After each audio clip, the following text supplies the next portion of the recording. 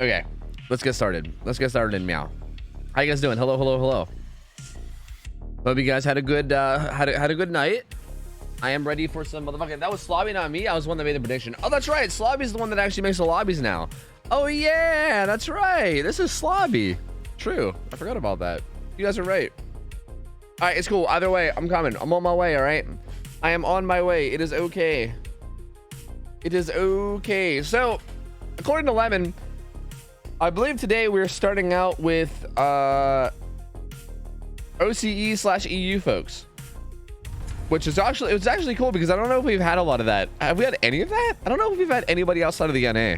Well, no, well, I shouldn't say anybody. We've had like individual people from like Europe that maybe like filled in on NA teams, but we haven't had like a full NA team or sorry, a full like EU team or anything outside of NA like completely. Like like there's basically been fill-ins here and there, but outside of that, I don't think there's been like a full European hosted match or like OCE hosted match, which is actually kind of cool because I'm kind of curious to see how that goes.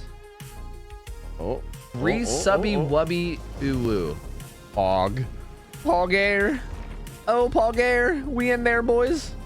Resubby wubby uwu. Yo, Davaloons, thank you for the resub. 21 months. Welcome back. Nightmaze, 23 months, man. Welcome back, man. Thank you, man. You want to go take the 3 months as well? That said Miremains Unite. Or, you know, we couldn't, you know, or we can say to hell with the Miremains. Hey, Mad's tired. Thank you for the 15 months. Welcome back in, man. Ladies, yo, Lazy Invader with this. Oh my God, I can't speak today. Hold on, let me gather myself. Lazy Invader, thank you for the 4 months. Welcome back, Holly. Thank you for the 10 months. I think I'm all fucking coffeeed up trying to get out of bed today, and I can't even fucking speak. Yo, Holly, thank you though. Welcome back in, and I think that's everything I missed today. I think we're good. I believe we're good. Yeah, we now have. I think we have team names and shit now, also as well. Cause like Lemon, if you guys don't know, Lemon kind of like went through and changed up the Discord a bit. And now there's like actual team signups where when you sign up, you get like assigned to a team, and then you like have your own little channel and stuff that you can use. So it's kind of sweet. It's kind of sweet. I like it. So you guys can make your like dumb little dorky cheers for him, you know? Cause the name will literally be up on the overlay. It'll be perfect. It'll be perfect. Wilds Can, thanks for 11 months. Welcome back. Appreciate it, bud. Hipster, what up, man? These guys all nervous and shit. All right. Let me turn down the music. Okay, so what is his name Gafik? Am I saying it right? What's he playing? What are we seeing today, my friends? Let me go look at the schedule.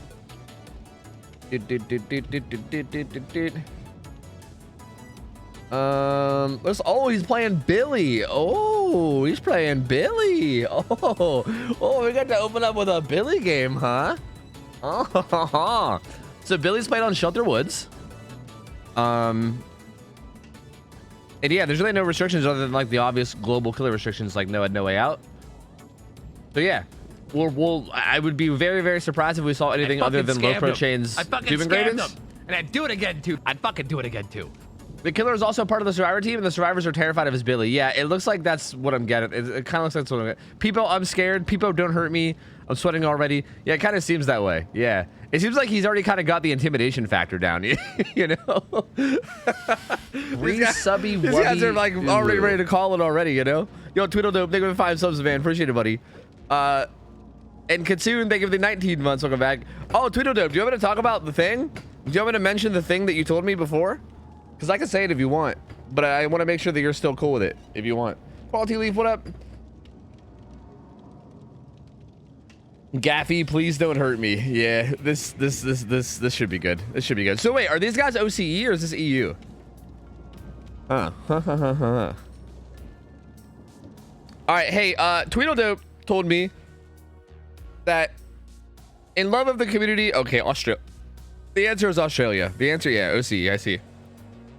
Tweedledope told me that in love of the community and also for scrim nights and everything, and in order to support more, Tweedledope is offering to basically match me for subs for anyone that wins subs. So for instance, like if this survivor team wins 2 games in a row and they win their gift subs, they would like send me whoever they want to sub to, and then Tweedledope is going to match it and basically give that streamer another sub.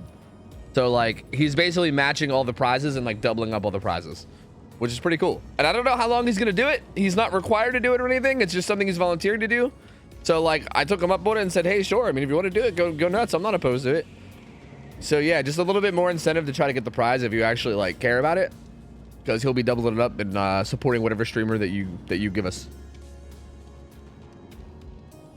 I guess you can revert the reward to, back to how it was when we started scrims. What, you mean like two per sub? No. I think what we're gonna do is that we're just gonna double down on whoever, because I don't want to actually change up the rules because I'm not sure how long he's gonna do it, right? Like I don't want to like make him a part of it forever, and to the point like, you know, I don't want to make people used to it. Like I still think people should just pick one, and then he'll just like double down on that one on that one streamer. More subs to Ryoxium. Oh my god. The famous distortion hater. Woo! Get her some more subs. Let's go. How do you describe scrims work? Can you explain? Yeah, you sign up using !form. You sign up using a form, and then you give us your hours, and you either sign up as a team of survivors or as a killer. You give us your region and your hours, and then come Friday, we just matchmake a bunch of people together based on their hours. And then you play on stream. And then when you play on stream, you got to follow the rules. There's like a little set of rules that you have to follow. And if you win your game, you stick around, and whoever you beat gets rotated out. Like for instance, okay, well, I don't know. These first games might not work this way because we're kind of an OCE. So I think Lemon can clarify. We might not be doing the King of the Hill style thing here because I'm not sure how many OCE teams we have. But normally whenever we have like a large amount of teams in one region, what we do is like when one team wins, like say the survivor team wins, the killer would get rotated out, and then we would bring in a new killer to go against the survivor team. And if either side wins 2 games in a row, then they win like the quote unquote massive huge prize of gift subs to channels on Twitch, basically. So yeah. What are you defining as a win? We currently have the win condition basically set to 9 hooks, essentially, no matter what. On killer, 9 hooks. Like there's kind of like a scoring system where you get hooks, where you get like points per like gens. I should say 9 hooks and like a 4K. Or no, sorry, wait, no, not a 4K. No, just 9 hooks. Yeah, wait, what the fuck am I saying? Yeah, just 9 hooks for killer is a win. Basically, if the killer doesn't get 9 hooks, they lose. It's probably the easiest way to describe it.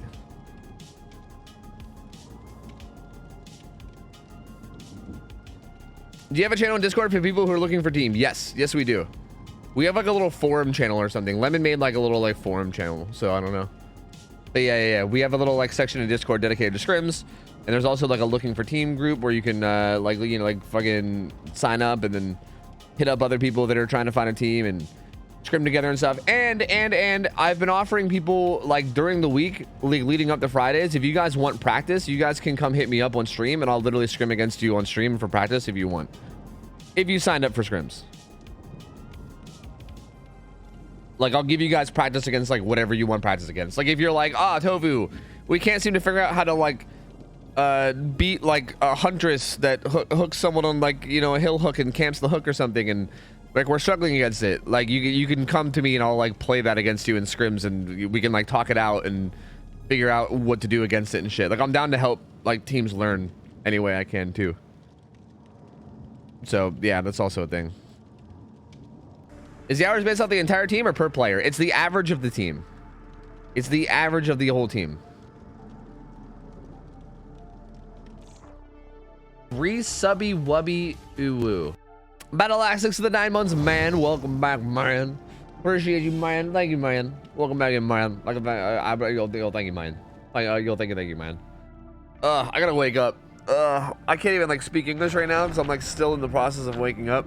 Let me like slap myself in the face a little bit or something, you know? I gotta get up. I gotta wake myself the fuck up. I have important information. I don't think Iron was bugged. My sound was. Oh. I found a very, very weird technical issue with DVD. Oh, interesting. Well, at least Iron was not bugged then. That's pretty pog. Dark Poison, what up? Hello, happy Friday. Hello. So, Lemon, I'm not wrong that these guys are they just gonna play like a best 2 out of 3 amongst themselves? Is that what this is? I feel like that's probably what this is, right? Because I think this is the only OCE survivor team we have at the moment, which is unfortunate, but also I get it. So I think what we're gonna do, like, we don't want to put any OCE killers against like any non-OCE survivor teams because that would just be absurd ping wise. So I think these guys are just gonna do like a best 2 out of 3, and we're not gonna rotate anyone out. I think.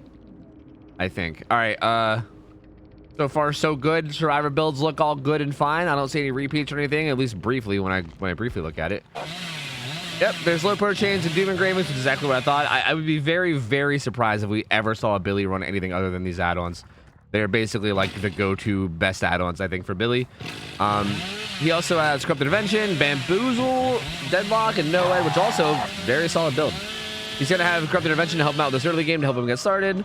Deadlock helps him throughout. Bamboozle helps him get his chainsaws better. And then No Ed's the good old ace in the hole. Uh-oh. Throws the pallet though, playing safe, really smart. Don't be a tofu and don't throw the pallet and die. Very, very smart play. Makes it to the 4 lane, so he finds the LD pretty quickly. This is gets that one though. That was a little bit of a slip up there. But honestly, as long as she didn't need a chainsaw, it's really not that bad. She's gonna use the distance to get away. Try to get away. Oh, was there a pallet there? Wait, there was a pallet there, I think, right? Uh-oh. I think there might have been a pallet like towards Shaq, right? At that rock tile. But I'm not sure if she saw it or not, and she might have just been wanting to get away from basement.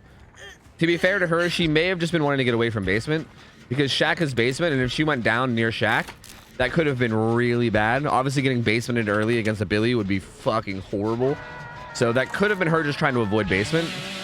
But I think there might have been a pallet there. Unless I might have just saw it wrongly. It's hard to say, but I think there might have been a pallet at that rock. Either way, she goes down. Billy comes over here to harass this gen. He's probably just going to try to get this pallet out of the way and then maybe go back to the hook. Gets the pallet. Almost gets the low pro, but not quite. It looks like Yui's going to, well. Oh, he can actually get this curve. No, doesn't quite get it. Pallet gets thrown, though, and he breaks it, too. So still doing a good job of getting rid of some of the pallets. This looping is happening really close to the hook, too. So even if they want to go for the save, it's going to be really dangerous if they can do this. Good job from the survivors there. They do get the unhook and they get away safely for the most part. And there was a pallet here too. So yeah, that was actually a really solid play from the survivors. They're gonna eat a low pro hit. Actually, they don't eat a low pro hit. Oh shit. Kate's doing a really good job there. Actually getting out of that corner without even getting hit at all. Good fake on the window too. Oh, dirty, dude. Dirty. So Gafik getting a little bit jute here, and like Kate kind of giving him the business. She's gonna try to make her way back to this tile. Oh, she was a little bit worried about the chainsaw, but that was really good. I'm surprised he didn't go further because I feel like he could have zoned her away from this tile if he went a little bit further, but she ends up making it. She's probably just gonna throw this and play it safe. She'll just eat the low pro hit and run, which is totally fine. As long as her team is able to get gens done this whole time, it's totally okay for her to just eat these low pro hits. It's not really the end of the world. As a matter of fact, he's dropping chase because he knows that this is like not really a great time investment. He's about to get hit with overheat soon. Gets the M1 through the short wall window. So he's got a couple people injured now, but the survivors are doing a really good job, honestly. They're doing a really, really good job of playing safe. That unhook play was fantastic. They got it with like relative ease. Oh, finds a survivor here. It's the Kate. Yeah, he only has 1 hook so far on a survivor that he's not chasing. Oh. This really, really garbage window tile is not very good. But Kate at least gets some use out of it. And yeah, that's going to be your first hook. So they're really honestly not doing too bad. It looks like they're going to be getting on separate gens. It's hard to tell exactly what gens are being worked on. I got to make sure that I don't spectate the killer when he hooks. Otherwise, it's going to bug me out. So let me just give me a second. They might be doing something. Okay, so something that you might not know is once good survivor teams realize that Deadlock's in play, a lot of times what they'll do is they'll take a gen and kind of leave it at like 99, maybe like somewhere off in the distance, and they'll kind of just leave it there. That way it'll eat all of the Deadlock. And I'm not sure if they did that this game, but I did see a lot of gens with high progress. So they might be doing that. They might be leaving a gen specifically there to eat Deadlock. Looks like he's going to be a lot more protective of the hook this time around. Last time he kind of like left and started chasing around, and they got the unhook basically for free. This time he's like, yeah, no, I don't know about that this time. On top of that, he also has a gen right in front of him that has a bunch of progress. This is actually smart of him too. He can kick this gen that's right in front of him, and it's currently regressing a lot of its progress. And he also can protect this hook at the same time. Oh, it just got deadlocked. That actually stops it from regressing. So that was really smart of them. They actually popped that gen that they were holding back in that corner with deadlock so that they could deadlock this gen. And now this gen is actually blocked and it's not regressing anymore. Oh, that was close. The survivor did just go to struggle, so the Billy feels comfortable leaving. He finds the Zarina. She gotta be careful. Oh no, he could have landed that, dude. Oh no, that should have been a chainsaw. Gets her anyway though, so it's okay, but a little bit slower than he probably would have liked. The survivors do get the unhook and they get out, and this is also going to be Zarina's first hook, so she's not really in any immediate danger.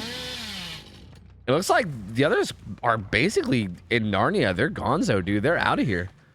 Oh, he finds the Kate though. She's on death hook, so I think he's just going to try to secure this kill.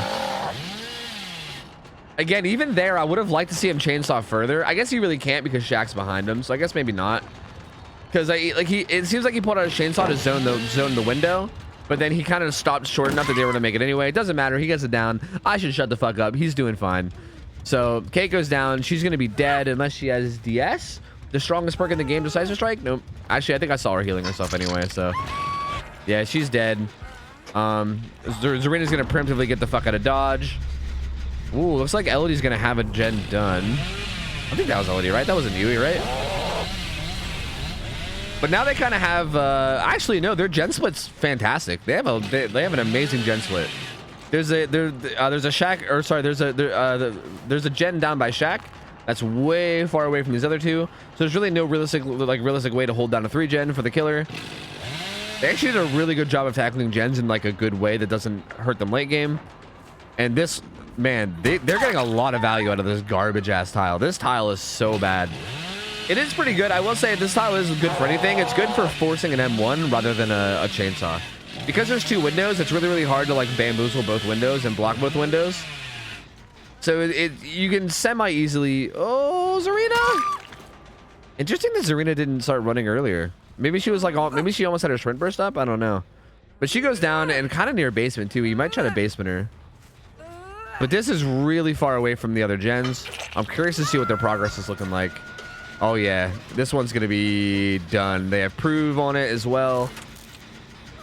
This survivor also has deliverance up, which is nice. That's a potential option for them to use at some point, especially now that NOED's activated since endgame just came up. So NOED's not gonna be activated. So ooh, this is gonna be close. This won't be close. So this survivor dying is not enough for him to get the win. Like he needs more than this for sure. So if he also doesn't have no way out. And the 1 gate is also pretty far away. So, I don't know. He saw the red light too. He has to go. He has to go for this. He has to. Yeah, he can't win off this hook. He has to go for this. Finds the Elodie. He's going to be able to just one-shot her with an M1 thanks to good old no one escapes death. So down she goes. He's going to... Oh, no, there's the...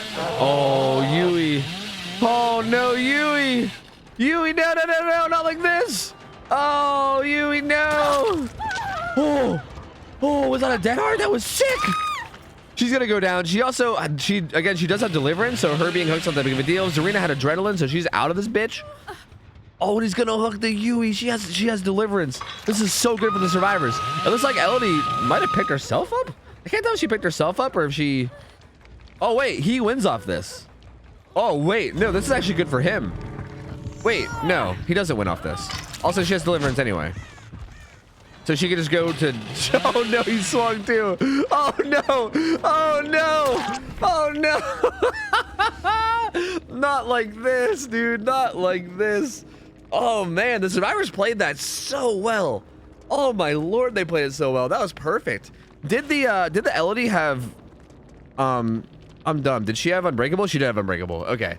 So, dude, that... Like, honestly, kind of unfortunate for the Billy at the end that he almost had the win, but then he happened to slug the Unbreakable survivor, and then he also happened to have the Adrenaline survivor on hook, who got unhooked, and then he also happened to have the only hook that he had available, or the only hook that he decided to take, I should say, was the Deliverance hook. So, like, I feel like it was just, like, 3 unfortunate things back to back to back for him right there at the end, and he almost pulled it out. I feel like if... Maybe like 2 out of those 3 things didn't happen. then maybe he would have pulled it out, but not quite. Not quite. The survivors played that so well. Honestly, they played that so well. I mean, don't get me wrong. The Billy did as well. There was a couple of missed chainsaws throughout like the early mid game that I feel like could have helped them snowball a little bit quicker. But overall, just really, really solid play from the survivors. So, GG's. Hey, GG's. I think, and again, I think if I'm not mistaken, I think we're just gonna keep playing with these guys, right? I'm pretty sure we're just gonna keep going. Yeah, the survivors won. Yes, the survivors won. I believe these guys are just gonna keep playing, I think. Yeah, that was super close, man. Super close. My lord. The way I play this game is I play Leatherface and I hook someone and I stand in front of the hook until the survivor dies. Then move on to the next survivor. Hell yeah, Pickle Dick. Hey man, as long as you're having fun with it, then fuck it, dude. Hey, fuck it, man. Sounds good. Hey Fu, the Ash Evil Dead game is already dead. Kinda, yeah. Yeah, I don't know. It's pretty dead. I wouldn't say it's dead. Like, it's not like VHS dead, but it's pretty dead. Yeah. It's definitely not doing great.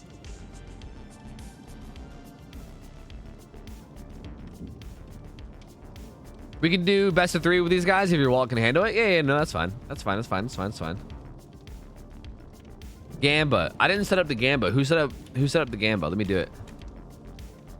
Who will win? Oh shit, there's gonna be a massive payout here.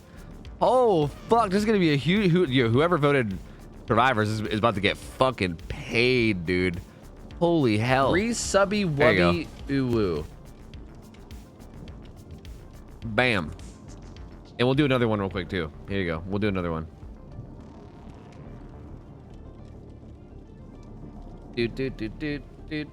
All right. Gambo away. Gambo away, my children. Gamba away. Go nuts. Yo, Kia, 33 months. Welcome back. Zaxxus, thanks for the 100 bits. Appreciate it, man. Thank you, buddy. And Battle Axe, I think I've already thanked you, but thank you for the subs, dude. Welcome. Good to have you in, man. Thank you. But I gamble all 27K of mine. I mean, to be fair, it's not really used for anything else, so you might as well. Here's the list of killers that we might be seeing today, okay? We're obviously seeing Hillbilly right now. And then we're going Huntress, Artist, Doctor, Legion, Cannibal, Trapper. Wow, a Trapper? Huntress, Slinger, Blight, another Legion, Spirit, Artist, Deathslinger, Artist, Shape. So there's 3 artists, which is interesting because outside of like Ray playing Artist last week, we haven't seen a single artist. Like Ray played one at like the very end of the stream last week as like a show match type thing. But that's interesting. Trapper again, right? This is our 3rd Trapper. That's wild. That is interesting. So is it Billy again or Huntress next? No, it's Billy again. This is the only OCE team we have. So they're kind of just doing like they're basically playing games amongst themselves until one of them wins 2 out of 3. Like if the killer wins this next game, then it'll be 1-1, and they'll be playing a 3rd game. But if the survivors win again, then they won and it's just done. Can you address them by their real names? What?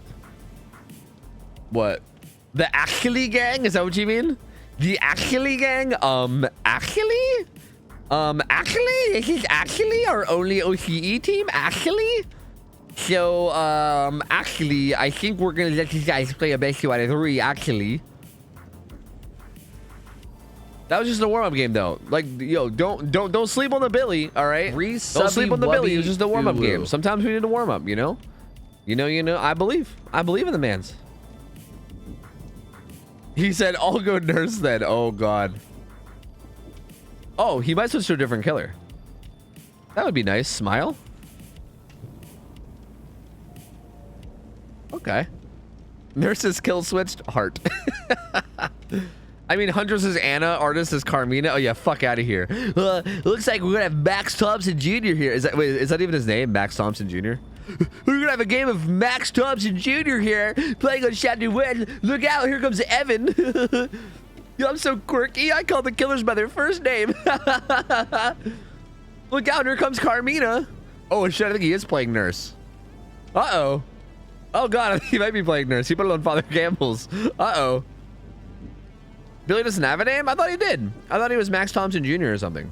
I literally have a Hillbilly shirt that has his name on it. It's like Max Thompson Jr. or something.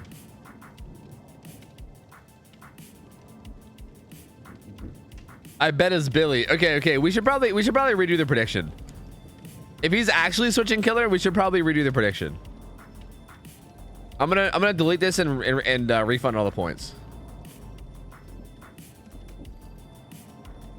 His entire archive lore is that he doesn't have a name. Well, they sold me a shirt that said he did, so they're fucking lying to me. Guys, the killer might be Nurse, it might not be. I don't know. Here, you guys can Gamba again, okay? I don't actually know what killer's being played. I don't fucking know. He switched it to Nurse's map, so it seems like Nurse might be being played, but I don't want to promise anything. I don't fucking know. Just Gamba knowing that the killer could be Nurse or it could be anything. I don't know. He said, I can say Billy if you want. I really don't mind. So I guess they're currently bargaining with each other. Nurse is not kill switch. They're lying to try to get him to not play Nurse. Nurse is fine. They said, no, go Nurse. Nurse is fine. They're just saying that as a joke to try to, you know, get him to not play it. They're all friends. I mean, they're all on the same team. Like this, this is the entirety of Team Achli, the Achli gang. Achli? Achli. The son of wealthy landowners Max Thompson Sr. and Evelyn Thompson, this unnamed boy was an unwanted child born to savage parents. Oh, so people just call him Max Thompson Jr. because they didn't give him a name, and his dad's name is Max. Like, it's Junior, whatever.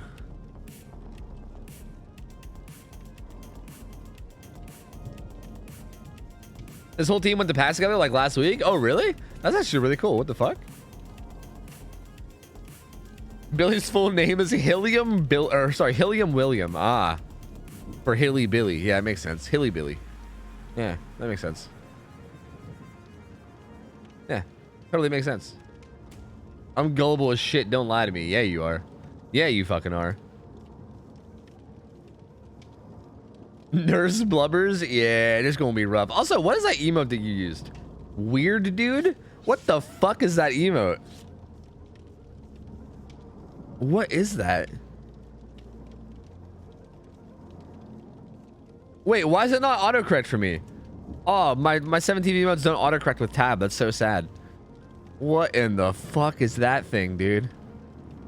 By the way, if you guys don't have 7TV, you don't know what you're missing, dude. You don't know what you're missing. And if you here, I'll show you what you're missing actually. Allow me to show you what you're missing. Whatever the fuck this thing is. Bro, this guy's got the dad bod, dude. He's got the dad bod going on. I like it. I like it, man. Tab autocomplete is in the settings. Weird, dude. Oh, okay. Okay, thanks. Thank you for that. Why, thank you.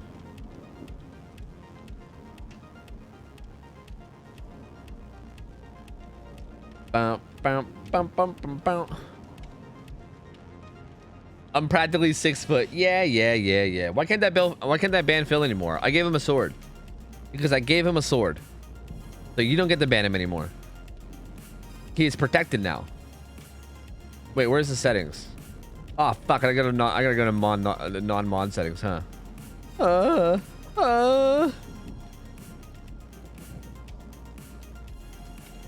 have to do it later.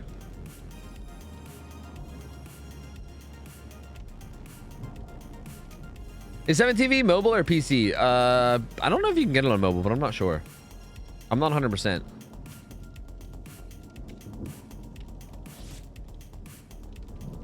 These gamers have to be calm gamers. We've been in a lobby for a few hours. True. That's how you know they're real calm gamers, dude. We've been in here for way too long. True. I don't know how to ban people, so yeah, Phil got like friend mod. Like he's not really like required to do anything, but like if he wants to, he can, you know? So like feel free to like test bans on like, I don't know, like tests or something if you want. Go nuts, you know? I'm sure she won't mind. It's fine. I'm sure it's a fine target. Go nuts. Or really anybody, honestly. I mean, you can ban whoever. Don't matter to me. You know? God, I'd hate it if Phil tested on me. That'd be a shame. Oh no, not poor old me. Oh, not poor old me.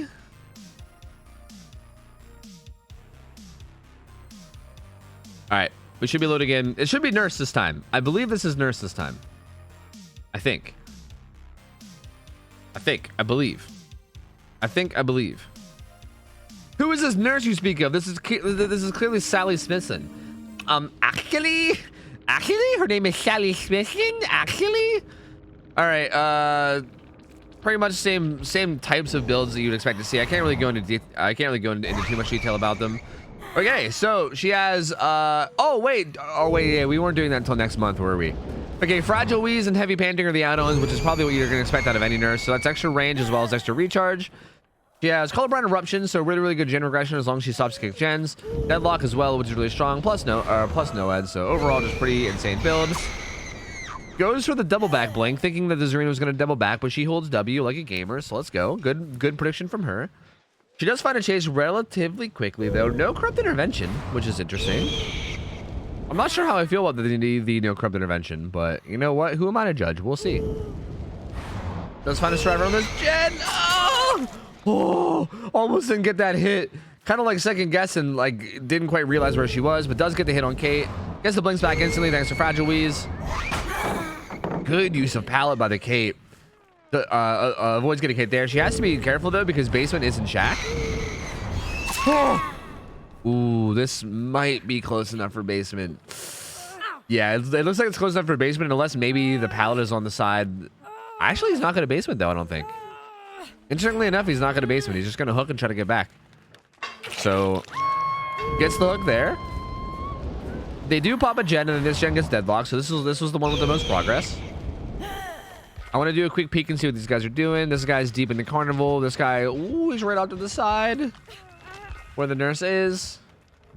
This man's off to the other side. So they're kind of just like split all around right now. They're all just trying to avoid getting found because getting seen right now obviously would be not great.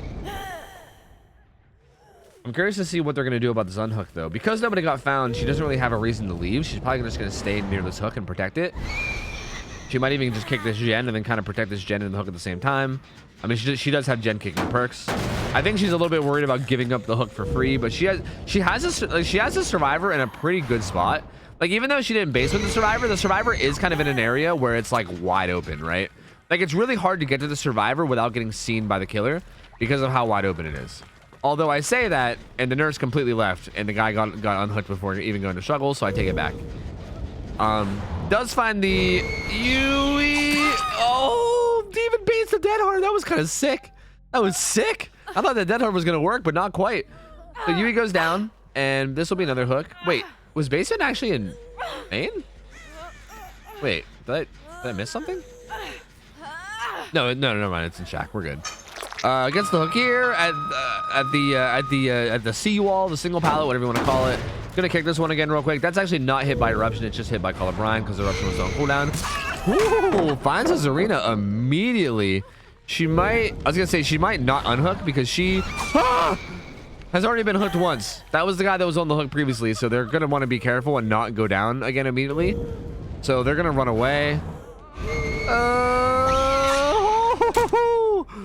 Doesn't quite get the blink. Really lucky for Zarina.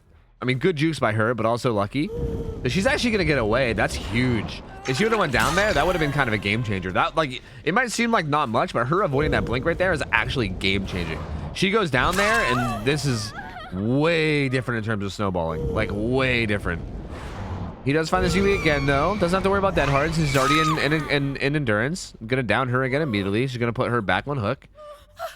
So Yui goes back down. I'm curious to see what they're looking like in terms of gen progress. They're gonna heal this arena up as fast as they can. And there is a gen getting done. Oh, this is kind of down by shack. So that makes sense. They're probably gonna want to try to get a gen done down here, and then also a gen done down by the carnival, just to make sure that they have both sides split up pretty well. The nurse knows it though. She's gonna go interrupt this. And again, she does have gen kick perks, so like Colorblind Eruption could hit that hard, but she's actually gonna go back to this instead. It's probably much more important for her to get this killer, to get the survivor dead. Getting a survivor killed quickly is so massive, so massive. Like if she can get this Yui out fast, she can unhook. No. Oh, Zarina! No, Zarina! Oh, this is not great.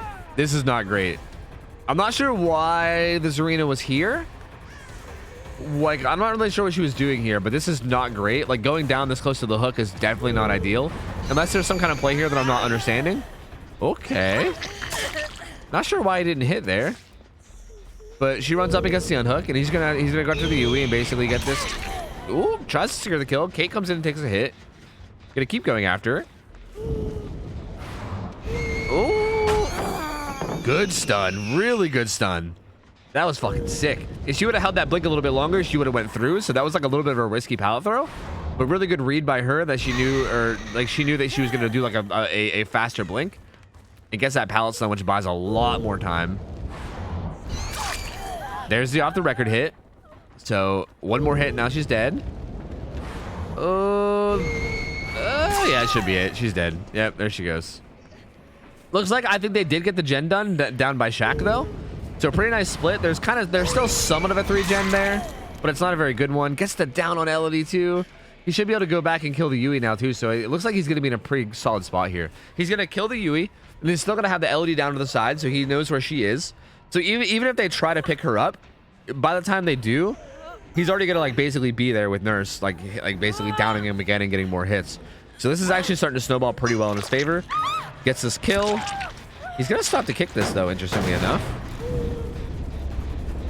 I guess I don't hate it. They do get the pickup basically for free. I feel like it might have almost been more worth it to go to Elodie, since you know they're most likely going to be going to pick her up. But instead they get her up. Now we have chase music all the time for some reason. I don't know why. Oh, doesn't quite get that hit. Elodie gets away. I'm really curious to see what these guys are doing. They're doing the gen really close to her at the T-wall. Gets found there. There's also a survivor up top in main as well doing a gen. I think they might recognize that this is like the only potential 3-gen that the killer has, is these gens here. Like the one on the T-wall, the one in the main building. Oh no, Kate goes down. That was really, she was kind of just blinking this direction, and then Kate happened to be coming out of the building. That was really unfortunate for Kate. So she's gonna go down. There's a hook right here. This is gonna be really tough to come back for the survivors. This is gonna be really, really tough. They could still, they definitely still could do it. I mean, it's going to be even more tough because no one exists, right? Like, even if they manage to get these gens done, they're going to have to find a way to get out versus a no-ed Nurse, which is just disgustingly hard. Oh, going to come back here. Hits the Zarina on the unhook. I think she's just going to be going after the Kate. Yes. Yes, the answer is yes. Although I think actually just going after the Elodie there would have probably been better. They've both been hooked once, so there's really no like need to prioritize anyone in particular. But gonna keep going after Kate. Oh, doesn't quite reach it. Elodie does get a gen done though in main. That's actually pretty solid. So now they have a pretty good split. They have 2 gens down on Carnival side and then 2 gens over here on this side. Gets the down on a Kate. I mean, at least somewhat. There's a gen kind of off to the side.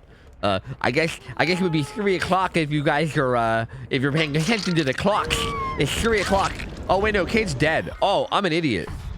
Oh, wait, Kate was the one that was hooked. Wait, Zarina was never hooked. Oh, I'm a terrible caster. What am I talking about? Why did I think Zarina was hooked earlier? Am I thinking of the last game? What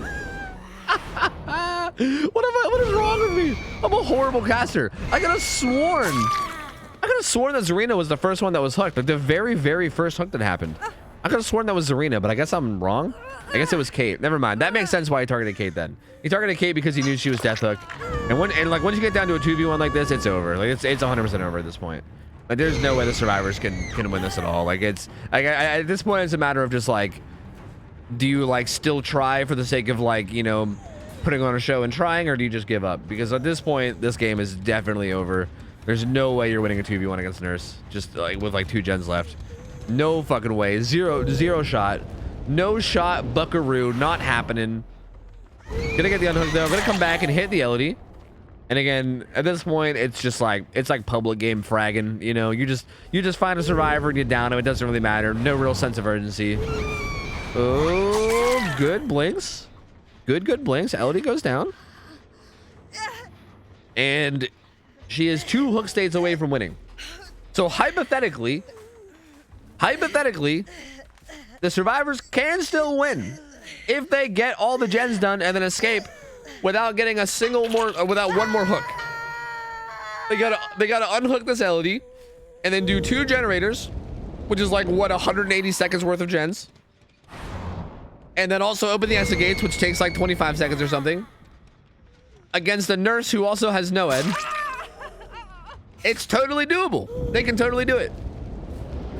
Finds his arena though. Oh. Goes for a bit of a prediction blink and does not get it, but she does. She did kind of circle on back here. Looks like she's trying to make her way to the hook, kind of around the back of this 4 lane. Goes for the double back blink, but Zarina kind of does it, but kind of doesn't. That was an awkward. That was a little awkward dance they just did right there.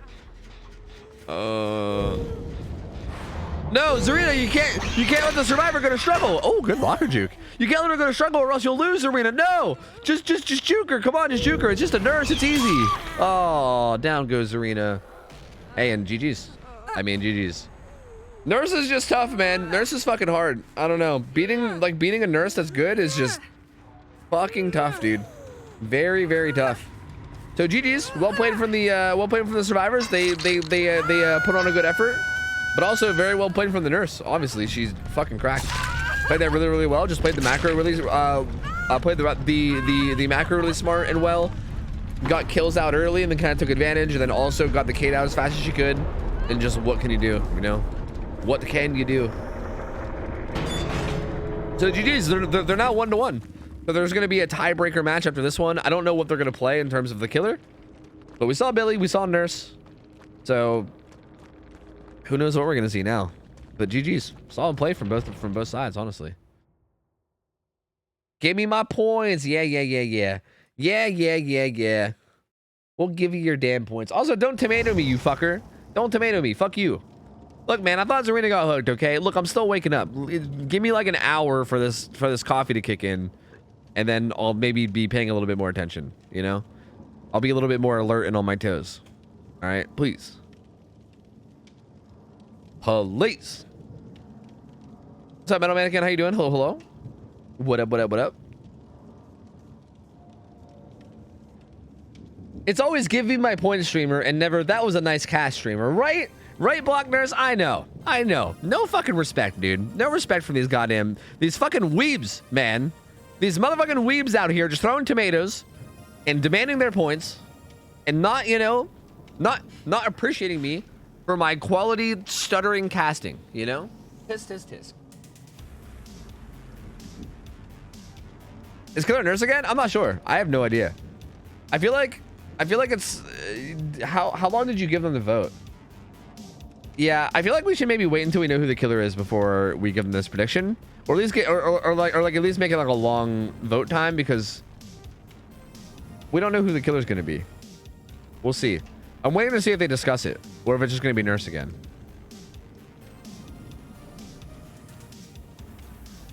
Shelter Woods, so probably Billy.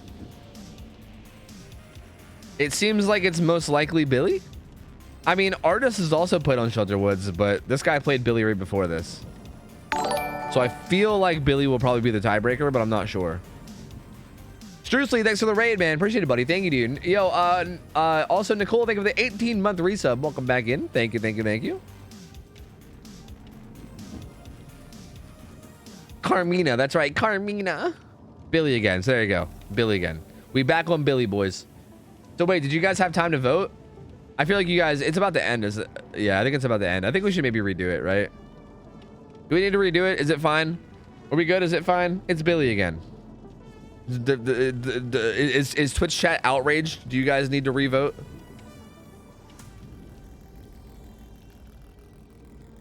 Good luck, have fun, don't deli in my face. I already ended it and redid it. Oh, okay, cool. There you go. Never mind. Revote. The killer's Billy. Same teams. Vote away.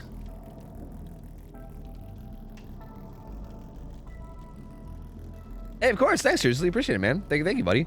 Well, good to have you guys in. Thank you, feller. When aren't we outraged? Fucking true, dude. Actually true. You guys are always outraged. Always mad about something, man. Typical DVD players, man. God.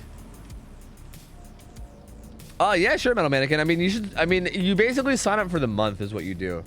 Like, we have, like, monthly signups, so you sign up, and we can't guarantee that you'll be here next week, but, I mean, we'll try to, if possible, you know? Yeah, I mean, feel free to. If you want to join the fellow OCE gamers.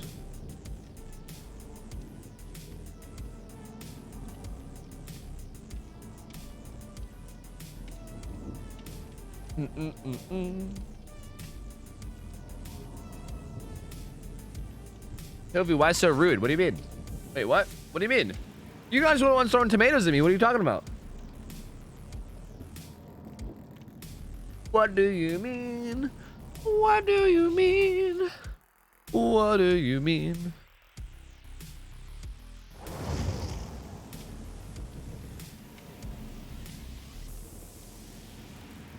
All right, here we go. Going back to Shelter Woods with Billy. I want to remind you of ads, just so chat doesn't get cucked. Yeah, we have an hour and 3 minutes still, so we're good. We're good. But yeah, I do need to be on top of playing ads. Yeah. That way we don't get cucked. You're not wrong. You are not wrong.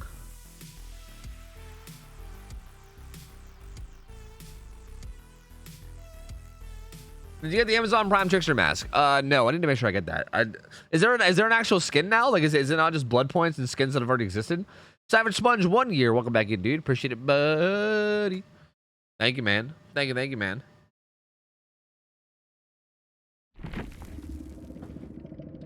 Okay, back we go. Back to Shelter Woods. So I'm assuming we'll see a very similar build. Yep. As a matter of fact, the exact same build. So it's just gonna be take two. It's just gonna be take two to see if you can do a little bit better this time. Finds a Kate immediately, literally immediately.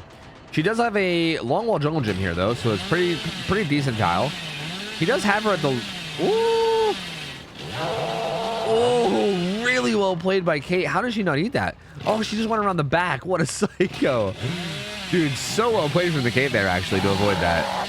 Because he actually had her in a really dangerous spot. So she kind of had to take a risk and just go around the back of him to avoid that. And that's really risky because obviously if you get caught out doing that, then you kind of just look like an idiot because you just die. Like that's one of those plays where if it didn't work, she would have looked like a total idiot and chat would have been like, oh my God, what's she doing? But in that instance, it worked out really well because she was in such a dangerous spot there. So gets out of it. Really well played by her. Oh, they're kind of playing this palette somewhat. Oh, doesn't we get the curve? Not like this. That's a really difficult side to curve though. There's like a little straightaway section that you can curve, but it's not very strong. He was for a chainsaw there too. I think maybe thinking she would juke to the side, even though she didn't. Gets that kick. They're doing pretty well. He didn't want to chase the survivors in the like corrupt spawn. That's why I'm pretty sure that's why he left that chase. Like these are the gens that are not blocked. So he wanted to chase them out here where there's actually like objectives as opposed to chasing them in like the 3 gen area, or sorry, in like the 3 corrupt gen area. Bamboozles that window. She does have a really weak palette here that she can use. She doesn't even bother. Avoids a chainsaw. They still get a gen done anyway. So really solid start from the survivors. This gen also gets deadlocked, and because it got deadlocked, he's like, hold on a fucking second. Why is this gen deadlocked? Who was doing this gen? But I don't think the person doing that gen is there anymore. I believe they might be gonzo. Everyone's just kind of stealthing around. No one really wants to get found if they don't have to. Oh, this is a rough start. This is a rough start for the Billy. Ooh, this is rough. This is really rough, man. These guys are doing a really good job of playing safe and like avoiding dying and just like not getting chainsawed, honestly. They've just been doing a great job of it. In fact, they haven't even gotten hit yet. Ooh, this is a tough spot though. He's gonna zone out this window with this chainsaw. She should die here. Yeah, she dies here. I jinxed him, dude. See, every time I say that kind of stuff, every time I speak up, I don't know why I talk. Every time I'm like, wow, they're doing such a good job, I'm not getting chainsawed, and then bam, immediately. But good job from the Billy. He basically pulled out a chainsaw on the way up to that window so that she couldn't vault it. He basically just zoned it out with his chainsaw and then kind of put him put them in a position where they couldn't really go anywhere or do anything. It gets a really nice down out of it, and now we finally got his first look, but it did take a while, which is good. And again, keep this in mind, guys. I know that there's a lot of like newer teams like scrims and stuff, and you guys are like, I want these games of these, like, these guys clearly have a good bit of experience, and I want these to be like learning experiences for people, right? This is why we always talk about first chase being so important, because like this is such a good start, right? Compared to someone dying like immediately. Like they're in such a better position now. Like even if this guy gets camped and tunneled out to death or whatever, they're in such a better position than they would be if the first chase ended like super quickly. That's why I like the whole just like throw fucking pallets and don't give a shit thing early game is so important. Gets the unhook though, basically for free. Smacks the Kate. She's gonna be running away. Oh, heading towards Shack side, but Billy cuts her off. She's gonna go back to the 4 lane. This pallet's still here though, I think, right? So she can pre-throw this. She probably will. She gotta worry about the curve here though. Ooh, uses the little stump to avoid the chainsaw, which is pretty cheeky. She has lucky break, so a little bit sketchy on chasing her, on tracking her, but Billy's doing a good job anyway. She goes down here. Yep, down she goes. This will be her second hook.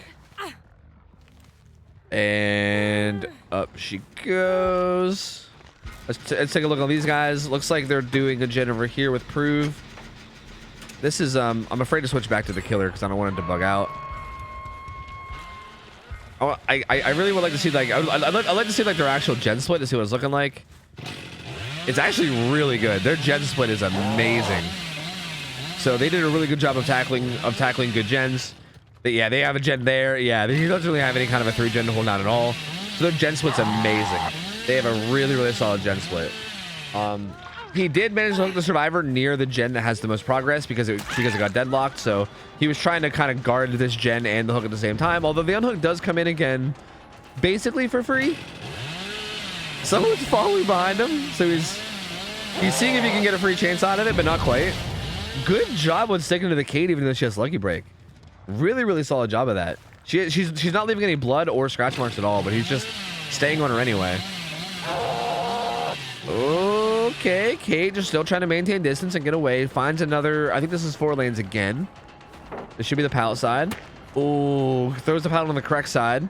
That was like a little 50-50 play right there, but she wins it. She's doing a really good job of just stalling here. This Kate is doing so good at just stalling out this death. Like, the longer she can take to die here, obviously the way better off her team will be. And she's doing a really good job of stalling it. He's gonna let his chainsaw go down now and just M1 her. Down she goes. There is a survivor behind. Does he have, like, for the peepo or something, or what is this? I thought, honestly, I thought he might be going for the... Woo! That was close, dude. If you would have ate that chainsaw, that would have been really bad. That would have been, like, game-throwingly bad. Oh my god. That was almost just like a... I don't know if I'd say game. No, yeah, but kind of game-throwingly bad. But Kate's dead. But they still have 3 people up. And only 1 gen left. And their gen split is, again, like, phenomenal. They have a great gen split. They have 1 here, like, behind Shaq. 1 way off in the corner. I mean, you guys can see. They're all over the place. Goes for a curve there, but doesn't quite get it. Zarina making the corner. She also does have this pallet here that she can use as long as she doesn't eat a chainsaw on the way to it. As a matter of fact, she's actually just leaving the tile and getting away. Ooh, Shaq pallet's used, so she can't really go to Shaq and be safe, so she's going to keep running. She has a pallet here as well. Gonna throw it, play safe. Yep, and there's the final gen. These survivors are playing this so well. Oh my lord, they're playing well. The thing that's weird is that it doesn't even really feel like the Billy's playing it that badly. It just feels like the survivors are just disgustingly good here. Gonna find the Elodie back here with Noed. So he knows where at least 2 of them are at the moment. Gonna down her. Okay. Cuts her off at the end of the tile. A door does get open somewhere. Oh, he lost track of her. I kind of lost track of her too. I don't know where the hell she went. Where did she go? I don't know. I actually have no idea. He's probably gonna try to hook her near Noed. He can't really do anything because these guys can just leave. These guys can just leave and they win. And I think they I think they recognize that. So yeah, they're just gonna leave. Yeah, they're just gonna leave. Because yeah, they don't need to even save that guy. He's still 3 hooks off even if she dies. There you go, GG's. God damn, dude, these survivors are fucking dirty, dude. Dirty. They played that so well. Again, it really doesn't feel like the Billy played that bad either. Like, it doesn't feel like they even did, like, he doesn't feel like he did that bad of a job. Like, there was like a couple like curves that he went for that he didn't get and stuff, right? But obviously, like, you kind of have to go for those. Like, you have to try to make a play. It's just the survivors were just so on top of, like, not getting mind gamed and not eating them. I feel like the survivors just seemed to win so many little, like, 50-50 mind games, right? There were so many plays that he went for where if the survivors just predicted wrong, they would have died. But they just predicted right every time. They played super safe when they needed to. Borderline flawless play from the survivors. Like, there was very few fuck-ups there that I can even speak of from them, like, if any. Like, they played that so well. So really, really well played from them. Again, good try from the Billy. I can't even say anything bad about the Billy's play either. He played super well too. It's just the survivors were just so on top of that there was nothing he could really do. Like, he was trying to make plays and they were just they were just predicting them perfectly, and fucking solid, dude. Solid group of survivors here. The Actually gang. Actually, that's their second win. Actually, you know, actually, I guess they technically won. Actually, actually. Hey, GG's. That was our. I think that was our OCE section. Oh, I tried to hit up to go back to prediction, and it just went to fucking weird, dude. Okay, let me go ahead and pay out this prediction. Dude. Oh wait, no, you guys already did pay it out. Oh yeah, we're good. I think you guys paid it out, or did you? Yeah. I think we're good. Say GG's. Okay, hey, you survivors. If you guys want a gift sub to any channel on Twitch, let me know. If you could, I would prefer if you DM me on Discord, because I usually get to them all like within like 1 or 2 days after scrims. I'll like go through and do them all. So if you guys can DM me on Discord, if you guys want the prize, you guys get a gift sub to any channel on Twitch. And as a matter of fact, Tweedledope will actually match the sub, and they'll gift a random sub to the streamer as well. So it's basically 2 subs to any streamer that you want on Twitch. So feel free to just like DM me a streamer, and we'll hook you up with subs to whoever you want. Well, you can get yourself a sub to like a stream, or you could like just gift a random sub to a streamer. It don't matter. It don't matter. It's up to you. But these are really good games, man. These are really fun to watch. These are really fun to watch. And again, I really want this to be like a like learning thing for like a lot of the teams that are like lower hours and trying to learn, because these guys, like, I mean, again, they played that like fucking perfectly, man. Like so many of the little things that we've been preaching on the regular about like first chase being important and like playing safe and just throwing pallets and not taking risks and not trying to like, you know, like not trying to overly greed and stuff. Like they just did all of that so perfect.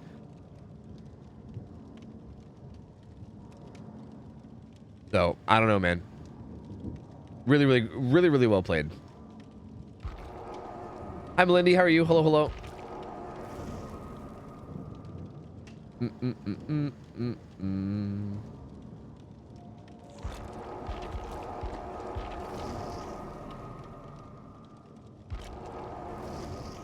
Oh wait, mayonnaise. You want to sub here? Wait. Is that what I saw? Oh wait, did I miss it? I think I saw you say that you wanted to sub here.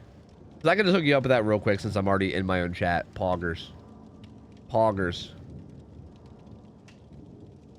Or wait, did I miss it? I thought I saw that message. Or am I dumb? Oh wait, Ray deleted it. Why did you delete it, Ray? What the? What you doing, Ray? Huh? What you doing, Ray? Huh? What you trying to do here, Ray? Huh? Stepping on my toes out here? He was like, excuse me, you meant to say that you wanted to, I'm sorry, I thought you said that you wanted to sub the Rayoxium. That's what I thought you said. Excuse me. Hold on. Oh, wait, Ray gifted the sub. Okay, you didn't have to actually do that, Ray. I'd have done it myself. I'd have done it myself. It was just a joke. Ray, thank you for the gift sub to Mayonnaise. Hey, there you go. I guess Ray is paying your prize for me. But there you go. And hey, the others, if the others want to like DM me on Discord, and you guys can give me it's my first time. Any streamer. It could be me, it could be any streamer on Twitch. It don't matter to me. It don't matter to me. If you want to sub to fucking Ninja, dude, if you want to go floss with Ninja, I'll hook you up. It don't matter, you know? It could be anybody. Yo, Sword, thank you for the 2 months. Welcome back. I'm the Joker. Thank you for the Prime sub. Appreciate it, man. Savage Sponge, thank you for the 1 year. Thank you, dude. Appreciate you guys. Thank you. Thank you. Where's my music? Okay, wait, what's going on here? It's clicky. What's the killer? Oh, shit. Wait, we need more Gamba. What's the killer? Oh. Huntress. Huntress is played on Coal Tower, by the way. Which is a pretty good map for Huntress. Keep in mind.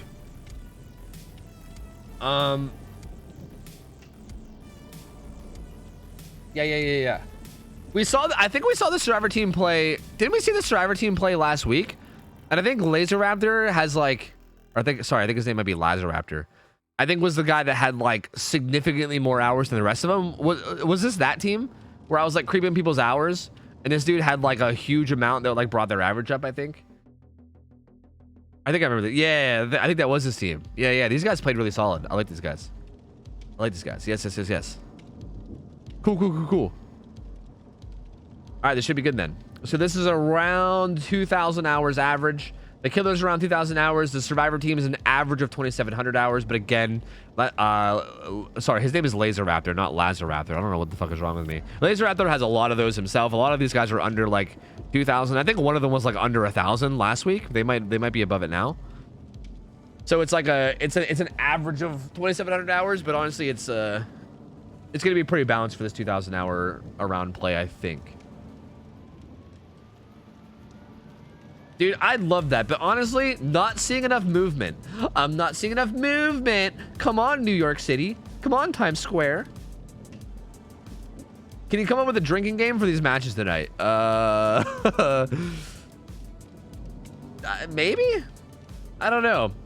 I don't know how to come up with drinking games, man. I feel like most drinking games end up with like people dying of alcohol poisoning, you know? Because you're like, oh, take a shot every time someone gets hooked. Drinking game, am I right? Party foul. And then people just die, you know? So like, I don't know. I think that's all you, dude. I'm down 44 pounds today. How are you? Yo, fuck yeah, Prime Rib. That's awesome, dude. I'm doing good, man. I'm doing good. I'm just waking up. I'm just getting some coffee in me and waking up. Dude, that's sick though. Congrats, man. Is there a rule wherein Myers must play as pantsless Myers? Asking for me, no, that's not a rule. Although maybe we can go in and make like an amendment to the you know, the rule set. We can maybe figure this out. I don't know. Maybe take a shot every time something happens in game. There you go. Yeah, perfect. Yep. OhTofu should play in this tournament, but then how would I cast, dude? How would I cast? People have suggested having like a show match where like I play as like killer against a team or something, but then like how would I cast it? You know, I want to cast, dude. Look, I want my Fridays to just be chill casting days. I don't know if I want to play, you know.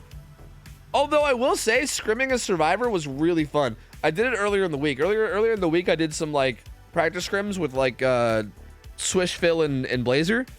And we played against Vel and we played against Ray. And they were really fun, honestly. They were super, super fun. I honestly really want to do more of those because they were really, really interesting. All right. In we go. So, again, Huntress on Cool Tower. Pretty strong map for her. Let's go take a look. She has Babushka and Okaf. So she has... Oh, Lethal Pursuer, too. Ooh. Ooh. Ooh, escape it. Tree cucking you? Okay, so her add-ons are Babushka and Okaf, so her wind-up time is going to be faster, and she's going to recover from, like, she's going to recover after throwing the hatchet faster. So, like, she's going to hit this hatchet, and she's going to be able to pick up another one much quicker. Like, basically...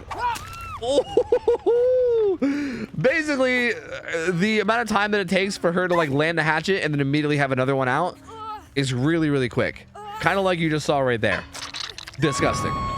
So gets the hook really quickly, gets the pain resonance as well. And that first chase ended really quickly, which is again what we were talking about earlier. Also, they have Shadowborn on. Oh, what is going on right now? This killer. Oh, okay. Gets that hatchet though. Doesn't quite get that one. The Nia manages to turn the corner. She's got to go reload now because she's out of hatchets.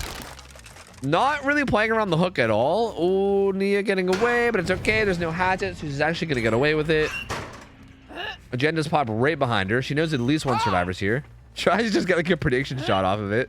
That would have been sick had it landed. That looked dumb, but imagine if a survivor had turned that corner. Good shot on Jake there. Really good shot on Jake. He saw the survivor back there. He might try to catch her off on her way to Shack because he knows she's probably going to wrap around to Shack. Maybe not. Maybe she's going to try to predict this hook. Looks like it. Knows that the survivor's going to be trying to make a play for it. Probably should have just held that one until afterwards, but I think she was trying to see if she can sneak a hit around the side of it. Okay, the unhook comes in and they're going after the person that unhooked rather than the person that was on the hook. Oh, not quite. Gonna have to reload too, so that's gonna kill the momentum a little bit. Unless she has to just 4.4 here. No, not quite. So this definitely feels like, yeah, you know what? No, I'll comment on it afterwards. It's okay. Goes for the hatchet there and doesn't quite land. Kind of giving them a chance to reset here. Like, I'm not a big fan of this. Like, I feel like she kind of like was just spreading damage and also like went after the unhooker and then kind of just like gave them a chance to reset while she was reloading. And now they're kind of okay again. They have this boon here. There is a survivor here, though. It's Jake. He's full health, though, so he's not in immediate danger at all. He also had balanced landing. Oh, eats that hatchet, though. She can follow up again quickly, thanks to her add-ons. She's going to try to fall. Oh, almost cutting off his man bun. Doesn't quite get that one either. He makes it behind the 4-lane tile. Turns the corner, too. And there goes all of her hatchets, man. All of her hatchets are gone. Okay, this Huntress is definitely a juicer, though. Like, she just fucking goes for it. Like, she sends it. Ralph would love this Huntress, I think. Because this motherfucker just sends it. Like, I feel like... There you go. Like, when it works, it's fucking sick. Like, when it works, it's like, god damn, look at him go. But also, when it doesn't work, then you're kind of just throwing hatchets and not getting anything out of it, right? Like, there's been a lot of situations here where, like, she just kind of throws all 5 hatchets and then has to reload it and gives them precious time to, like, do things, right?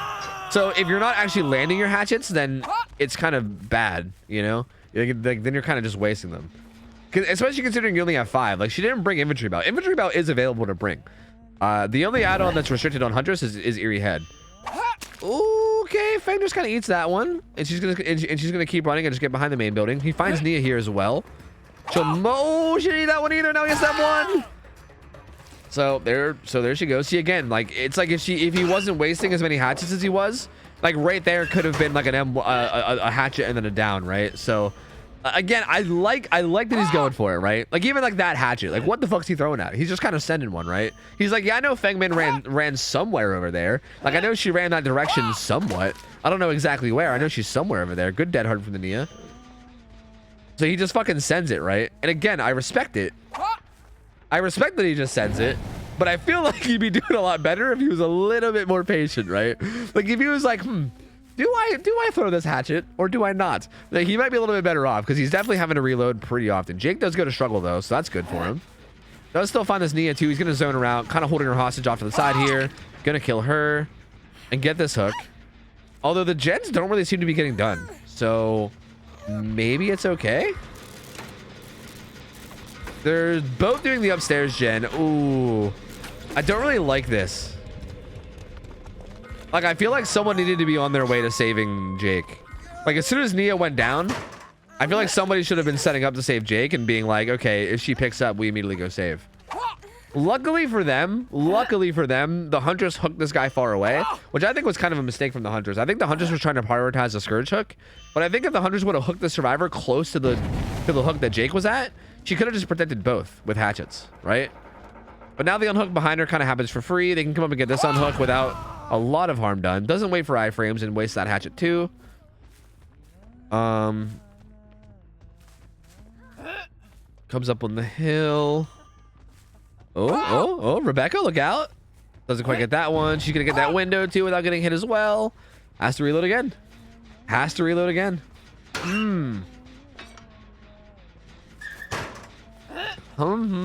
Jake is on death hook and he's injured. So if she can manage to find him, could be bad for these guys. I want to switch around and see what the survivors are doing, but I don't want to take my eyes off this guy because he never stops throwing hatchets. The man is like a hatchet machine gun. Like, it just never ends.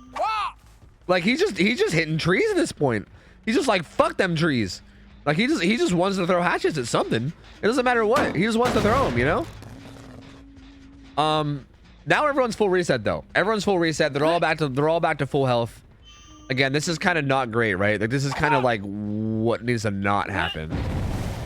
I have a lot to say about this game, but I'll wait until it's over to really give my in-depth analysis on things, which is probably not going to be too in-depth, but gets reloads again, still going for like these crazy long-range hatchets.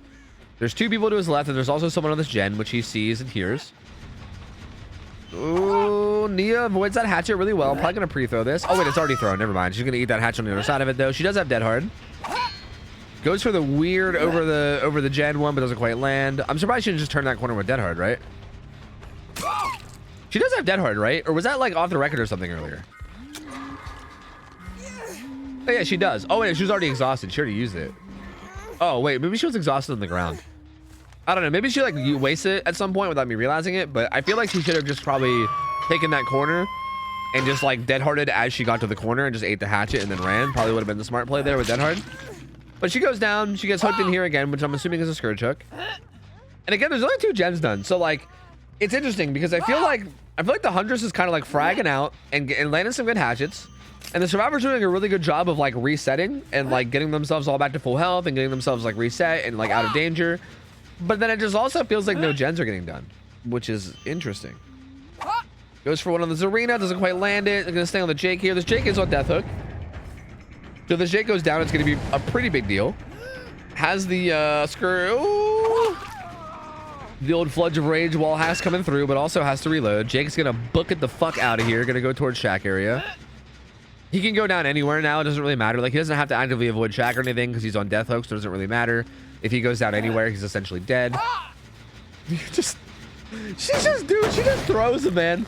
She just throws him. Like, she is just chucking the hatchets. My God.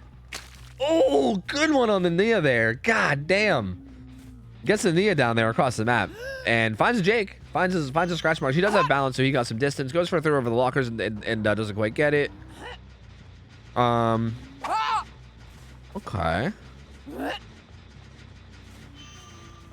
Oh, Fangman! Oh, the fucking refrigerator-sized hatchet, dude. We can barely even see Fangman's model. She was like her fucking pinky toe was sticking out, and he was like, "Did I see that pinky toe?"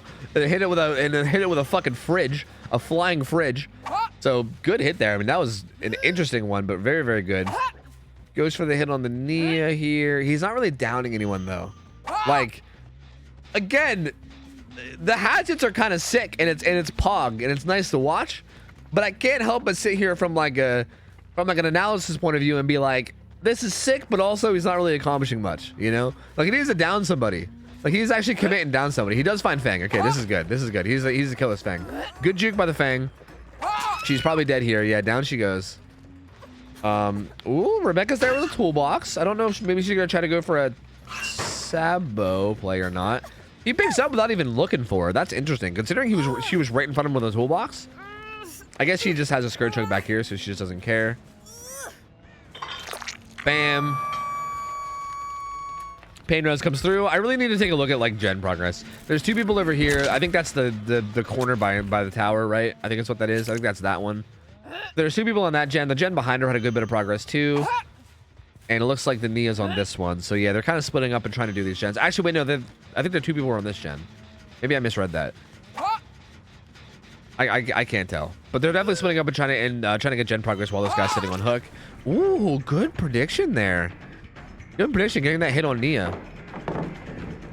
She's gonna throw the pallet, play safe, just trying to get distance, which is smart. Don't take. Oh, that was close. That would have been sick. I think there's a wall in the way of that, buddy. I don't think that's gonna land. He's got 1 hatchet before he has to reload.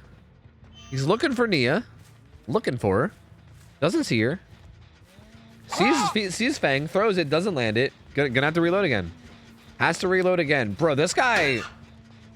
This is why I tell people not to run Shadowborn, dude. Shadowborn is like it's like an addiction, dude. It's like a crack addiction. You run Shadowborn once and then you have to run it all the time. Imagine if this guy could take off Shadowborn and literally just put on like Iron Maiden. With how often his motherfuckers had to reload. Imagine if he just had Iron Maiden. That would have saved him so much time. This man's reloaded like 30 times this game.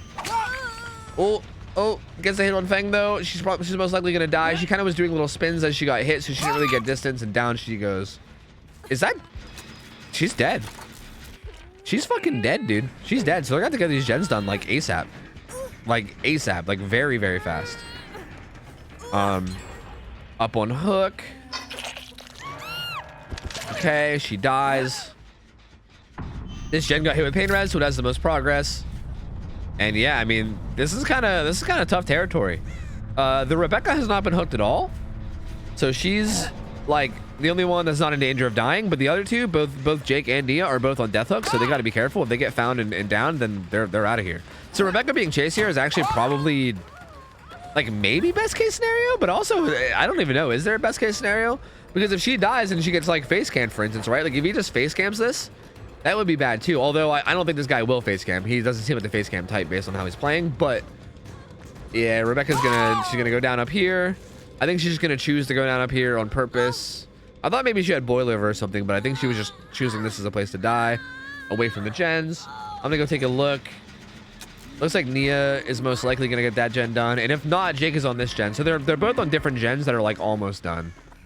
Looks like the Nia's leaving because I think the Huntress is hooking close. But the Jake is also kind of close, right? No, he's over on the path. He's on the path gen. Ooh, she's gonna go pressure it though, but I think he's gonna be able to get it done. He's sitting on the back of it. She's trying to squeeze out a hit on it, but not quite. Gen gets done. This is really close. This is really close, but she only needs one more hook to win. She only needs one more hook on anybody. One more hook stage is all she needs. That's it. So again, if she would face camp here, she would win. Like if she just face camped the hook, she would win 100%. Deliverance comes in. Like she has a pretty good chance of winning anyway, but she also might not. And if she doesn't win this, that's gonna be tragic. Goes for that super hard hatchet, but doesn't quite land it. Out of hatchets, has to go reload. Hatch spawns at Shack no matter what. So this Jake could literally just even sit at Shack while these guys leave. As a matter of fact, I think he honestly should. These guys should just go, and he should just go get Hatch.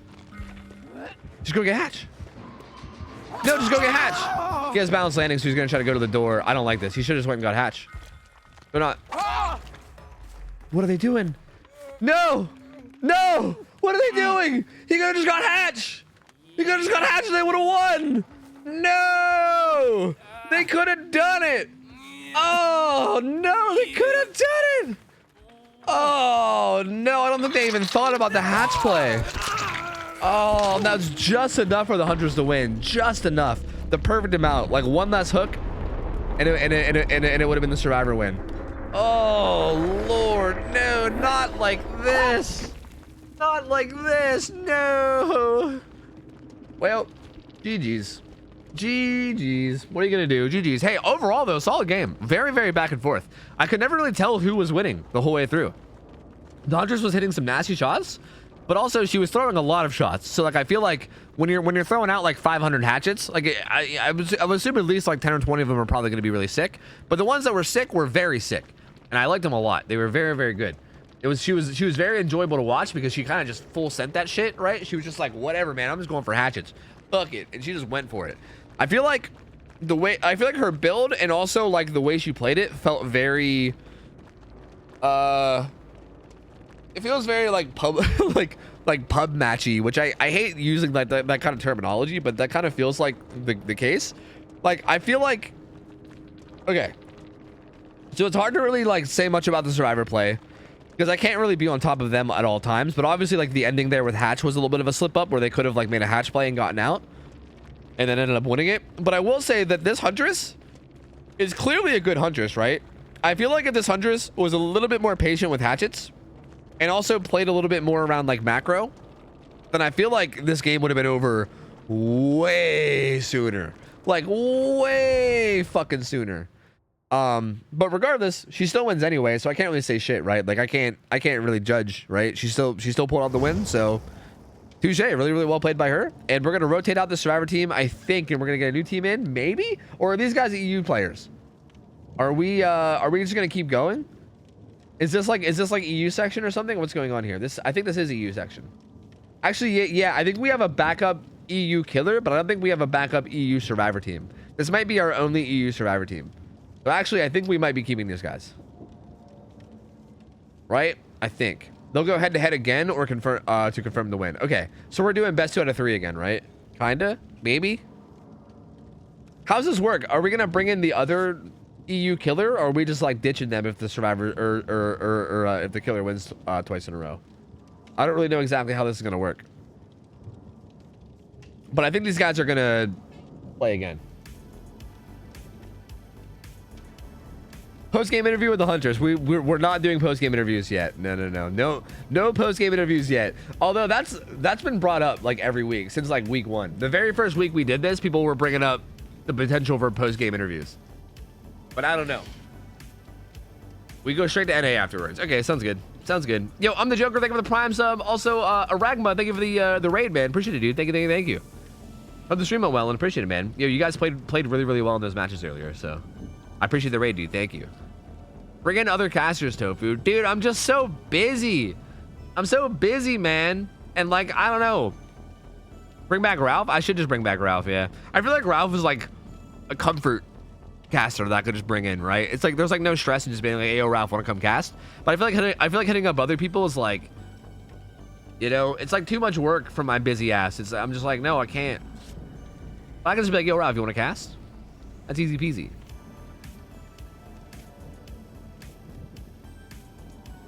Bring in Ray as a caster, and then have a whole week where everyone has to run distortion in every build. Easy peasy. Just bring Ralph and Mathman. I actually talked to Mathman about it.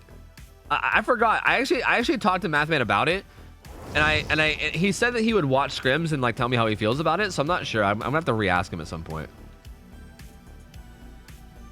Tofu ads? Oh yeah, we gotta play ads after this game actually. 30 minutes before our ads play. So I'll play some after this game. We didn't really have time in between this game anyway because it was so fast. They're kind of just immediately going again. Who won the last match? Killer won the last match.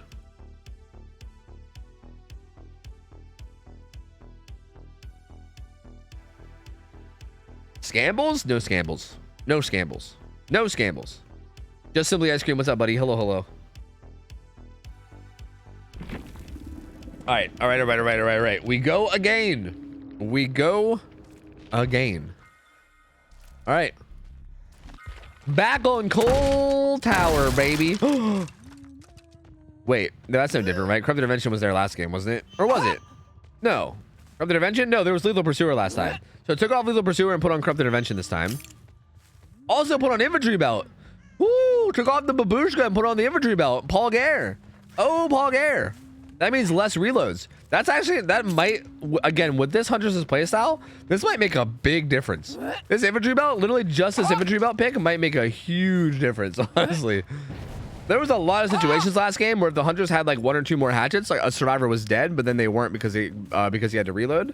So I can honestly see that being a big deal, a very, very big deal. Finds a survivor right away. Finds 2 survivors over here. Doesn't quite get that hatchet on the Jake. Throws it a little bit to the left. I'm not sure if she was anticipating a juke or if that was just a little bit of a miss aim. It could have been either one. Finds the Rebecca. She pre-throws. Smart of her. Okay, just kicks it. She's gonna try to make her way back around the hill. He's just gonna dodge and try to find someone else to chase.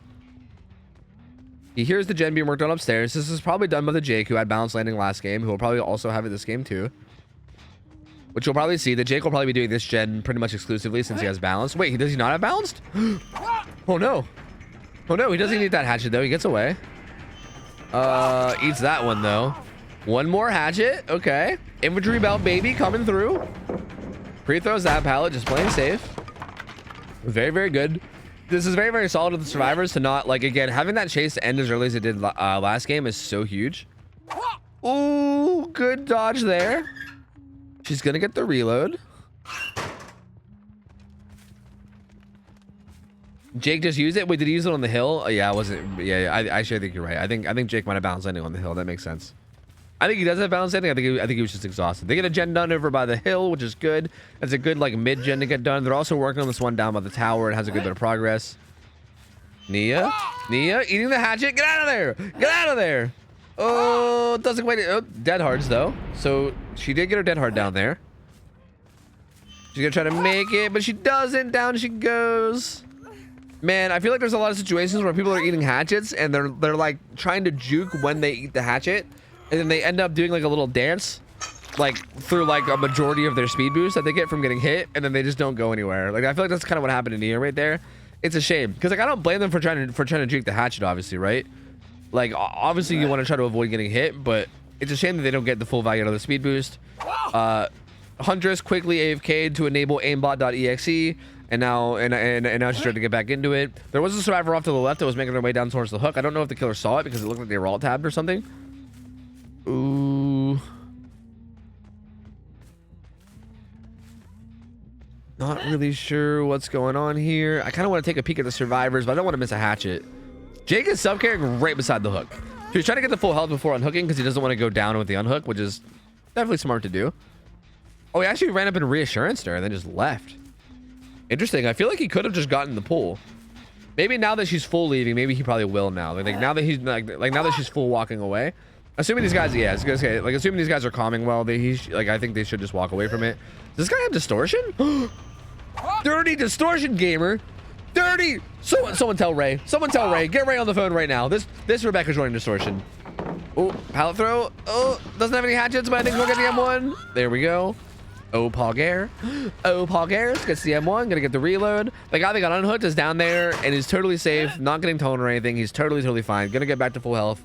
Survivors are handling this really well this time around.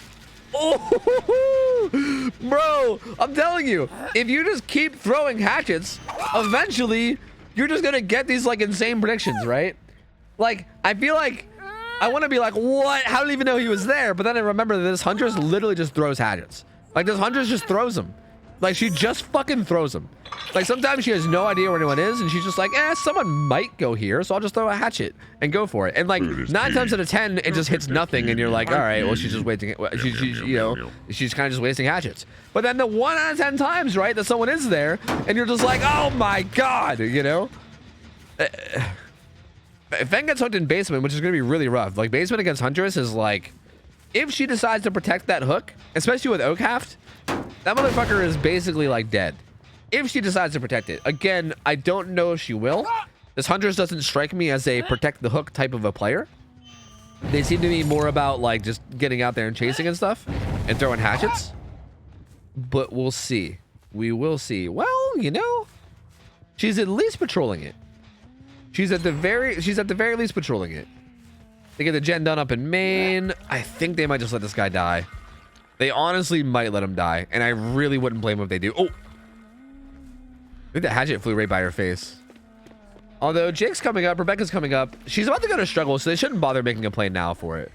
Like, if you already know she's gonna go to struggle, then you should probably just sit on gens. Like, I don't like how early this Rebecca was doing this. I think she just got spotted too, which kind of ruins the whole thing as well. Yeah, I'm not really a fan of how the survivors are handling this. Like, the Nia's doing gens, the Jake got off gens to basically come over too. Well, he actually finished a gen, I think. Oh, he's actually gonna make it. He's just gonna go for it with balanced. Rebecca's gonna be here too to try to get in the way a little bit, although she should probably just sit up top and wait. I was gonna say, I think she should have like just waited up top.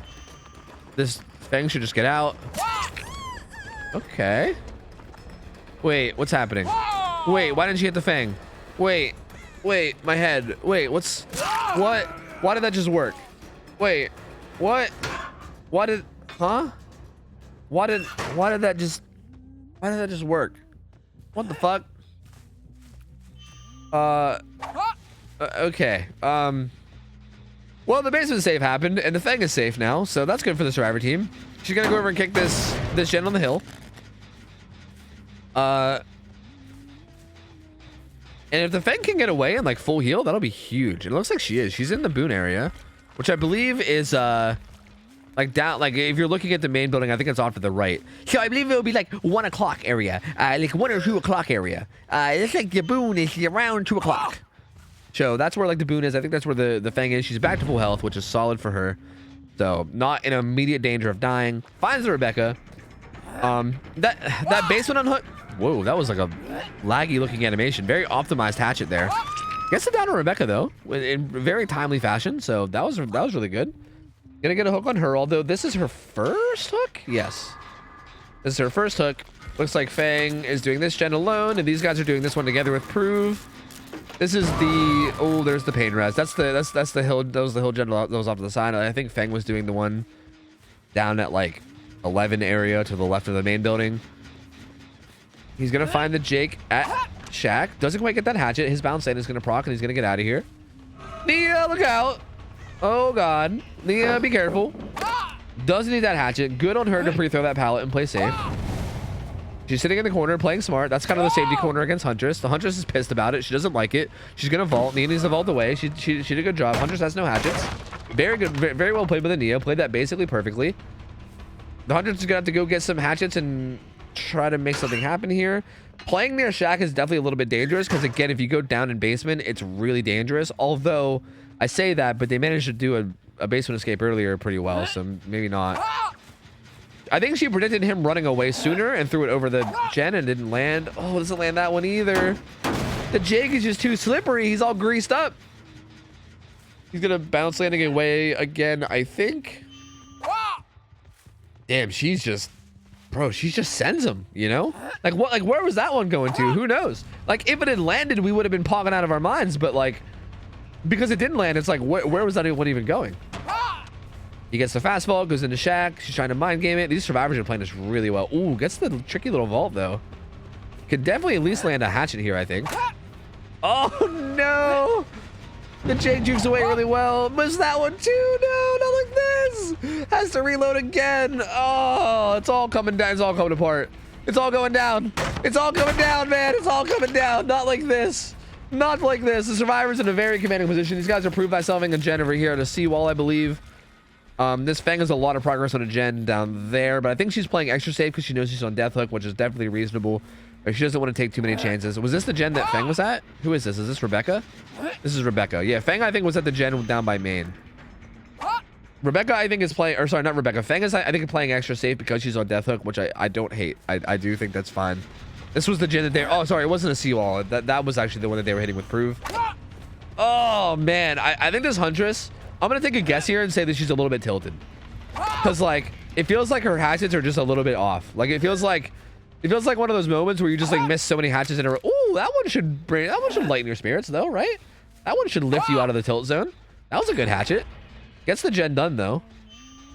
But I feel like this is, I feel like you can sometimes tell when a player is getting like a little bit flustered and they're like not quite, like they're just a little bit off their game, you know? Good dead hard there for the Nia. She doesn't even have hatchets either, so she actually gets away with this vault. I don't know if she can make it. If the pallet's up, she can make it, but I don't know if it is. It's not up. She's gonna die. Adrenaline! Oh no! The adrenaline! Oh no, dude! Oh, I feel so bad for this Huntress, dude. No hatchets, can't even fucking. Oh, just has to try to play like a 4.4 killer. Gets the hit, but oh man. Took so long. That gen over there, or that gate over there is already being worked on. It's already open. The Jake is like, sayonara. I'm out of here. These guys can just leave. They don't even have to worry about saving Nia if they don't want to. Oh, man. Man, oh, man. Gets the hook onto Nia. I mean, they don't go for the save, right? I don't think you do. I think this Fang just makes her way over to the hook, right? Yeah, or sorry, or the gate. Yeah, there they go. They're out. They're just going to go ahead and take their victory and get out of here. Really well played from the survivors, honestly. Really, really well played from the survivors. Super well played. Adrenaline does heal, but the survivor was in deep wounds, guys. The survivor dead hearted, and they were in deep wounds. It heals one health state, so it healed them from deep wounds to injured is what happened. But they still got the speed boost, and the speed boost was really important there. Like they were about to go down to an M1, and then the adrenaline gave them the speed boost they needed to like buy way more time. And I mean, the speed boost gave them enough time to literally open the exit gate completely. So it was very, very impactful. And GG's. I mean, really, really well played for these guys. These guys brought it back, and they played this game fucking phenomenally. Compared to last game, woo, they played this one fucking good. My lord. My lord, that was good. I mean, I feel like it all came apart around the basement hook. Like, I feel like that's really where it all came apart. Like, I feel like leading up to that, it was pretty close. The survivors definitely did a really good job of not going down early game like they did last game. Like on the first game, I feel like someone went down like instantly. This game, it definitely took them a while. They bought a lot more time. The first chase was really, really good. And then when the basement hook happened, like what happened around that basement hook was just so fucky. It was so strange. And like he kind of just let them all out for free. Like it was weird because I feel like when he went down there, he was like looking for the unhooker. And then he hit the Fang. And then even when he came to the top of the shack, he like still didn't down. He had Fang right in front of her, and instead of downing Fang, he went to hit Jake instead. And it just didn't, like, I don't know. I'm not sure if this killer is like trying to not tunnel or what, but I feel like that was just such a huge misplay. So a little bit odd. Yeah, I'm gonna play some ads real quick, okay? I'm gonna play some ads because if I don't play ads now, then ads are gonna play in the middle of the game. So bear with me, guys. These guys are going to set up for the third game, the third game, the final of the best of 3. So I'm going to play some ads real quick. That way we don't get ads mid-match. And then when the ads are done, we'll get the third game of the best of 3 going. So yeah, if you guys are a non-sub, just bear with me for like 3 minutes while these ads play. And then when we get back, we'll continue with the game. So burb. Burb. Interesting though. Very, very interesting. Again, I feel like there's so much to say about this. Like, I feel like this Huntress is like playing very like nice, you know? Like I feel like this is one of those instances where if this Huntress just stopped playing so nice, it just was a fucking dick. If they were just like, fuck it, I'm gonna be a dick. Like, I'm wondering how different this would be, you know? Maybe it wouldn't be. Like, maybe it wouldn't be any different. I don't know. But it feels like they're just like, fuck it. I don't even want to like camp or tunnel. I just want to like frag out and like win by hitting insane hatchets. Which, don't get me wrong, I respect. I respect that. But also, I don't know if it's a winning strategy. You know what I mean? I just don't know if it's a winning strategy is all. You know? Watch this tiebreaker be where she gets mean? Maybe. Maybe, dude. It could be. Honestly, could be. Definitely could be. Yeah, we'll give you guys a Gamba too, okay? We'll also give you a Gamba. Here you go. Who will win? There you go. Bam. Gamba away. Gamba away, my friend. Gamba. For those missing out on the ads, tired of your gamer hole being sore and itchy from all the DBD you're playing? Try Preparation Tofu on your hole. No, don't try Preparation Tofu on your hole. No, don't do that. Nah, let's not. Nah, let's not do that. Oh, fuck.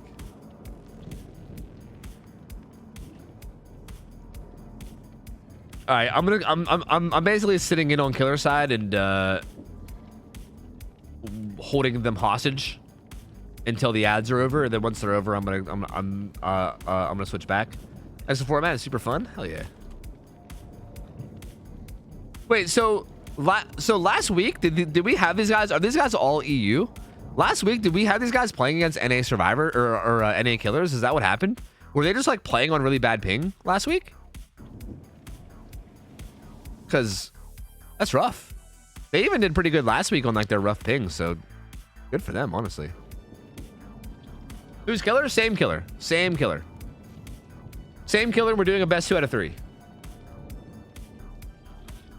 Because there's not that. Well, actually, I think this is the only EU Survivor team we have, so we can't really rotate out. Normally, okay. So if you guys are maybe not like familiar with how our format works, normally what happens is whichever side wins will get rotated out, right? So like hypothetically, when the Huntress won her first game, the Survivors would have been rotated out, and a new team would have been brought in to play against the Huntress for like her next game.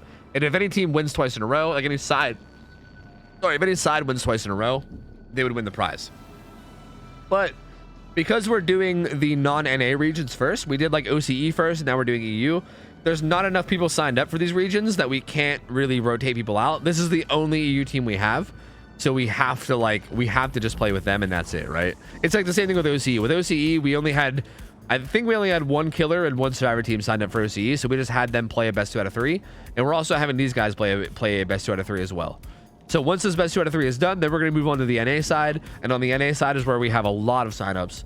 So we'll be able to cycle through, and every time someone loses, we'll be able to cycle in a new team or a new killer or whatever, you know. OCE, that's right, OCE.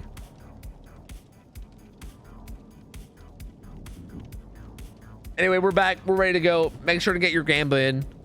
I'm excited, dude. I'm excited. This could go either way. The first game was really, really close, and the killer barely gets to win. The second game, the Survivors felt like they won pretty dominantly. So, who knows? Third game, maybe he'll get mean. Who knows? I don't know. Any SEA yet? No. I'm guessing that's Southeast Asia, right? No, not yet.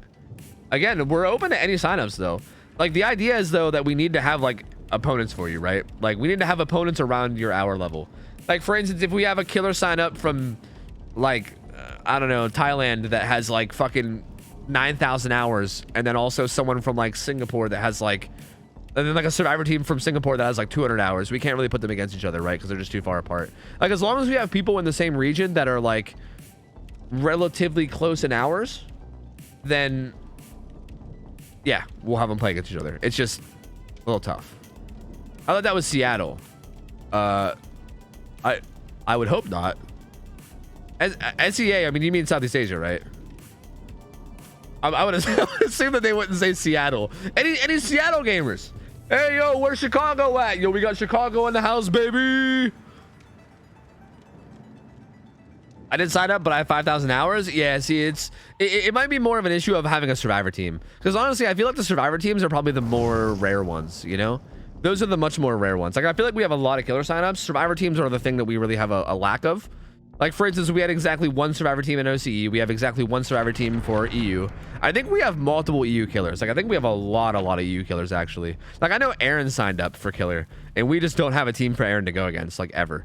So, if we eventually find a team for Aaron to go against, I think Aaron might play at some point. We just don't have a team. So, you know, what are you going to do? It's more about fighting survivor teams. I'm too tired, Tofu. Sorry. It's okay. It's all right. It's all good. All right. Here we go. We back in there, baby. We back in there. Let's see. Pop goes the weasel. That's interesting. So took off Floods of Rage, slowly getting rid of all the fucking aura reading. Also, back to her original add-ons. She was like, bro, fuck that inventory belt, man. I want my goddamn babushka back. So back to babushka. Babushka capped again. Finds the Rebecca right away. This probably will be a hit. Oh, no, the Rebecca did some weird shit. She'll need a hit there, though. Babushka coming through. She might try to follow up quickly. Don't need that. Okay. Should have ate that. That would have been really bad. Oh, one hatchet in a dream. One hatchet in a dream. She does kind of have her back in this corner, though. This is like a T-wall corner. There's not really a lot of safety here. She could hold this hatchet and stop her from transitioning. This matters a lot. Lands it. Okay, good. She misses that hatchet, and that's huge. But lands the hatchet. Good start. Gets it down really quickly. That's going to be very, very good for the Huntress. Going to put her on hook here, and then she has lockers nearby that she can reload with. Let's take a look at the survivors and see what they're doing. There's a gen over here being worked on. These two are doing a gen on the other side of the main building from where the hook guy is. So, oh, yeah. Yep. That gen is the one being worked on by the Jake, I believe. And then the survivors, I think, are on this gen right here. Yep, the other two. So those are the two gens that they're tackling at the moment. Ooh, gets it done, too. I don't know if that was worth, though, because this guy's probably just going to go down immediately. Oh, the dead orange, the panic. Let's panic, you're freaking out. Like, I don't know, man. I don't know. I don't think that's worth, right? I feel like from what I've gathered from my short, limited amount of time doing scrims on Survivor myself, and keep in mind, I'm still learning, so bear with me. I might be talking on my ass and just lying here. But from my understanding, I feel like that's probably not worth it. I feel like what you usually want to do is, if you know the killer's coming, you just want to preemptively get the fuck out of there. Like, get way the fuck out of there. Like, preserving your life is so much more important than, like, finishing a gen that's at, like, 90%, you know? I guess maybe in, like, very niche scenarios, maybe it could be different, but in, like, 95% of scenarios, I feel like you just want to, you want to just leave the gen, like, really early and just get out of there. Like, get a lot of, get a lot of distance. Here's, like, a fun fact. Every single killer, except for maybe Blight, is really weak to initial chase distance. If you just can start a chase... No, Jacob! No, Jacob! Oh, Jacob got fucked right there. The Hunters only had 2 hatchets and literally landed them both back to back at a relatively safe area, too, with that pallet that's not even that strong for Huntress. That was really bad for the survivors, and honestly, really good for the killers. The killers. The killer. The single killer. God damn, that was rough.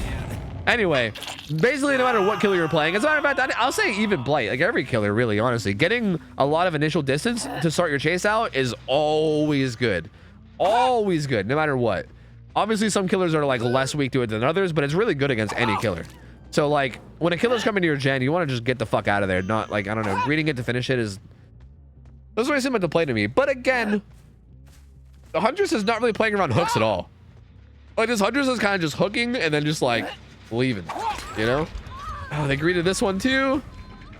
Luckily for this Rebecca, though, the Huntress is out of hatchets, so she's actually gonna get away with it. Like, I'm not really a big fan of this greed, you know? I'm really not. I don't really like it. Like, I feel like they should just be leaving these gens and playing a little bit safer.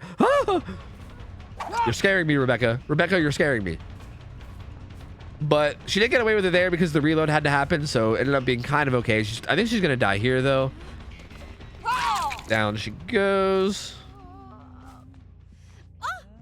Gonna get this hook, and it's been like a really good spread of hooks. I mean, this will be Rebecca's second hook. Oh, wait, I might have bugged her. Wait, no, I was on the survivor, right? No, we're good. Woo! Woo! We're good. It's okay. We're gonna throw some hatchets to this one, but not gonna get anything there, I don't think. I mean, I don't think anyone's even working on it. I think there's also... No, there's actually not a wall in the way. No, there is someone working on it. Go chase him away. She does have Pug with Weasel up. I don't think she's even gonna bother kicking it because it has like no progress on it anyway. Gets the hatchet on Jake. That one looked like it was behind him, but hit him anyway. That one doesn't land. Jake's gonna get the fuck out of dodge. She's gonna reload. See what the survivors are up to. Next seems to be coming to get the hook. Looks like Nia's doing that gen that she just walked away from. At that weird like Ormond tile. Ooh, gets the hatchet on Rebecca. So see, like here, like just go chase that Rebecca. Like just go kill that Rebecca, man. Like I feel like if this Huntress would just like get a kill, I feel like if this Huntress and any one of these games would just get a kill, I feel like these games would be so different. Just go kill Rebecca, dude. Fuck the Jake. Just go murder Rebecca. She's on death hook. She's currently in deep wounds. No matter what, you hit her one more time and she's dead. She's dead. Like she's DED dead. She's not even just like a little dead. Like she's out of the game. She's gone. You just gotta hit her once. But instead you like let her get out of deep wounds. Like yeah, you down this Jake. This Jake did a really good job of buying time, by the way. He was a really good job dodging the hatchet of that pallet and then also using the locker to dodge another hatchet and just kind of buying as much time as he can before he died. So he did a really good job of that. He does eventually die. But yeah, like now that Rebecca's gonna be probably back to full health soon, and she's basically just back in there, right? And you're still playing with 4 survivors. I don't know, man. I feel like if this Huntress would just play a little bit meaner, these games would be so much different. She's still in a pretty good spot, though, I will say. Like, she's still doing good. She has 5 hooks. Ooh, there's still 3 gens up. She has Pug Whistle Weasel. This Feng's gonna die. Like, she's still doing well. Like, I can't judge too hard because she's still doing well. She's gonna kick this with Pop. She's gonna reload. Rebecca's doing a gen across the map. Oh, that's fucking water. Mathman 200 apparently is in Europe. I didn't know that. Oh, pallet save gamer. Okay. Saves him with the pallet. Feng! Feng!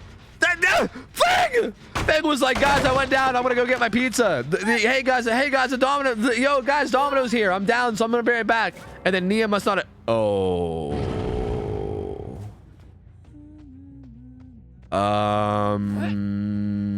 I guess we've actually never had this happen before. I guess we just continue, but it's basically over, right? Like one more. I mean, technically that should be all 3 hook states, right? So like one more hook and it's over. I mean, I don't think we just reset. That doesn't really seem fair. Unless we like reset and give the survivors a massive penalty or something. Good hatchet there on the pallet from the Huntress. Rip them? Is that just what we say? Rip them? Just like get fucked, I guess. I mean, I don't really know what the fairest ruling would be there, right? Like, I feel like, I guess it's just, yeah, like, sorry, but if your shit dies, that's kind of on you, I think. This was over? Yeah, I mean, I don't know if I'd say this was over, but the Huntress was definitely looking to be in a pretty commanding position. Now it's 100% over. Like, it's literally over now. So, yeah, the game definitely felt like it was a bit in the Huntress's favor already.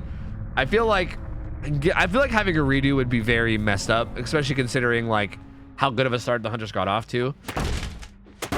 And I feel like if we had a redo and the survivors, like, had a really dominant start, then it would feel like bullshit. So, yeah, I think this is just going to be called. I think the Huntress is just going to win. Yeah. I think that's how we're going to do this. Can we at least get our Gamba refunded? Kind of sounds like you're trying to cheat the casino here, you know? Casino rules, sorry, house rules. As a matter of fact, we're gonna have to ban you from the casino. Yeah, we don't like people trying to scam our casino, so yeah, we're gonna have to ban you from the casino, actually. Yeah, you're gonna have to talk to Tony out back in the alley. Yeah, he'll hook you up, don't worry. Gonna find the, oh wait, they're just doing the gen. But they're on the gen. Yeah, there they are. Finds the Jake. To pick up a hatchet. Oh, doesn't quite land it. Okay. Goes for the window, but he doesn't vault it. I guess at this point we're just gonna play some chases, right? We're just gonna have fun and play some chases. Fuck it. That's one hatchet. Ooh, could have landed that one, but didn't send it. Oh, where's the Jake? I don't know. Where is he? I don't know either. He went around the back. He's like way around the outside. He's gonna be trying to leave. Yeah, see, that's what I thought too. He's gonna be trying to leave the tower. Throws it through the window. Doesn't get the hit. Jake was there though. This is an interesting chase.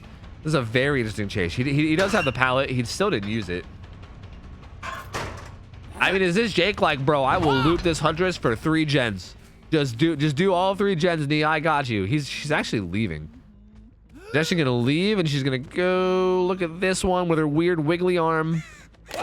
Oh, the box. I know. Yeah, it looked like bullshit to me too. The box is a cuck. I don't know what to tell you, dude. That honestly looked like a pretty good hatchet if it wasn't for that box. Gonna find the Nia at Shack though. Oh my god, his hatches are getting. I know. I'm frustrated just watching.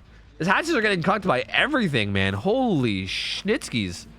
Gonna come into here, pick up a hatchet though. She shouldn't get hit by this no matter what. There she goes. OhTofu. Ooh, I was gonna say OhTofu should result in that being a hit, but maybe not. Does she have resilience or something? Oh, she does. Oh, the resilience gamer. Dead Hard's that too. Fancy. The resilience Dead Hard gamer. Goes for a very interesting mind game. Still going for interesting mind games. But just gonna opt to reload in the end. Says, fuck it, we're just gonna reload. Fuck it. I'm so sorry, Tofu, my game crashed. No, it's okay, it happens. I mean, if anything, I feel sorry for you, because we can't really, like, restart it or anything. So I think you guys have to just take the loss, so it happens, man. It's all good. I know there's nothing you can do about it. It's a shame, but what can you do? Just DBD things, you know? I think DBD is having, like, a crashing issue right now, is it not? So this might not be the only one that happens tonight. We might have this happen a couple times tonight. I don't know. We might have to, like, think about how we handle this. I mean, are we just gonna like tell the survivor teams to get fucked, I guess? Like, I don't know. It seems rough. Oh, she actually makes that. Yeah, she makes that too. Gonna have to reload again. I mean, if it wasn't for the fact that she already has enough hooks for this game to be over, I'd almost get hyped about this being a potential win for survivors. These guys are doing such a good job of not dying here. Like, I know that. Oh, okay, that was a good hatchet though. That was the good fucking hatchet. I was gonna say, I know that the Huntress is kind of just full sending every hatchet regardless. So like, I mean, I guess it's, you know, not too surprising, but the survivors were doing really good of not, they're doing a really good job of not dying there. Nia does go down though. She's gonna get hooked. Before first gen we could restart, but after that, they might just have to eat it on both sides. Yeah, that's fair. I mean, I feel like even first gen, maybe like first gen or first down, maybe. Because I feel like, what if the survivor gets like, or like, what if the killer gets like 3 downs and then a survivor crashes, you know? Like, that's a really good start for killer. Like, that doesn't feel like a good restart. I feel like either a first gen or a first down, maybe, you know? Anyway, finds Jake. She has no hatchets, but like, she's going to reload, and it's just a matter of time. Now, I think this Nia's either going to die, and this Jake will probably get hatchet Shack, or the Hunters will kill him before that. I don't know. Oh, he's trying to get the gen duns, dude. He's trying to get those final 2 points, you know? Trying to make the score a little bit more even. I feel you. I get it. I'm with it. And hey, what are you gonna do? GG's. GG's. Not the way that I wish the best of, or the third decider game of the best of 3 would go, but you know, day by day, it's a perfect game. What can we do? You know, what can we do?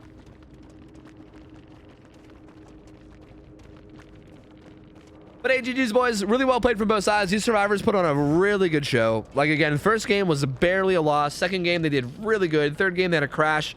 But again, this third game kind of looked like it was going in the Huntress's favor anyway. So, I guess it really isn't like too big of a deal. I just feel like obviously I think all of us would have liked to see it played out normally and not end in this way. But hey, really well played from the Huntress. I mean, that's 2 wins out of 3. So GG's. And hey, Clicky, you win the prize, man. You win 2 subs. 2 subs to any channels on Twitch. So feel free. You can get gift subs. You can gift yourself a sub to your channel on Twitch. If there's a certain streamer you like and you want me to just gift them 2 subs at random, I can do that too. So yeah, hook it up. And again, Tweedledope will be matching him as well, and I think gifting out to himself. So technically, I guess it's 4 subs, but I need 2 streamers to get the subs. Gift any 2 of those survivors. Oh. Look at this kitty. To your channel. Kitty. Hi, kitty. Oh. Meow, meow, meow, meow, meow. That's some good sportsmanship right there. Look at that. Look at that. Okay, are any of you guys not subbed? Laser Raptor. I think I saw Laser Raptor in chat earlier wasn't subbed, right? Laser Raptor's name in chat is not Laser Raptor. I can't remember what it is. It's like Captain Deadeye, I think. Captain Deadeye, you're Laser Raptor, right? I think. I'm Laser Raptor. Yeah, I thought so. Okay, so I'll hook you up. And then I think I saw Milton in chat earlier who already had a sub badge. Resubby wubby uwu. So if any of the other two aren't subbed, I can hook you up. Rogue's there and Rogue is subbed. My game couldn't handle the pressure, dude. Unlucky. Unlucky. That should be the whole team? Yeah, but like most of them are already subbed. So, like it's tough.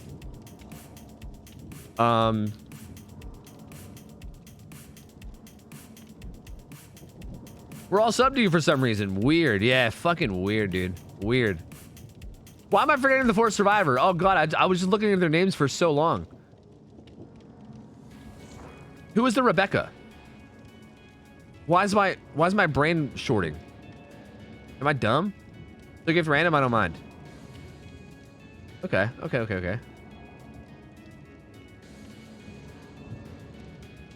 Rebecca was Milton. Oh, then who am I missing?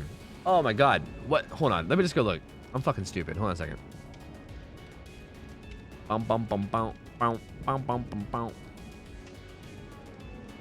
yeah, TJ. It was TJ. That's right.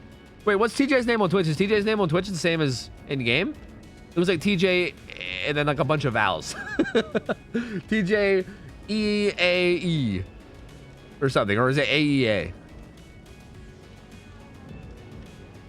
Resubby wubby uwu. Yeah, because if they're not a sub, I'll hook them up. Otherwise, I'll just gift one at random. I am down.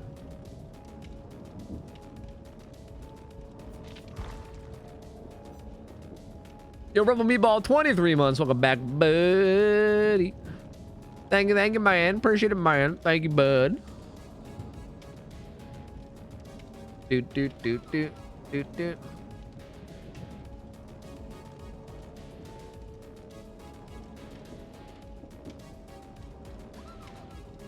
Yeah, I guess I'll just get one at random. I don't know. I don't know TJ's name on Twitch. I don't know if they're subbed or not. If they want one, they can hit me up. Otherwise, I'll just get one at random like later, I think is what I'll do. Yeah. That sounds good. That sounds good. I'll just wait. I'll wait to be sure. So wait, what color do we have now? Delta Loner. This is... This is Doctor. Motherfucking Doctor. Okay.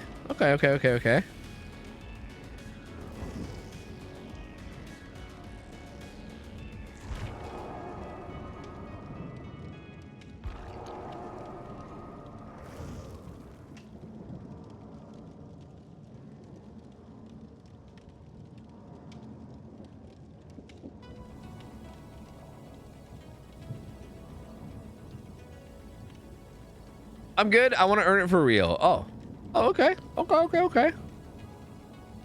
Hey, man, I ain't gonna argue. Oh, you already subbed anyway, so you're good. You're good.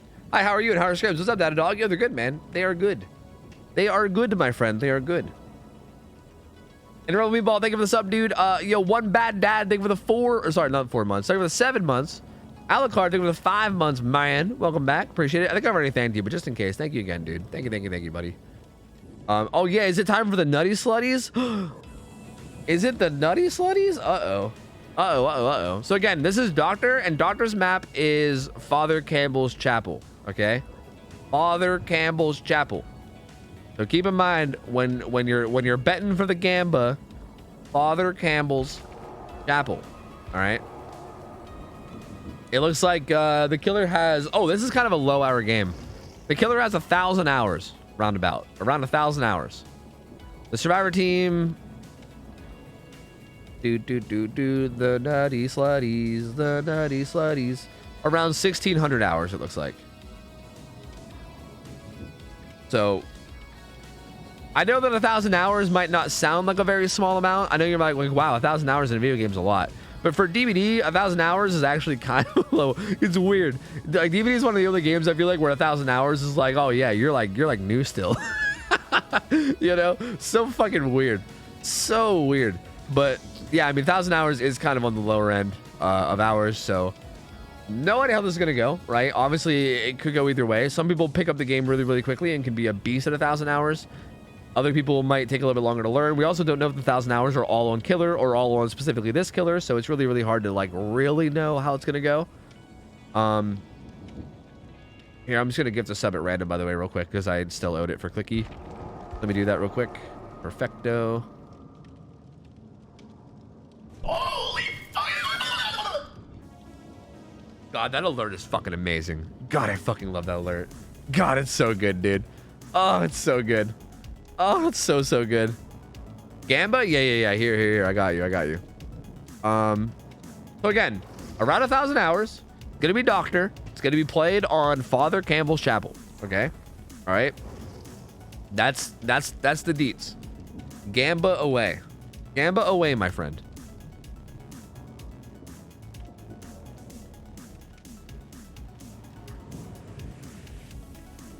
I'm fine with getting lynched. I could have made killer wait, but I've already been spamming them to get ready to play. Oh, are you saying like because of like the hour differential or something? Are you saying like the killer, like you've been spamming the killer to be ready and then this is the only team that was ready or something? It's fine. It'll be fine. It's fine. Did you see the DM I sent you of the Nutty Buddy cereal? I did. Yes, I did. That shit is a disgrace, dude. Look, as someone that loves Nutty Buddies, dude, Nutty Buddies do not belong in cereal, okay? They should not be in cereal form. No way, dude. No way. No fucking way, bruv. Oh, sorry. I feel like I got these burps I gotta get out of me. Hold on.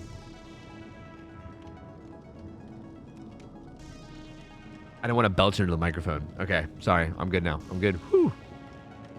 Okay, so as far as Doctor goes, I don't think Doctor's restricted on any add-ons, right? I think Doctor can run any add-ons they want. So that's interesting. It's always interesting to see what Doctors run because they have all add-ons available. Like, I feel like to me the obvious choice would be something like Eerie King and then like High Stimulus Electrode maybe. But we've seen a lot of other stuff. A lot of people like Discipline. We see Discipline a lot. Discipline is probably one of his best add-ons too. It's the one that makes the detonation for the static blast quicker. That's a very, very common one that we see. So maybe like even like Discipline with range could be really good. So I guess we'll see, man. I don't know. I guess we'll see. The sluts whom are nuts are going to bed soon, so I bumped them up. Yeah, that's fair. That's fair, man. That's fair. Hey, man, you guys run things however you need to run things. I trust you guys, okay? I trust you guys are doing whatever needs to be done in order for things to go as smoothly as possible. I trust.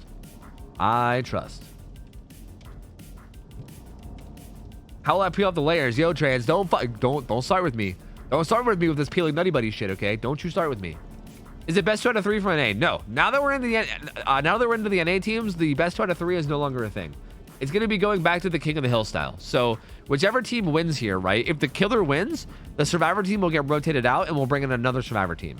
If the survivor team wins, the killer will rotate out and we'll bring in another killer. Basically, like whichever side wins will stay for the next game, and then the other side will not stay. They will have, like, if you lose, you're just out, basically. Is there any reason at all for Doc not to run Eerie King? Yes. The reason why you might not want to run Eerie King, even though Eerie King gives you the passive effects of every add-on. So we're talking like the invisible pallets, the like red stain when you're being chased. But it doesn't give you the other effect. Like every add-on has 2 effects. Like for instance, Discipline is an add-on that makes it so that when you're chasing a survivor in like tier 2 or tier 3, they have like the permanent red stain on them, right? But also it has the other effect of giving you a faster detonation delay. And that detonation delay is not included in Eerie King. And that's probably the stronger part.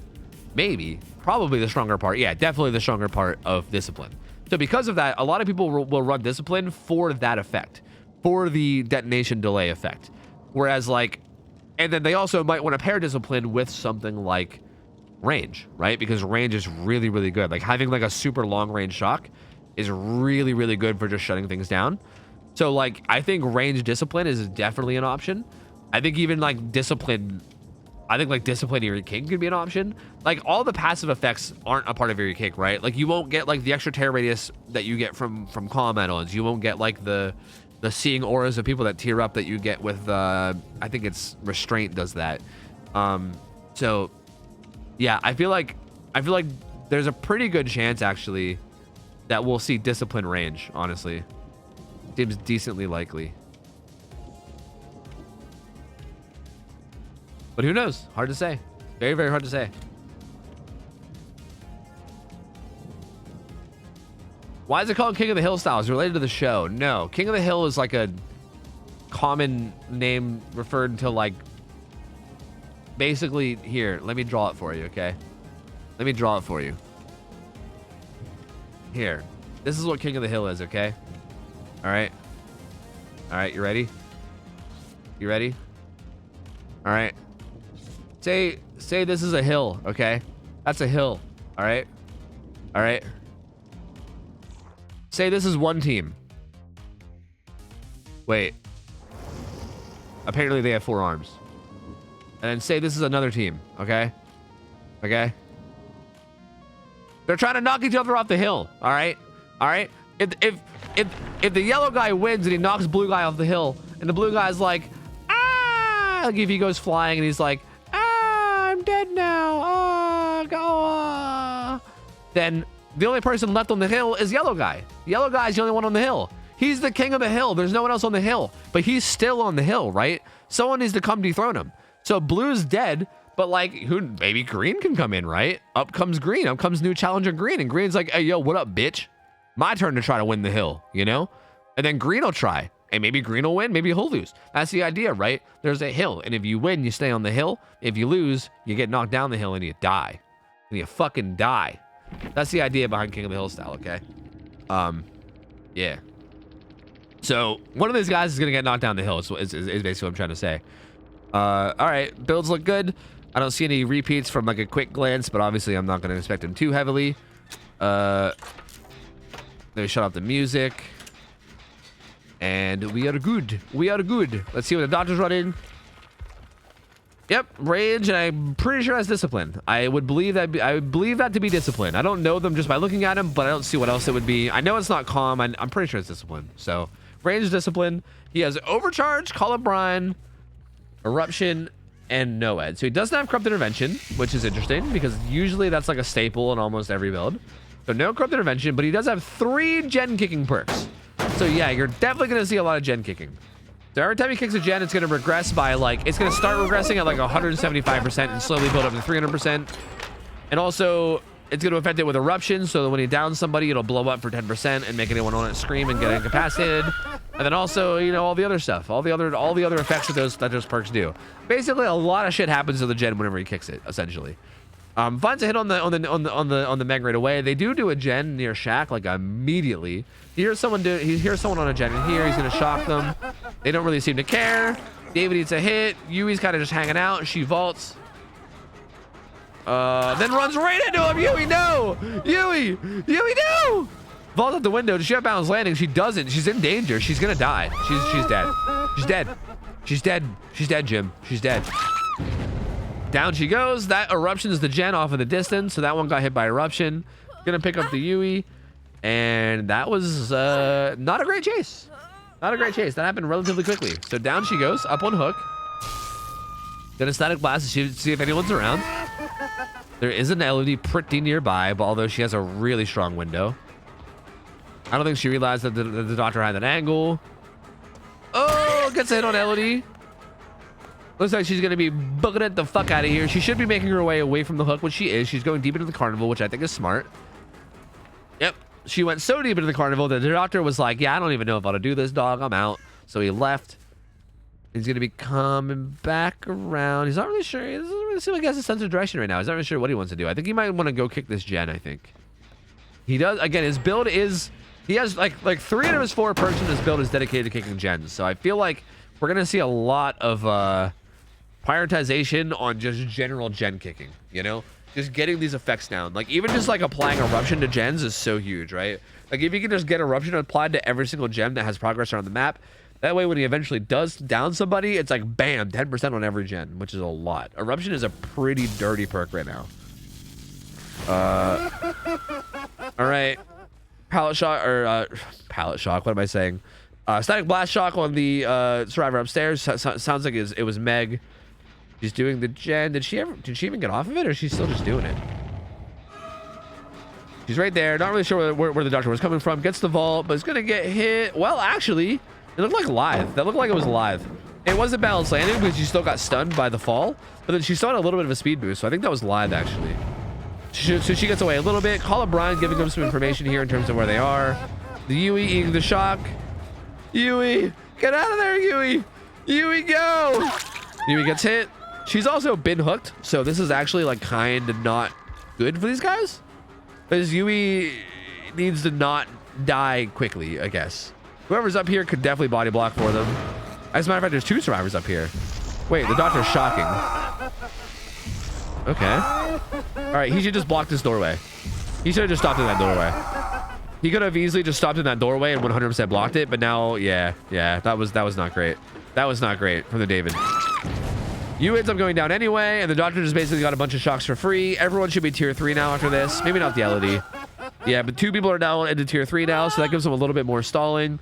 I really feel like the David should have just stopped in that doorway. I mean, if you're ever trying to body block a killer and you're going through a tight hallway where the killer can't pass, just stop moving. Just stop moving, you know? Let that be a lesson. If you're trying to body block and you got him in like a little chokehold, you know, just stop moving, you know? Just sit there. And it would have forced the killer to hit the David, which would have gave the Yui way more distance. Finds the Meg again up on this gen. Gonna kick it again. Although they have gotten 3 gens done. So they do have a good bit of gen progress around the map. So they're honestly in a pretty good spot. He finds the Meg in this corner. He's gonna completely ignore the unhook that happened across the map. I feel like he should be trying to kill that Yui, to be honest with you. The Meg abusing the dirty Z-Wall Infinite and lies away. So she's gonna make it to safety over by Shaq. And the doctor's not even gonna bother chasing. And now it looks like he might be coming back. But I feel like he might have waited too long. Like, I feel like he maybe should have went back immediately and just killed Yui. But now Yui's back to full health. He finds some people up here. Doesn't quite get the hit on David. Uh-oh. Oh, God. It's all coming down. Uh-oh.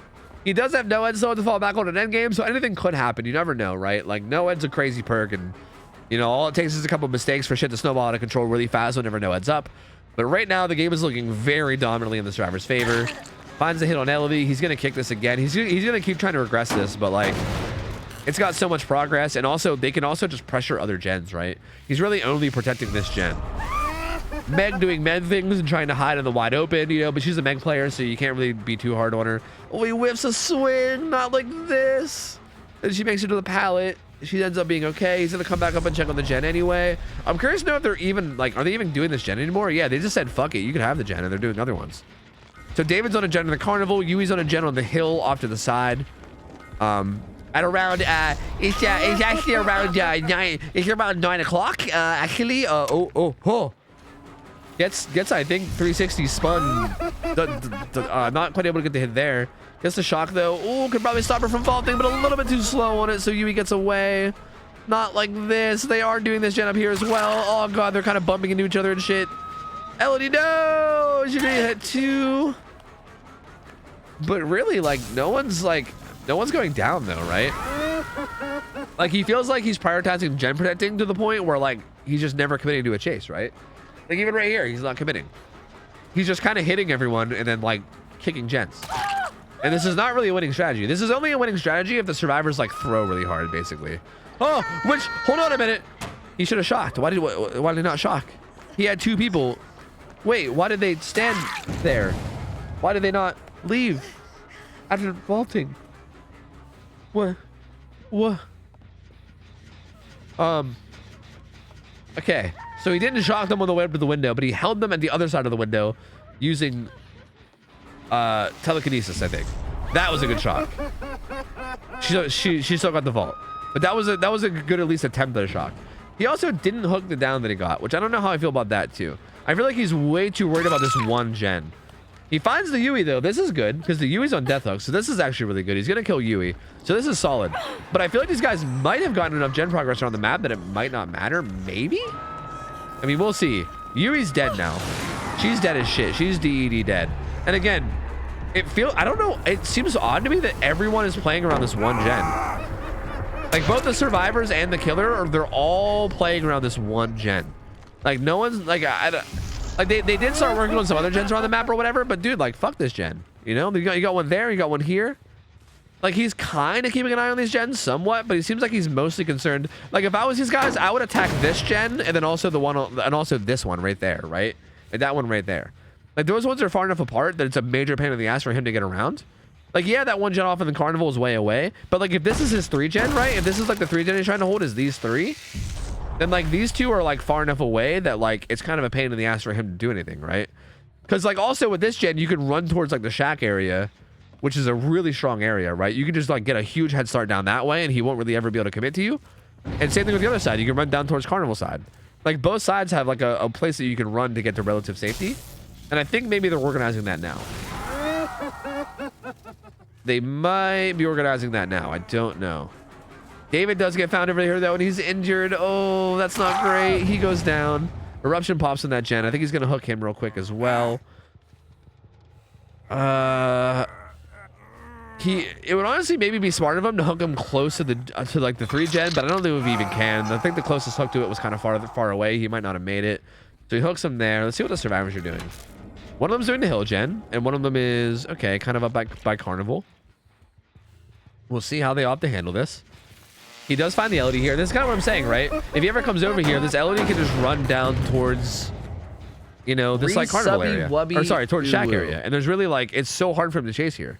Like if he does commit to this, like if he commits to this at all, the survivors can just slam out the gen on the other side, right? Like there's so much space for them to slam out gens on the other side. Like even if she eats this hit, she can just get like, just get away. And they can just slam out gens and they, you know, they can just do gens down there. It should be okay. As long as she doesn't run them to this gen, it should be fine. I say as she runs into the gen though. But maybe not. Maybe they're doing a different gen. Oh, they're not doing any gen. No, they're doing the hill gen. Yeah, this is kind of okay. I think this is kind of okay. She goes down. The eruption kicks in though. Oh, maybe it's not okay. Oh, maybe it's not okay. Oh, man. Well, that's going to be the LD hook for the first time, I think, right? Yeah, it's going to be her first hook. Yeah, they really need to break up this 3 gen. Do they have any? Do they have a boon on them? I don't think they do, right? I don't know if maybe the Yui had a boon or maybe they just didn't have a boon at all, but a boon would be so useful here. Kicks his gen again with eruption. Oh man, I don't know if they're gonna be able to tackle this 3 gen actually. I actually don't know if they're gonna be able to. Yo, welcome in Raiders. I know we just got a huge fat raid. Yo, Aaron, thank you, man. I appreciate you, buddy. I'll get to you guys a little bit more after the game is over, okay? But thank you. Welcome over, guys. Goes for a shock there, but doesn't get it. Again, I think he's just concerned with protecting these gens. I don't think he actually cares too much about committing unless he sees a pretty reasonable chase. I feel like him committing to that LD was a bit risky, but he did it anyway. I also feel like LD can probably run towards shack. Like I feel like I know basement's in shack, but like it's still a really strong area against Doctor, and like if you could just buy time away from the 3 gen to give people time to get the gen done, then I should be good enough. She's gonna go to the Z wall though. It's gonna die again. Actually, I was off the record. So gonna eat that hit. Gonna run into like the carnival area. David's here. She's just gonna die again though. She has nothing. She has nothing. The Meg is no man. No man. Oh. They need to like communicate better about eruption. Cause like this is like the 4th or 5th time they got hit with eruption.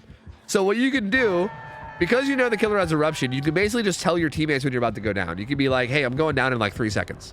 And then the survivor can let go of the gen, let the eruption go off so you don't get hit with the incapacitated. Like the eruption goes off no matter what, right? Like you're gonna lose the 10%, but like making yourself incapacitated for 25 seconds is so rough, dude. And you can avoid it. I shouldn't say easily, but like you can avoid it with comms, right? Well, like if you have good comms, you can avoid it. And I feel like that gen has just gotten eruption so many times, and every time it does, it always gets the scream, because the scream also alerts the killer too. It also alerts the killer that you're there, so it gives info. It stops you from doing anything. Whoa, what just happened? I think the LD might have just jump scared the Doctor. I kind of got scared too. He's gonna commit to this Elodie. And again, this Elodie is on death hook now. I believe she has off the record from what we saw earlier. So this will be a 2-hit chase.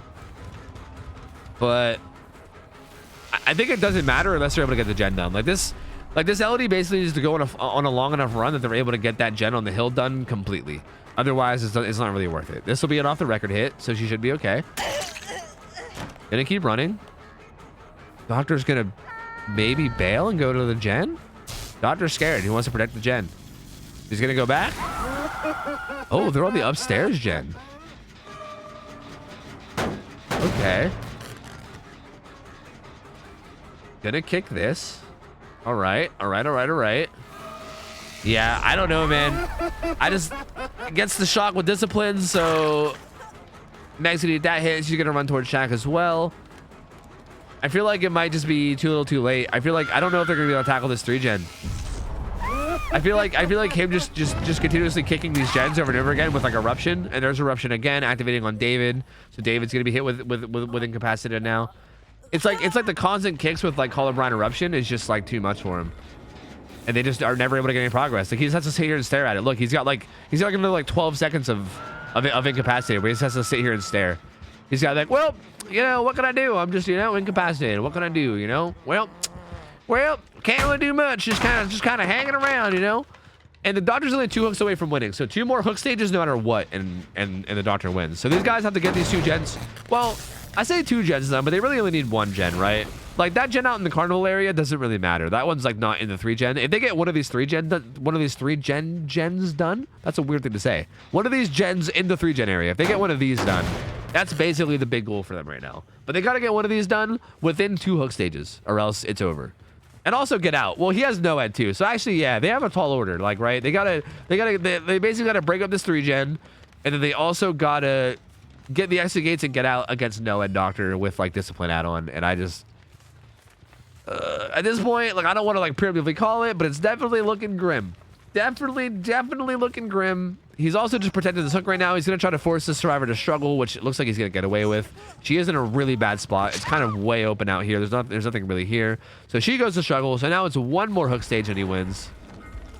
It doesn't even seem like they were doing gens either during this, so that's not good either. Finds the Ellie over here, gonna get the shock. She's gonna run around the back of this gen. And yeah, there's nothing they're gonna be able to do about this. There's just definitely nothing they're gonna be able to do about this. It's gonna be over here. This is odd because this was looking really good for the survivors early game. Like, if you'd have asked me like in the first like 3 minutes of the game how this game was gonna go, I was gonna be like, yeah, the survivors are gonna win this 100%. Like this killer's donezo. Oh no, got stuck on the tree. Oh, not the tree. Oh, and then he finds the gen that has like 99% progress too. So now that's gonna regress down to 0. Not like this.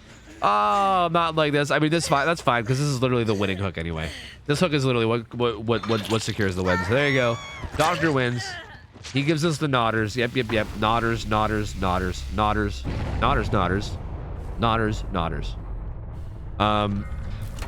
Meg got back on the gen.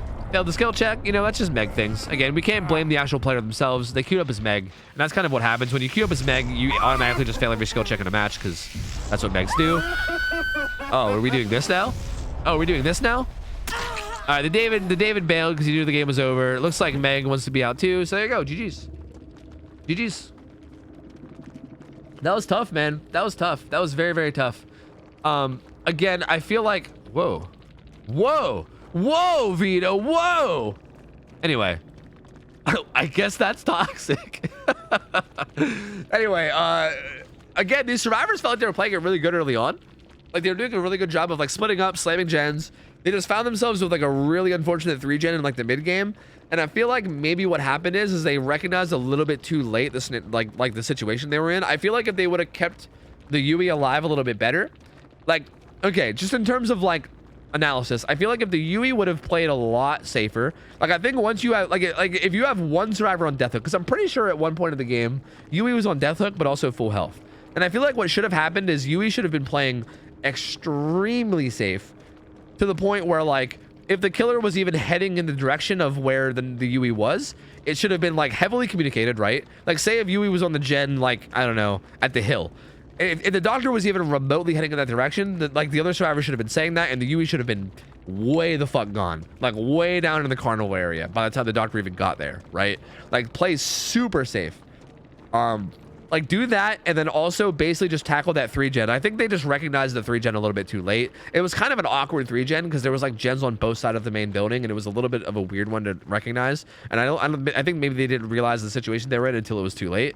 So kind of unfortunate for them. Good on the doctor though to recognize the situation and take advantage of it with his perks. I mean, that's kind of what his build is based around. So he did a really good job of capitalizing and taking advantage. And hey man, what can I say? GG's. So Nutty Slutties don't win their game. They're gonna get rotated out, and we're gonna bring in a new team to play against this doctor. So we'll see how another team fares. But GG's, man, GG's. These guys are gonna rotate out. We're gonna get another team in. This doctor's gonna stick around, and we'll do another one. Oh wait, did we pay out the prediction? Did someone pay out? No. Here, I got you guys. I'll pay up. I'll pay up. I got you. I got you. Damn, you guys are gonna get a fat paycheck this time too, dude. 33% went for killer. 67% went for survivor. You guys are getting a fat paycheck right now, dude. God damn. Fat payday. Okay, here's another prediction. This team that's coming in is okay, well, we don't know what team is coming in yet. I'll wait until we figure out what team is coming in before we give the prediction, okay? Also, yo, Aaron, thank you for the sub as well, dude. 65 months, man. Appreciate it, dude. You're probably already gone, I'm assuming. It was fucking late as shit for Aaron, right? That motherfucker has to be gone. It's so late for him. But if anyone from Aaron's stream is here, welcome over, guys. We're currently doing Scrim Night. This is like, I kind of consider this to be like grassroots competitive DBD, right? I know Aaron has played Call of DBD in the past, so he has a ton of experience with it. I don't think he does it primarily on stream anymore or anything, but I mean, he doesn't do it really at all anymore as far as I'm aware. But this is kind of like grassroots to Call of DBD, I would say. And also it's just kind of like a fun thing to do with the community. So we basically have signups where we sign up every week, and then we matchmake people based on their hours, and we have matches that are like, they're kind of like King of the Hill style. Like when one side wins, they stay, and then the other side rotates out. And if any side can win twice in a row, they win a minor prize of like gift subs to channels on Twitch. And yeah, that's currently what we're doing. So yeah. Welcome in, failures. Hope you guys enjoy it. If you got any questions, feel free to ask. Not EU friendly streams, SMH. Yeah, I've actually considered, like, I wonder if it would be worth it to like push back the hours of this a little bit to like maybe help get more like EU players in, because that might be a big reason why we don't have a lot of EU players and stuff, is just because it's so fucking late for them, right? Like I could maybe start one stream in the week earlier if I have to, you know? Like that's maybe something we could do. I don't know. It's something I could consider anyway. Anyway, okay, this team of survivors is Power Struggle Rangers, baby. 1425 hours. This is Tyro's team, by the way. You guys remember Tyro, right? You guys know Tyro. This is Tyro's team, but Tyro's not here. But this is Tyro's team. I feel like just because of that one copy pasta about Tyro's become like the fucking the like literal poster child of this team, just because of that one copy pasta. Now it's Tyro's team all of a sudden. I don't know why this is a thing. I feel like I'm being disrespectful to the other survivors of this team, but I feel like that's the best way to describe it at this point. I don't know why. It was just one copy pasta. That's it. There was one copy pasta, and now all of a sudden Tyro owns this team apparently. Anyway, these guys are quite good for their 1400 hours. So don't be too thrown off by their hours. They're honestly pretty solid for their hours. But we'll do a prediction. So again, same doctor, different team of survivors. And here you go. Go nuts. Gamba away. I'm the captain? Okay, cool. So it literally is Tyro's team. Okay, I'm glad that you're at least the captain, because then I don't feel bad about saying Tyro's team, because then I guess it is technically your team anyway. So yeah, we're good. Whew. Good. Good. You sound like you have a cold. Yeah, I'm a little bit stuffy. Right now. Yeah, I'm a tidbit stuffy. Oh shit, we have 20 minutes before ads. Do you think I should play them now? Oh fuck, I should maybe play them now. This is a doctor. You know what? I'm gonna play them now, and I'm gonna go get coffee, okay? I'm gonna play them now. Ayo, gonna take a coffee break real quick. So I'm gonna need like 3 minutes. I'll hold you guys hostage till I get back. Verb. Okay, guys, I'm gonna run 3 minutes of ads. I just want to make sure the ads don't play in the middle of a game. Like if this ends up being a really long game, and then like ads play right as like that just as like the deciding play happens of like, you know, who wins the game, that's gonna fucking suck. So I don't want to do that shit. I'm gonna switch to killers so that way these guys can't start. I'm gonna go get coffee because your boy needs coffee. My cup runneth dry, and that is not good. So I'm gonna go get coffee. I'm literally gonna put on my webcam so people can see my empty chair too. You guys can spend some time with chair, and I'll be back in like a couple minutes. I'm gonna play some maps. I'll be right back. BRB, BRB guys, BRB. 1 second. BRB.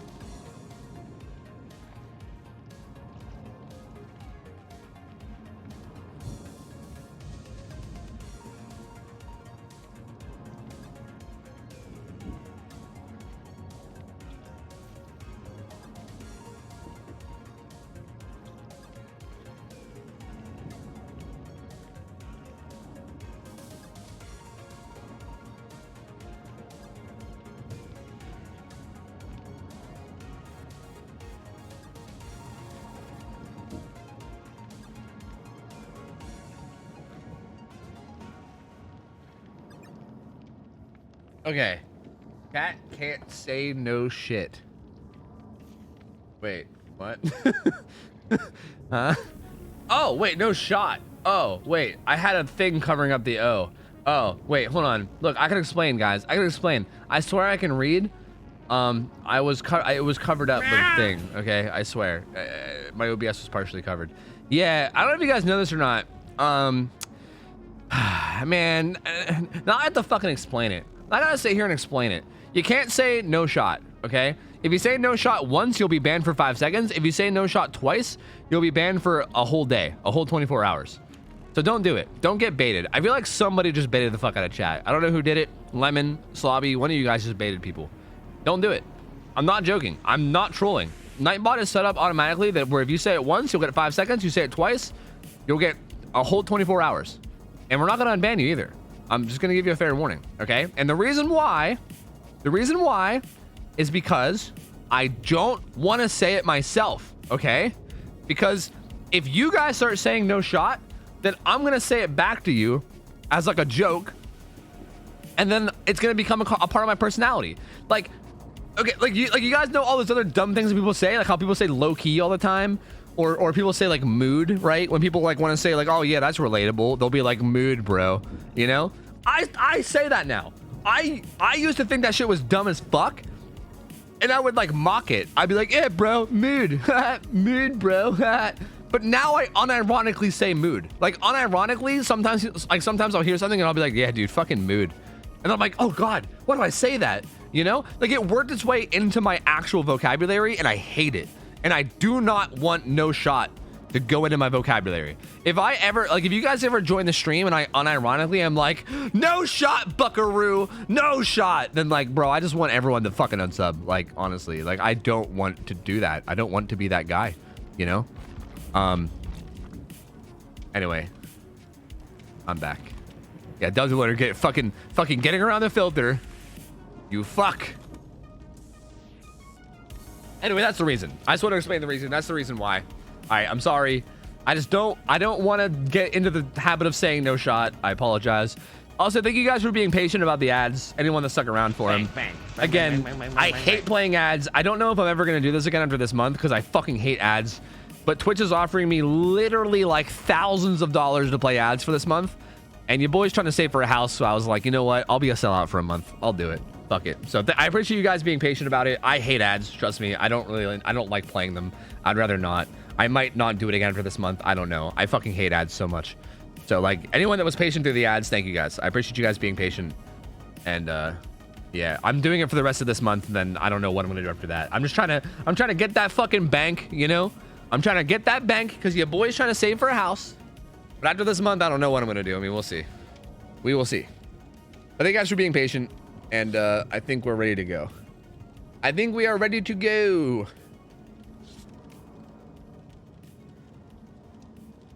You did say that. Yeah, I know. I did say that. I did say no shot during the nurse game, but that was me saying it ironically. Yeah, because I was saying like I was in the middle of saying, oh, they have no shot of winning this, and then like and then ironically I went, they got no shot, buckaroo. Like I said it ironically, but that's the thing. Like I don't like if there's an opportunity to like make fun of it, I'll do it. But if you guys give me the opportunity to make fun of it all the time, then I'm gonna be constantly making fun of it, and that's when it's gonna work its way in. Why are they whiteboarding? Are we high-fiving? Is that what it is? Is it for the sake of high fives? CFB gave $1 that said, bro, let me out. Did you guys ban CFB? Is CFB banned? You're free. So behave yourself, CFB. Jesus, man. God. Don't make fun of it. That's how you adopt it. Well, that's the thing. If you guys keep giving me opportunities to make fun of it, then I'm going to, right? Like it's hard to resist making fun of it when the opportunity is there. That's why I need to try to avoid the opportunity being there. You know, that's the goal. That's the ultimate goal here.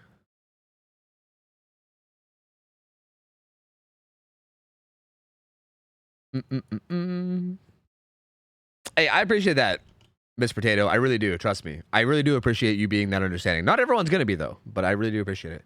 No face cam. I like to keep the face cam off during casting. I hope you guys don't mind. It feels a lot more comfy to me. Unapologetically Sam, thank you for the raid. Appreciate it. Thank you. Thank you. Appreciate you, buddy. Welcome in, guys. Thank you. Thank you. Thank you. Dragon My Sack gave 100 bits that I expect mad juicy plays, Triangle Bill. Lots of fun doing these. Thanks, Tofu. Yo, thank you, Dragon My Sack. Appreciate it, man. Thank you. Thank you. Thank you. Yo, I expect it too, dude. I'm hoping for good plays. Ooh. And Sam, yo, 9 months of subbing. Thank you. Appreciate it. Welcome back in. And thank you for the raid as well. Hope the stream went well. Thank you so much. All right, we're going to hop into the cast, so I'm going to be, you know, checking out a chat. But thank you. I appreciate it a lot. Thank you, thank you, thank you, thank you. All right. Let's see if he goes with the same build. He mixed up a little bit. He took off the late game perk. Oh, wait, what is this? Calm? Double calm? Oh, he went double calm. Double calm, modern abuse. He's going low tear radius, Doctor. Oh, this is interesting. Do you guys have the exact numbers on this? I don't know what the exact numbers are, but basically these add-ons make it so that when his static blast is off cooldown, like when his static blast is ready to use, his tear radius is bigger, like way bigger. Subby wubby. But then when his static blast is on cooldown, like it is right now, like when it's not available, his tear radius goes down by like a lot. I don't know what the exact number is, but it's a lot. And he also has it with modern abuse too. Modern abuse makes it so your tear radius is reduced by 8 meters out of chase and then increased by 8 meters in chase. So basically, if he's in chase with his static blast up, his tear radius will be like gigantic. It'll be like fucking, I don't know, like 40, 50 meters. I don't know, some crazy shit. It'll cover like the whole map basically. Like his static blast will be huge. But times like right now, when he's not in chase, like his tear radius right now is really small. 14 meters. Yeah, like look, this fucking this Claudette probably heard the tear radius, but she probably heard the tear radius so faintly that she was like, oh yeah, this doctor is probably like miles away, right? Like he's probably like the whole way across the map. Like I barely hear the tear radius. And then next thing you know, he's on your face. Look! These motherfuckers are getting snuck up on. These guys need to calm really well. These guys need to calm really, really well. If they're gonna deal with this, they need to calm really well. Like these free hits that he's getting right now need to not be happening. They need to be like calling out where he's going. Like right here, like this can't happen. This is really, really bad. This is really, really bad. So this is an interesting build. He took off NOED for this, right? He took off NOED. He also doesn't have range on his shocks. So his shocks are a lot less powerful without the range in the discipline. But he's going for like the short tear radius sneaky beaky, 8 and 6 meters. So he has 16, 22 meters taken off. So yeah. So wait, 10 meters then. If he has 16, wait, yeah. Right? Yeah, his tear radius should be 10 meters then. So he has a 10 meter tear radius. Right? At the smallest. I think he has a 10 meter tear radius at the smallest, which is really small. And 10 meters is like nothing. Dwight needs a hit there. Okay, I mean, I need to catch up with what's going on. Looks like Jake is on the hook. Coin to Dine gets unhooked. I think the killer's just gonna ignore that though and go around and maybe kick gens. I don't know, maybe. I mean, I think the doctor should try to get someone out. That did a really good job for him last game. Finds a Jake again, so it looks like he is gonna go for it. Does Jake have bounce landing? Yes. Jake's gonna get the fuck out of dodge. I think the doctor should have just stuck to that. I think the doctor should have just stuck to that and killed that Jake. Honestly, it's just bounce landing, dude. You can deal with it. It's okay. But I think he wants to take advantage of his build. Oh, gets a spicy hit through the window. Oh Lord. All right. Yeah. So again, I feel like what's really important about this, like anything like this, I think this is where like as a survivor team, you should be like really heavily calming the killer's location, right? Like that should be a thing. Like in like these scrim style games anyway, right? I mean, if you're playing pub games, do whatever the fuck you want. But these scrim style games, you should be really heavily like calming his position. Like you should be like, if he ever leaves you and goes somewhere else, you should tell your team like what direction he's heading in. That way, if he's heading in their direction, they can preemptively like get off gens and like prepare themselves and get somewhere safe. Because this build is basically based around catching people off guard with your low tear radius and getting hits for free. But if you can avoid getting hit for free, like if you can use really, like right now, whoever was over there, I think it was was it the Jake or the Dwight? I think it was the Jake. Should be definitely common that he was like coming back, and maybe he did because these guys did get a big head start. So like this is good, right? These guys got a pretty big head start. She's gonna vault that window. So yeah, that's like really, really important. That's gonna be like the game breaker here on like whether they do that. Because if they do that and they deny him getting like free hits, that basically makes his whole build, I don't want to say useless, but like way less powerful, right? Like he's really banking on all the free hits that he gets. Okay, he finds, okay. Kicks the gen. I mean, I guess I don't hate it. He has 3 gen kick perks. So again, he's going to be kicking gens a lot. Like he's going to be like avoiding getting hits and chases sometimes for the sake of kicking gens. Finds the Jake again, though. This Jake needs to be careful. I feel like another thing that they should probably be doing. Okay, another gen kick. Jake's still here. like wherever they got a gen done, they should be able to identify. Like right now, there's only 2 gens down in the carnival area. I don't know if they got a gen done down here or not. They might have. Oh, ankles, shattered. Oh.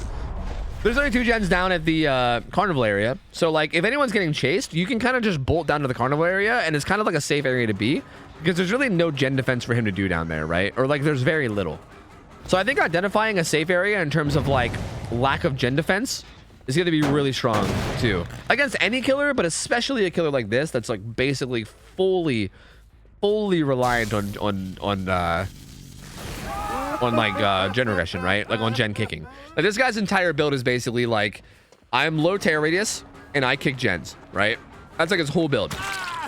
So if these guys are able to identify that spot down there is like a safe spot, like that Dwight's already bolting. And also they have a boon. If they can put the boon up down there, like that is 100% how the servers win this. They put a boon down in this area, and then anytime someone gets chased, they run down to this area. And if anyone ever gets chased down here, they just slam gens while they're being chased, right? Everyone can go reset for free in the boon, and if the killer ever commits to a chase down here, they basically break up his 3 gen. And then that's like an easy win, right? That's a pretty easy way to win this, I feel like. Especially now that gen is done, this area is now especially dead, right? Like even here, you see he can't chase this, right? He has to leave. Like he has to leave. He can't afford to chase this. Although he does find the injured Dwight. Oh no, injured Dwight, not like this. Oh, brother, not like this. That won't be his first hook though, I believe, right? Yeah, it's only been Rebecca and Jake that have been hooked, so this is going to be his first hook, so not the end of the world. But he's probably going to try to hook him somewhere close to his gens, that way he can protect it. Maybe not. I would have hooked him over on that hill over there, right? Wasn't there a hill hook behind him? There was some kind of hook behind him that was like kind of near like that gen over there. I probably would have hooked him there, but you know, it's okay. There's some here. It's still relatively close to his gens. I think he's probably going to try to hold down like the same 3 gen he had last game, right? Last game he held down a 3 gen with this gen right here, the one in the main building right there, and then the one across from it. So this one. I'm assuming he might do it again, like this kind of like straight line of gens. I think he's going to try to hold this down again. So again, what they should do, boon up down in the carnival, which I don't know if they have that or not. They might already have that. I don't know. And then anytime you get hit, bolt down to the carnival. Just bolt down to the carnival. And then if he commits to anybody down to the carnival, the team can basically just instantly jump on the gens. And if he doesn't commit, then they can just heal up and then keep going back, right? Like, if you're organized enough, this strat is not really a winning strat at all. Like, this strat should be very beatable. Because Doctor's not really a killer that is able to down survivors quickly, right? This kind of strat could work on a killer with like 1-shot down potential, because you can't guarantee safely get to the carnival every time. But with a killer like Doctor, where he's not really able to 1-shot down ever, see, like I don't know how I feel about this. Like I don't like this where he's running right now. This is not good. Like he's gonna go down in the gens right now, maybe. Maybe. Okay, he's making his way over, but that was kind of risky. He shouldn't make that. I don't think the shock will even reach him. Yeah, it won't even reach him. No range. And the Doctor's too scared of his gen, so he has to go back and kick him. So, yeah, interesting. Goes back and kicks this. So the Rebecca did get the safety, so good on her. Very, very well played. Okay, gonna swing over here. Using his momentum midair to make his way towards the generator. They haven't really got much progress on these though. I'm not sure what they've been doing for the past little while. They might have been doing like different gens. I'm not sure. Like this is the 3 gen. They might not even recognize that this is the 3 gen. That's the thing as well. It's obviously really easy for us to sit here as the caster and be like, oh yeah, it's very clear that the Doctor is holding down this 3 gen or whatever. As a survivor team, it might not be easy for them to recognize exactly what's going on yet. I mean, they might have been watching last game, and if so, they might recognize this. I mean, if they were watching last game, then maybe they know, but it's definitely something that isn't exactly easy to recognize right away. I actually want to check and see what they're doing. Rebecca's doing the gen of the T-wall. Dwight's going to get back on that side gen. There was 2 in the middle. So there's basically 1 on each side gen, and there was 2 in the middle is what they're currently doing. So right now, there's 1 on each side. I personally think that they shouldn't even bother with this middle gen, and they should just attack these sides. I think there should be like 2-ish survivors trying to attack each side. And again, every time he tries to make his way towards the gen, they should just run to the carnival. And they should also boon up in the carnival. Where's their boon? Do they have a boon? They do have a boon, and it's in the carnival. Good. So they have a boon in the carnival already. That's already there. That's already established. So good on them. I think they should say, fuck this gen. Fuck this gen up in the middle. Just don't even worry about it. This gen right here at this T-wall and the gen over at the other side should be the ones that are priority. Like even this isn't that big of a deal if you get hit. If you run to the carnival, I don't like where she's running. Like, I guess running to Shack is okay too, right? Like Shack is also an okay place to run to, but it's a little bit more dangerous because basement's in Shack, and it's like a less of a far away area. Like the carnival is like a deep area where like if you run deep into it, like you're really far away from the gens. This isn't that far away from the gens, right? Like he could maybe realistically commit to this, and if he happens to get it down quick, it could be bad, right? And he did get it down quick. This is what I'm saying. Like this feels like a lot riskier than the carnival. Like the carnival feels like such a safe area, whereas this feels like a not like basement was behind him, but he doesn't want to hook him in basement. He wants to get back to his gens ASAP, which is pretty reasonable. But like even giving him this hook feels unnecessary. Like I feel like this could just not happen. Gonna Sonic Blast. He's gonna terrorist. He's gonna be really small again. Looks like they're not on the gens. I want to see what they're doing. The Rebecca's healing in the boon. Dwight's chilling out here as well. And the Jake was avoiding the shock with a locker. Okay, the Jake sees him. He should probably be communicating where he is. Over on the other side. We'll see how they go about handling this. Survivor on the hook. Survivor on the hook has deliverance, actually. They don't need to unhook. I'm not sure why he's not deliverancing. I feel like once they called out where he was on the other side of the map, like once he was kicking this gen, he should have deliverance. I'm not sure why he didn't. Does he not recognize that he has deliverance? Are they sending in someone to unhook the deliverance guy, or are they just waiting for the last second? I feel like they should have deliverance as soon as they realized that the killer was far away. Like as soon as you realize that you can deliverance off the hook and be safe, he should have just deliverance.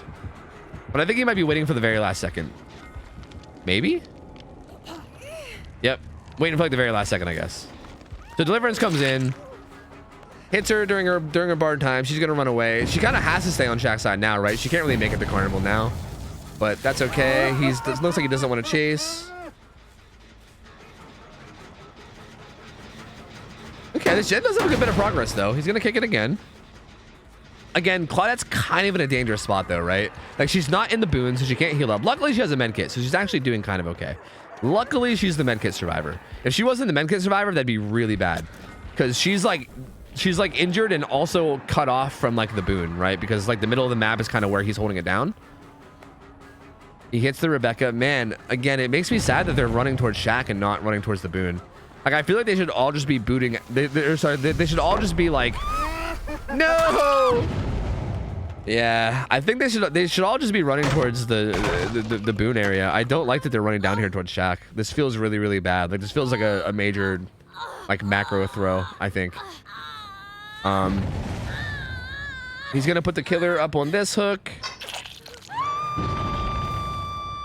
That's gonna be Rebecca's second hook. They are doing this gen pretty heavily though.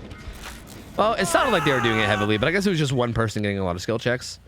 So gonna get chased off of this, and again, this gen's gonna get hit again with Colorblind, Eruption, Overcharge, gonna get hit with all that jazz again. But Claudette is still not. Oh, she made it to the boon. Okay, she's still in deep wounds. As a matter of fact, she's kind of bleeding out a bit. Is she gonna bleed out? Are they letting her bleed out? Wait, what's the strat here? What's the... Is the strat that picking up in Circle of Healing is faster than mending?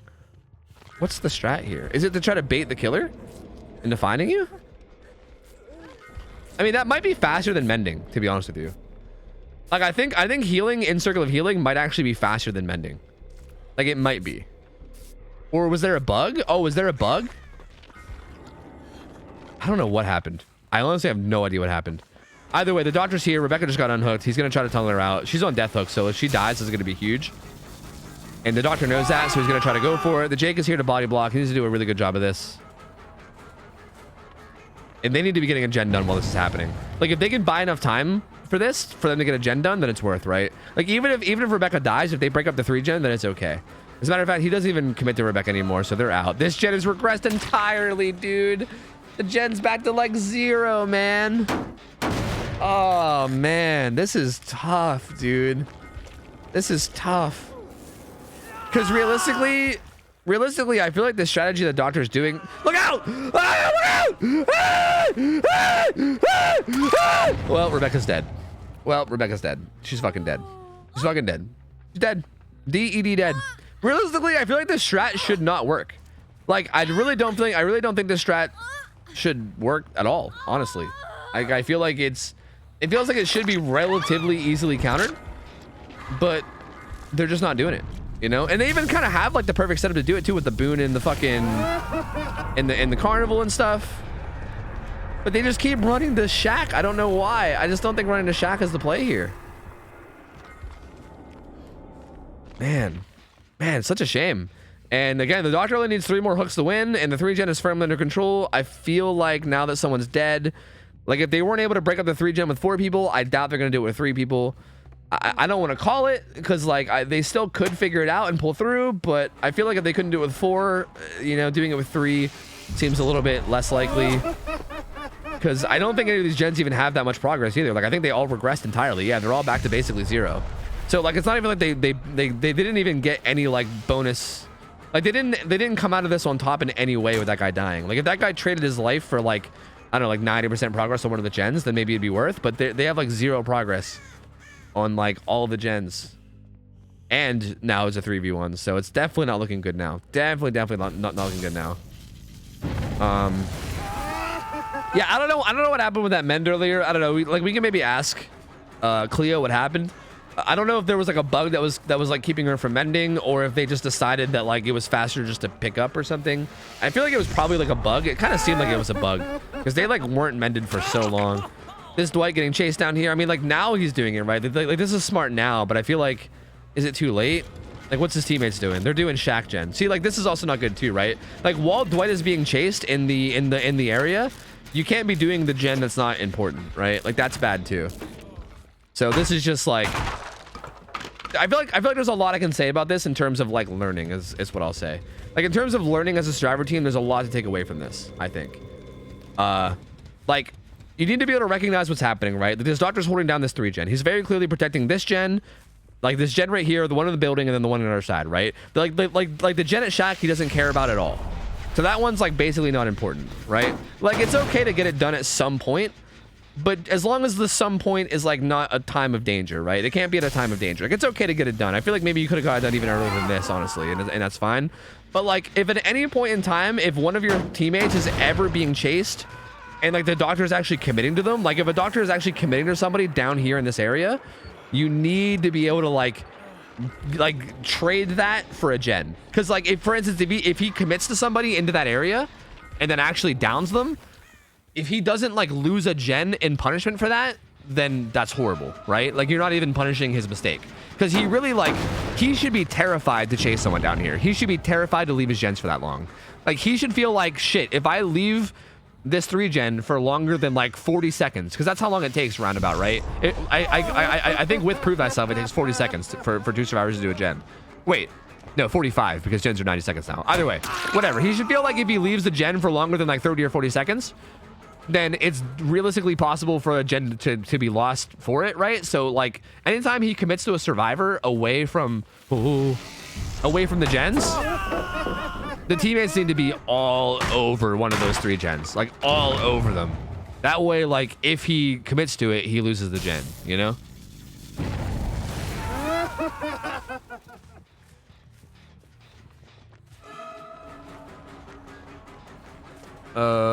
Okay, finds these 2. The Dwight runs into the circus area, which is good. Claudette's also kind of running the circus area, but on the opposite sides. These guys are like, I like this, like, right? Like the way they played this was good. I think if the Jake would have did this whenever he got chased, it would have been better too, because then he would have already been like halfway healed, because he would have been in the boon. He's above right now, and the doctor heard that.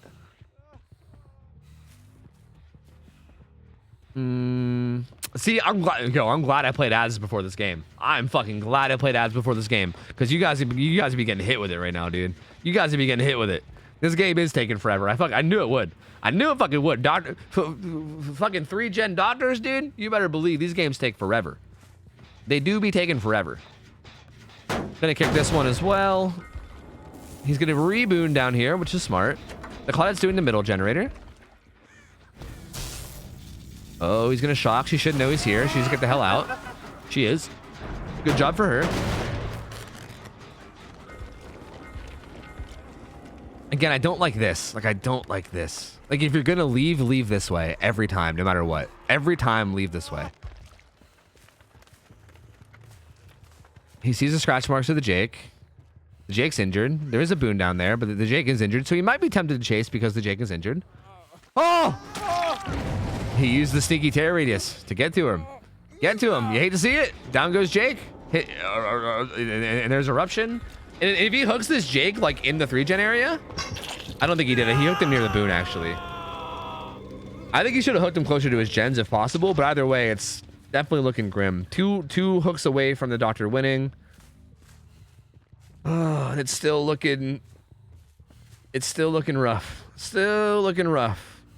Corrupt intervention is not restricted. No. Yeah, we've seen a lot of people not take it, which is odd. Very, very odd. It's a bit confusing why they're not, but also like it's working out for them, so I guess I can't really say anything. But yeah, corrupt intervention isn't restricted. People are just opting to not take it sometimes. Gonna kick this gen too. He's gonna go try to apply eruption to all these gens again, right? Just apply eruption to them. Also put overcharge on them. Just apply all the different perks to them. That way, if anyone goes down ever, they get hit by it. These guys healed over here. He knows that they're here. He's gonna come get a sneak hit on them. Dude, that small tear radius is just, it's doing wonders, man. It's doing wonders. Like, it might not seem like 10 meters is that small, but dude, like, you don't even like begin. Like, you guys gotta keep in mind that the tear radius is 10 meters, but if you're exactly 10 meters away, you hear like the very faintest of tear radius. Like, you barely hear it. Like, you only really start to hear it when he's like, I don't know, like 6 or 7 meters away. And at that point, he's like within lunging range, you know?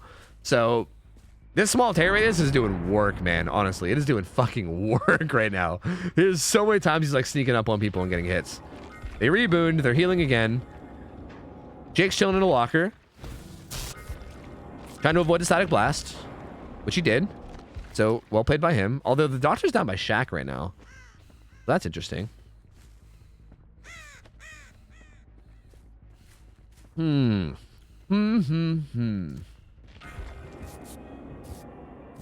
Dwight is healing.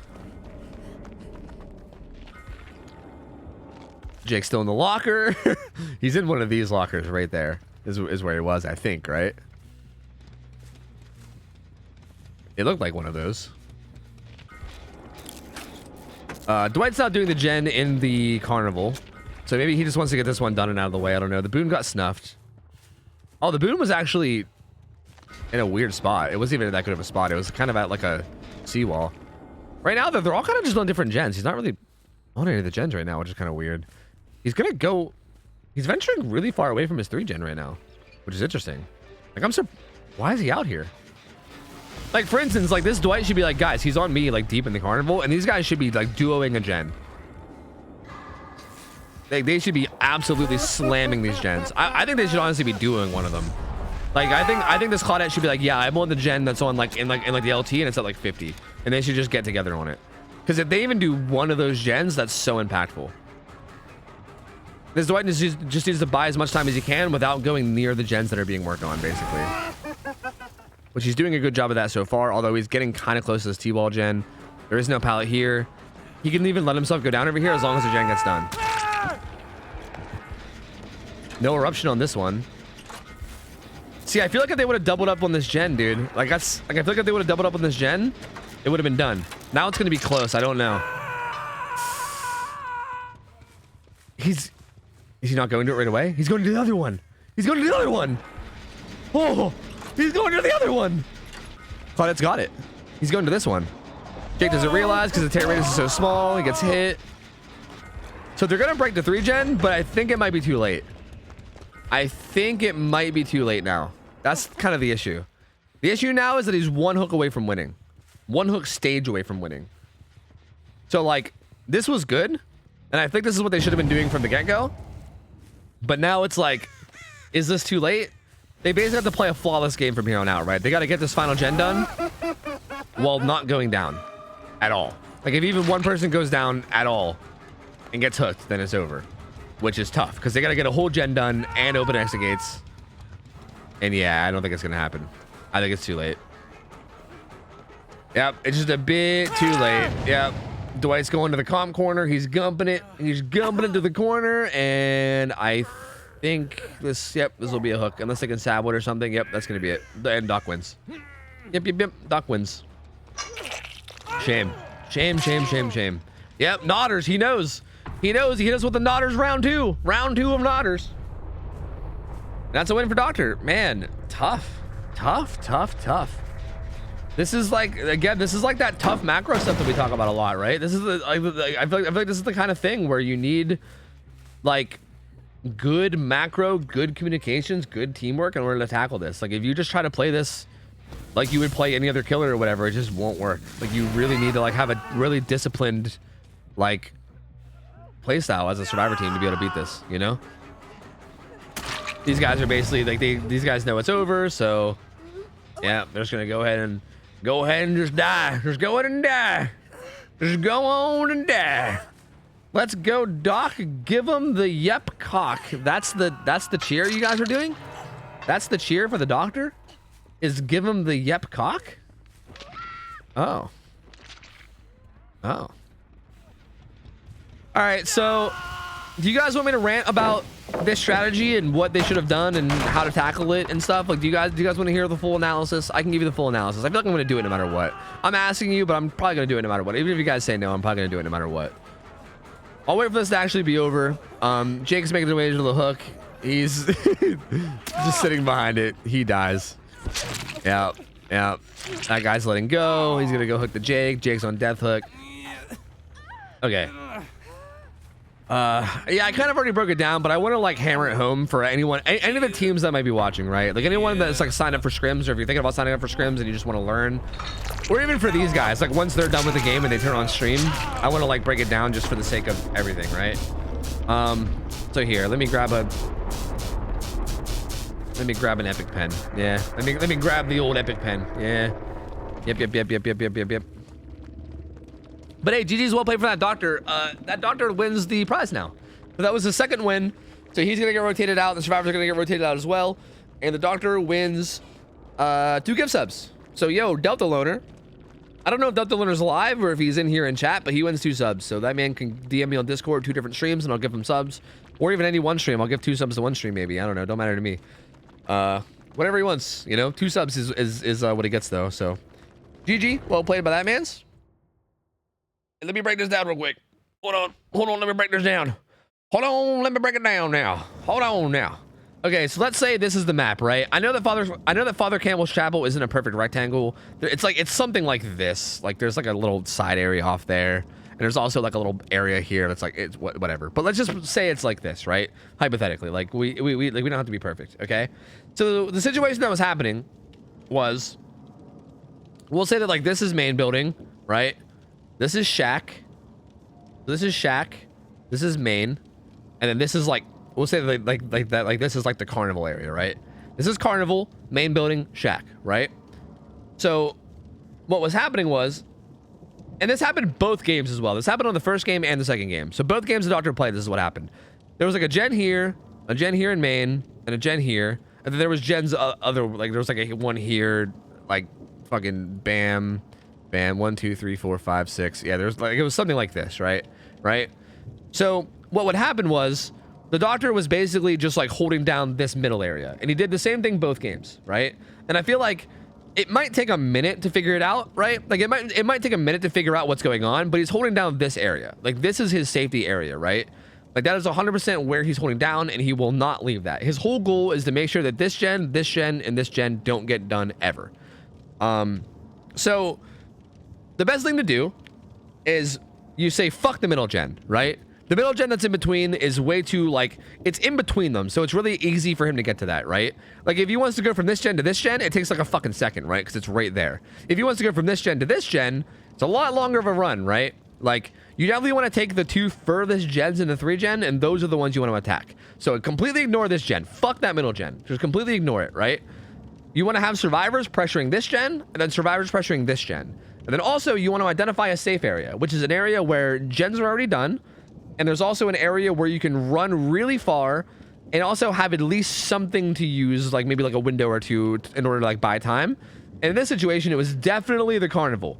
Like the distance to shack is way less than the distance to carnival, right? Like the distance to carnival is really far. Like for instance, like if you're here and you just like run the whole way down here and he just like chases you and downs you, if the second he starts chasing you and he's like actually committing, if you're like, hey team, he's committing to me, so you guys can like do a gen, like he's committing to me, he's like down in the carnival area, he's nowhere near the gens, if all three of your teammates are like, okay, he's on you on the carnival, let's all get on a gen together. If you're like, okay, I'm on the gen that's at the T-wall or whatever, right? And if you all three of you jump on a gen, he literally cannot commit to that. He cannot chase you down there. If he chases you down there, he basically trades the gen for a down, which is not worth, because it breaks up his 3 gen and then his whole strat's ruined, right? His entire strat's ruined.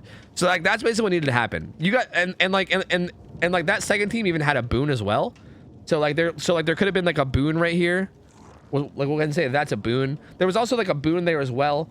So like anytime that you did get hit, like if he snuck up on you and got a hit, you could have just ran down here and then like healed up and played really, really safe and like ran deep in too, right? Like I wouldn't even say run like right here and heal. I would say run like down here and heal. Like play safe. Like you don't want to go down, right? You do not want to go down at all. Like only try to attack the gens if you're full health. And when you're full health, if you ever get chased, just run to the safe area. And if he commits to you, your teammates do the gens. If he doesn't commit to you, then you heal up and then you go back and you pressure it some more, right? And if it's a 4v1, you guaranteed will get these gens done. As long as you play safe, that strat that he did will not work if you play safe enough, right? If you actually play safe enough and you really just attack the gens correctly, it literally will not work every single time. You just have to like play it really, really smart. Even in a 3v1, even in like a 3v1, you can still beat it if you play really like disciplined and like really safe with it, you know what I mean? So yeah, I don't know. That's what needed to happen in both of those games. In literally both of those games that needed to happen, and it didn't happen in either one, which is a little bit depressing. A little bit depressive. Depressing, sorry. So hopefully for the future, if you guys ever find yourself in a situation like that, maybe you can you know, come together as a team and get through it, baby. Get through it, you know? That men was a bug, by the way. Okay, makes sense. I figured something happened there. I couldn't tell what the fuck was going on. It seemed like something was clearly wrong with that mend, yeah. Points. Oh, yeah. The prediction, huh? Looking for love. Looking for love is,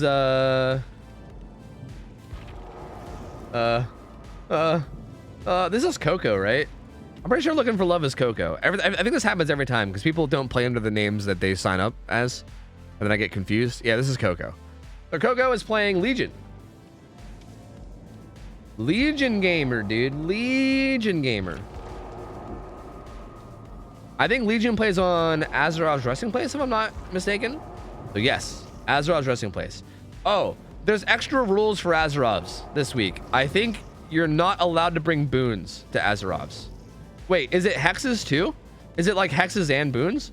Because I'm pretty sure there's uncleansable totems on Autohaven. There's currently like a bug where some totems are uncleansable. So I think there's additional rules for Autohaven maps where you can't bring totems, or you can't bring any like totem perks, I think. That's interesting though. Are you allowed to bring only boons or bad form from what I heard? Oh, so we're allowing hexes? But what happens if like, what happens if you have like Devour Hope in like an uncleansable spot or something?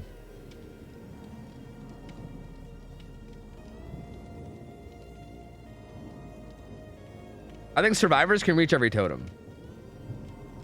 Oh, you just can't snuff them. Is that what it is? Oh, like you're saying that you can break totems as survivor, but you can't snuff boons. Is that what it is? It was the only killer that couldn't reach. Oh, okay. So basically hexes are totally fine. Okay. Makes sense. So just no boons. Okay, makes sense. Hi, Panic. How are you doing? Hello. It's actually kind of a big deal because I think Circle of Healing could be really strong against Legion, depending on how he plays around hooks. Could actually be really strong. So taking that away might actually be kind of a big deal. Maybe. You can't stuff boons or use Pentimento. Yeah, that's fair. That's fair. Yo, Indigo Simmer, thank you for the 26 months. That was so long ago. I think you did that like at the start of the game, and that game lasted so long. So I'm sorry, that was a long one. So the survivors are, their team name is the Killer Mains, but they're on survivors, so it's a little bit confusing. They're around 1,500 hours average. The killer's playing Legion. It's on Azerov's resting place. Again, you can't have boons, so that might play a role. So feel free to vote accordingly. Go nuts. There's nothing else Nothing else is restricted as far as I'm aware on Legion other than like the baseline restrictions, which is like no end, no way out and haunted ground. I sent you my gift request on Discord. Okay, thank you. Or wait, did you send it on Discord? Is it like a message request? Oh yeah, I see it. I see it. Sure. And your name on Twitch is just Delta Loner, right? Yeah. I'm gonna do something weird, Delta Loner, and I'm gonna copy paste your name into our DMs, so it might look weird. But I just want to make sure that I don't get I just want to make sure 100% that I don't send it to the wrong person. Okay. If I don't like gift it to the wrong person, I'll handle that after stream.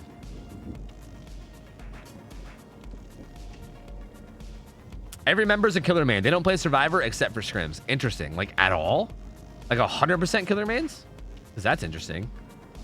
I feel like though, interestingly enough, I feel like being a killer main kind of makes you a good survivor in a way.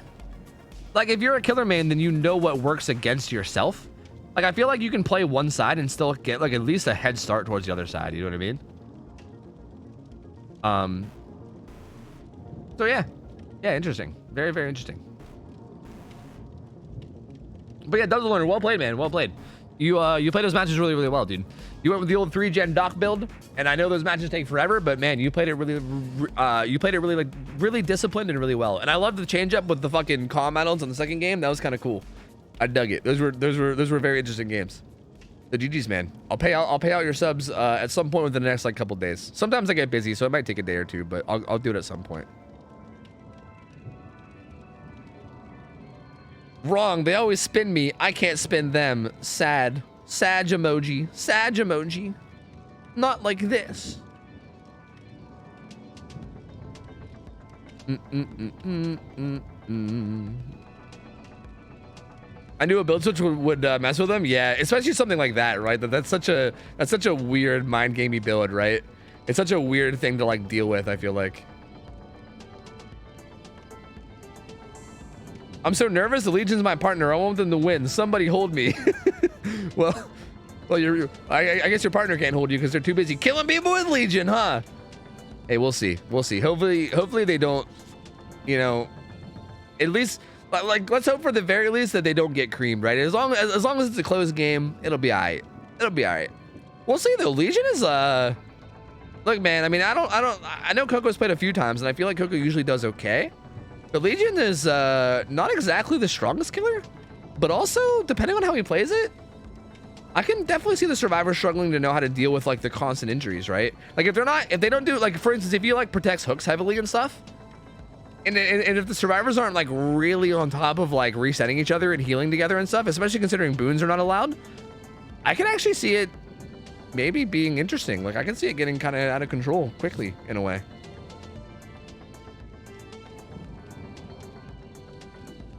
They think it's funny when they lose? Okay, good. That makes me happy to hear then. So, no hard feelings if it goes south. I see. Why aren't boons allowed? Because on Autohaven, there is a certain boon spot that you can do. Like, there's a certain totem spawn that is literally uncleansable from the survivors. Or sorry, my bad. Uncleansable from the killers. The killer can't snuff a certain boon. There's like a certain tile where if a totem spawns, you literally just can't break it. But for some reason, the survivors can break it. Like if it's a hex totem, the survivors can break the totem, but the killers just can't snuff it. So, yeah. If we allowed boons, then like, it would be kind of unfair because either A, we'd have to tell them like, hey, this is the exact boon that you can't boon. And that might fuck them over because it's one less totem for them to boon. But also like, you know, if someone does it on accident or something, then like the killer wouldn't be able to snuff it. So it's just better just to be like, yeah, just don't do it. Just don't do it. It's a narrow spot. Survivors can fit, killer can't. Ah, gotcha. Also, gotcha, Sludge Raptors. Makes sense. Hey, that's how I used to be too. It could be fun, honestly. That could definitely be fun. It feels a lot more rewarding when you play bad killers and win, right? So I get it. I get it. Maybe just ask them not to boon it nicely. True. We could just ask them very politely. Please, sir. Please don't boon this spot. Okay, looks good on the build side. Okay. Oh, spicy on the build. I see. Mine's ace right away. No corrupted invention again. I think that's mural sketch and then eerie. What's it? Coin. What is that? No, not eerie coin. What's it called? Eerie What the fuck? What the fuck's the Legion Eerie? I can't remember. Eerie. Eerie. Button. It's a button. Thank you. That's what it is. It's a button. Coin is slingers.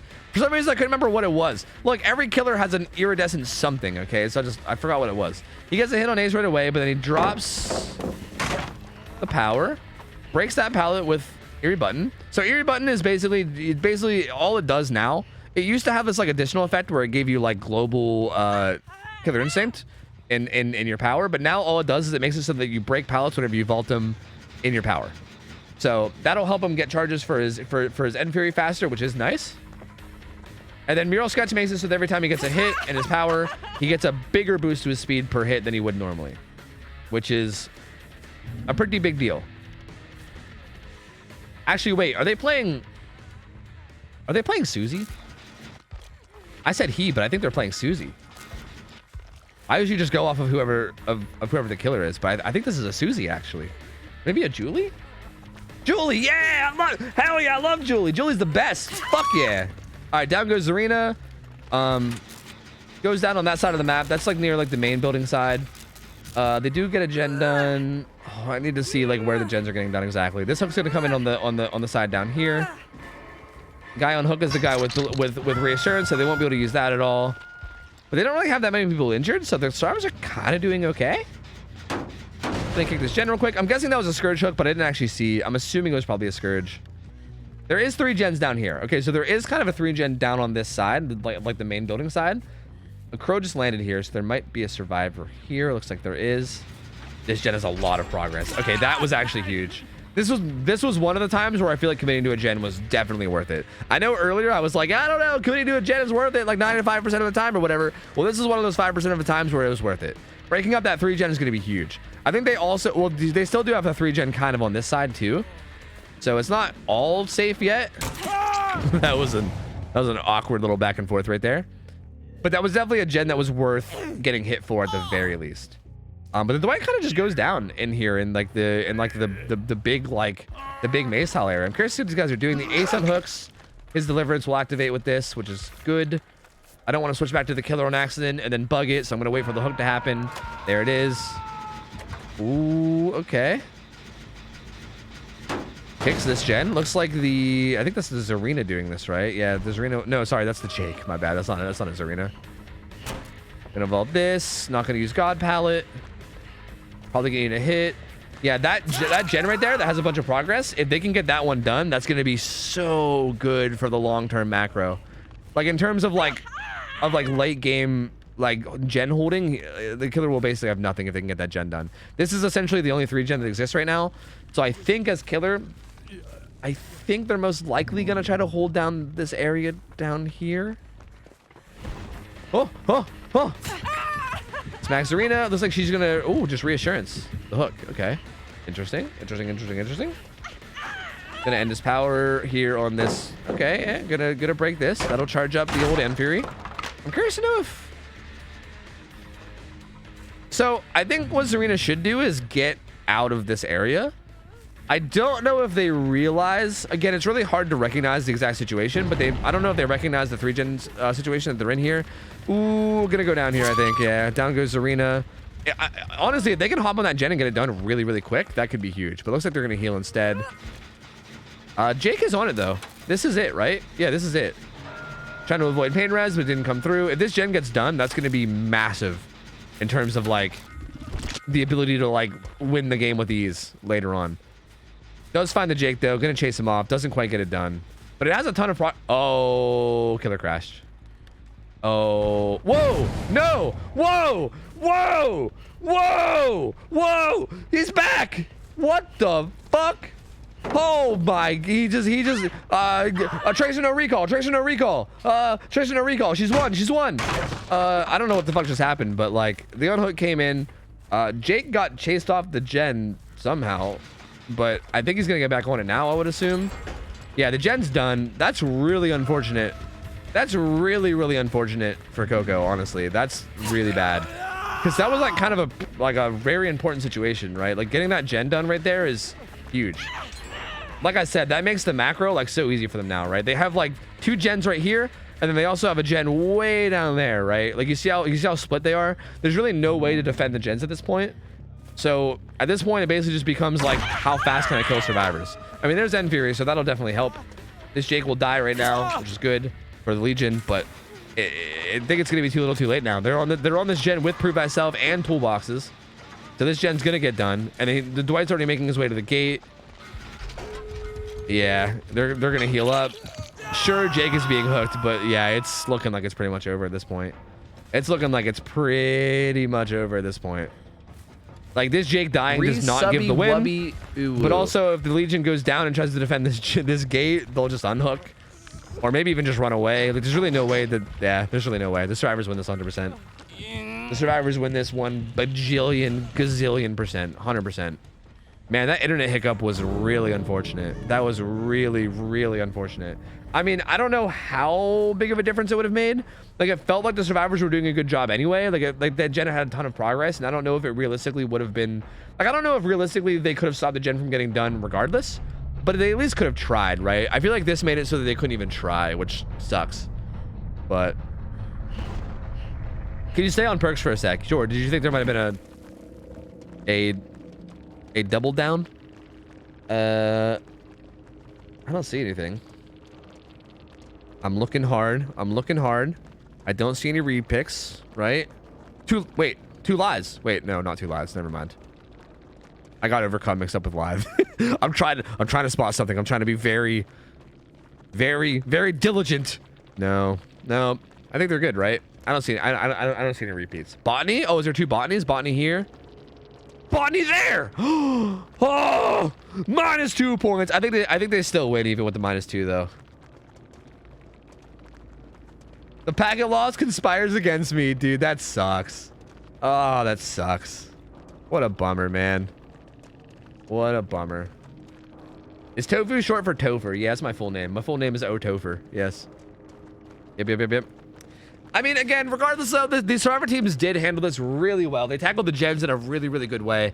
Their macro was like perfect for this map, right? Like, this map is a huge macro map. Like, if you don't tackle the gens in the correct way, it'll come back to bite you in the ass and then you'll end up losing late game. But they tackled gens in like the best way possible. They really just handled the situation perfectly. Again, there was that unfortunate lag spike. But even if that lag spike didn't happen, I feel like it was still swaying at least slightly in the survivor's favor. Like, I feel like they would have had to thrown a little bit in order for the killer to win, which they could have. You never know. They could have. Like, they definitely could have thrown. But it was already leading in their favor a little bit, so I guess I'm not like too upset. It's not like the killer was like dominating and then the lag happened. So I guess it's not the end of the world, but still sucks to see. Yeah,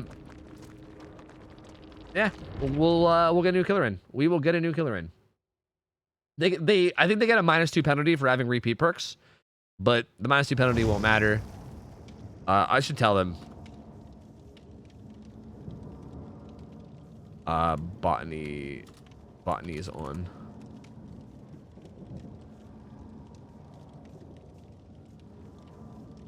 I just want to make sure that they know so they don't do it next game.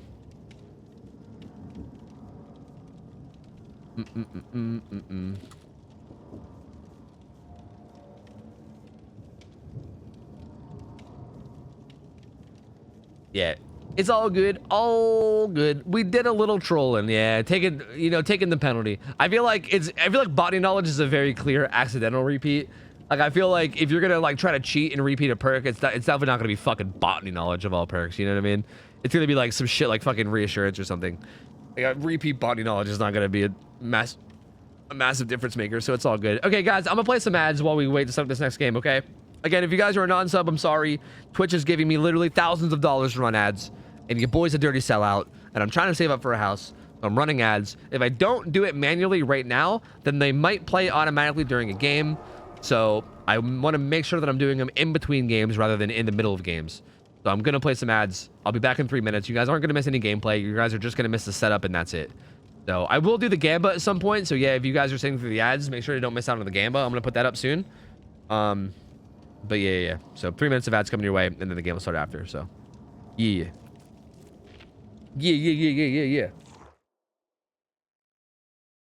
Double botany OP. Yeah, dude, double botany and say it. Oh, it's motherfucking Tyro. Yeah, I'm bringing Tyro. Okay, wait, what's Tyro playing? Holy fuck. I agree, Math Man. That's how I feel about Tyro playing killer. I agree, dude. I agree. Couldn't have said it better myself, honestly. Looks like Tyro is playing Cannibal. Woohoo! We're getting some Bubba gameplay, baby. Ooh, we're getting some Bubba gameplay. Oh, baby. Okay, okay, so I'm gonna type this in chat for anybody that might have ads, okay? Wow, Tyro only has 1,200 hours? 1,200 hours, Bubba. I'll say Leatherface. Versus same Survivor team. Gonna put up prediction. That way, if anyone has ads, they can see it, right? There we go. There we go. There you go. Wait, oh, wait, we never paid out the last one. Bam. We'll pay out the last one, and then we'll put up a new one. So here you guys go. Go nuts, my friends. Go nuts. Go nuts, my friends. It got spammed away. Who is Tyro? For the blind, he is the light. For the hungry, he is the bread. For the sick, he is the cure. For the sad, he is the joy. For the poor, he is the treasure. For the debtor, he is forgiveness. For the face, he is the lips. The lips. Survivors, 1,500 hours. Killer, 1,200 hours. Bubba. There you go. There you go. Vote away. Vote away. Go nuts. Go nuts. Ooh, don't do that again. Nasty. Bro, I'll kissy smooch the camera as much as I want to. Thank you very much. Thank you very much.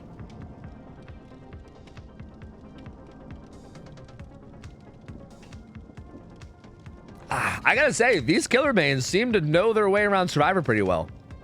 For being killer mains, see, it's interesting because, like, I think it's funny because I feel like the killer mains, and I don't mean this in like a negative way, I feel like some of their chases weren't like god tier or anything. Like, they're not like god tier juicer survivors. Like, they weren't bad, but they weren't like amazing. But I feel like as killer players, they had like super good just like strategy of knowing how to like strategize against the killer, which is really interesting. I feel like them being killer players is so like beneficial to them in terms of like the strategy part of this all, because they know like exactly like what the killer is going to want to try to do, so they know exactly how to counter it, which makes that really interesting. Like, I feel like these killer main survivors are actually playing like the teamwork side of Survivor almost better than a lot of Survivor players, because they actually are looking at it from like a strategy point of view of the killer, as opposed to just being like, fuck it, let's loop and juice, you know? Which I'm not saying that's what every Survivor does or anything, but it's interesting how well they play the strategy side when they're not actually Survivor players, you know? Killer mains can Survivor macro so well, but can't chase for shit. Yeah, that's 100% a thing. That's totally a thing. That's like every killer main on Survivor. God tier macro, terrible chase. Well, not terrible chase. I mean, some of them have okay chases too, but yeah. Yo, Foscari, thanks for the resub, by the way. 14 months. Baby Cthulhu, 26 months. Rusty Machete, thank you for the gift sub, man. Drum Guy, thank you for the 34 months, man. God damn, Drum Guy. Thank you, dude. Thank you. If Tyro and my girl both drowning, and I can only save one, catch me at my girl's funeral, chanting King of Killers.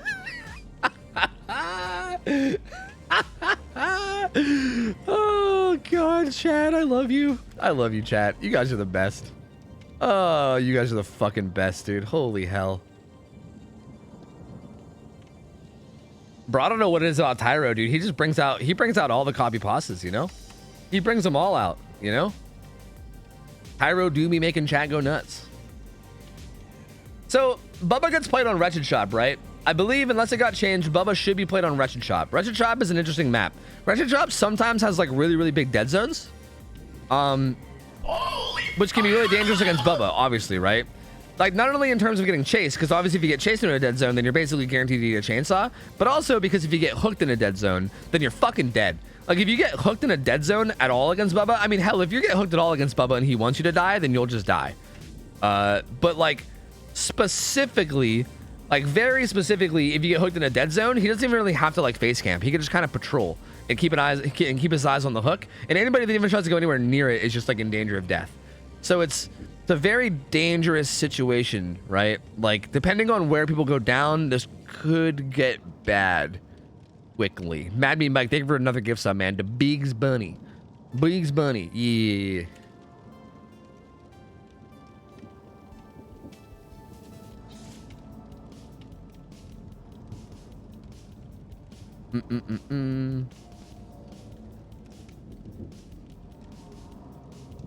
We are good. We are good. We are good to go. Hey, how do I get to play killer in the scrims? You got to sign up. !forum will give you a link to the forum. You got to fill that out. You got to tell us what region you're from. You got to tell us how many hours you have. And then basically we will try to match you up with a team around your hour level. Assuming there is a team around your hour level in your region, then we'll try to hook you up.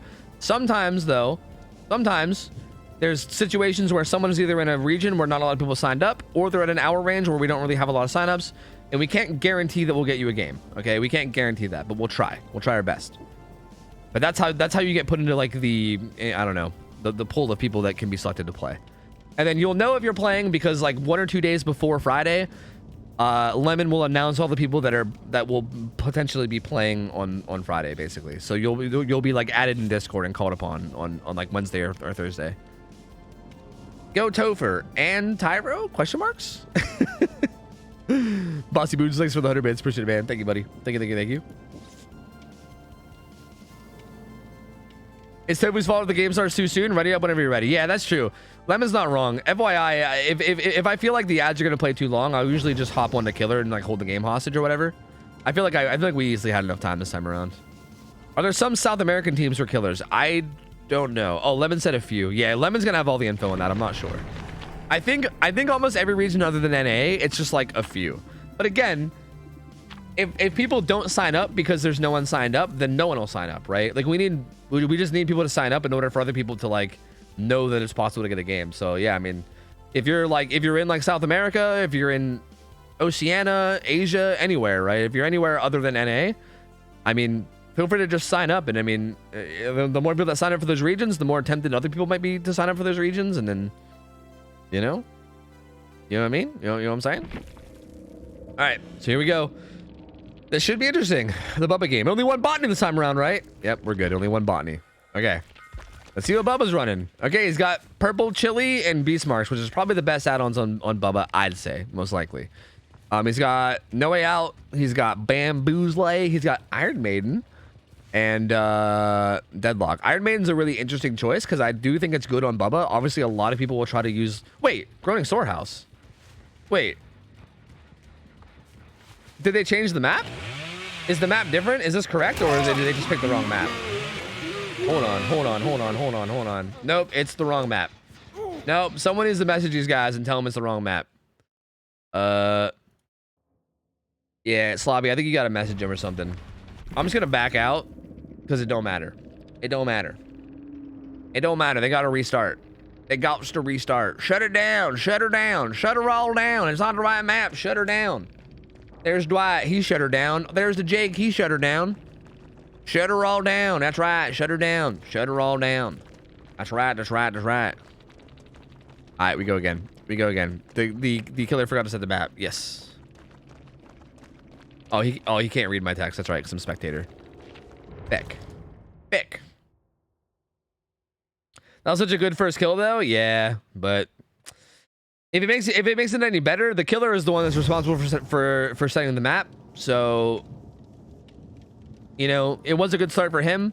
I guess it'd be worse if the survivors got a good head start, then they were punished for it. But yeah, I mean, I guess that's his punishment, right? He had a good start, but he had the wrong map. So what are you gonna do? What are you gonna do, man? What are you gonna do?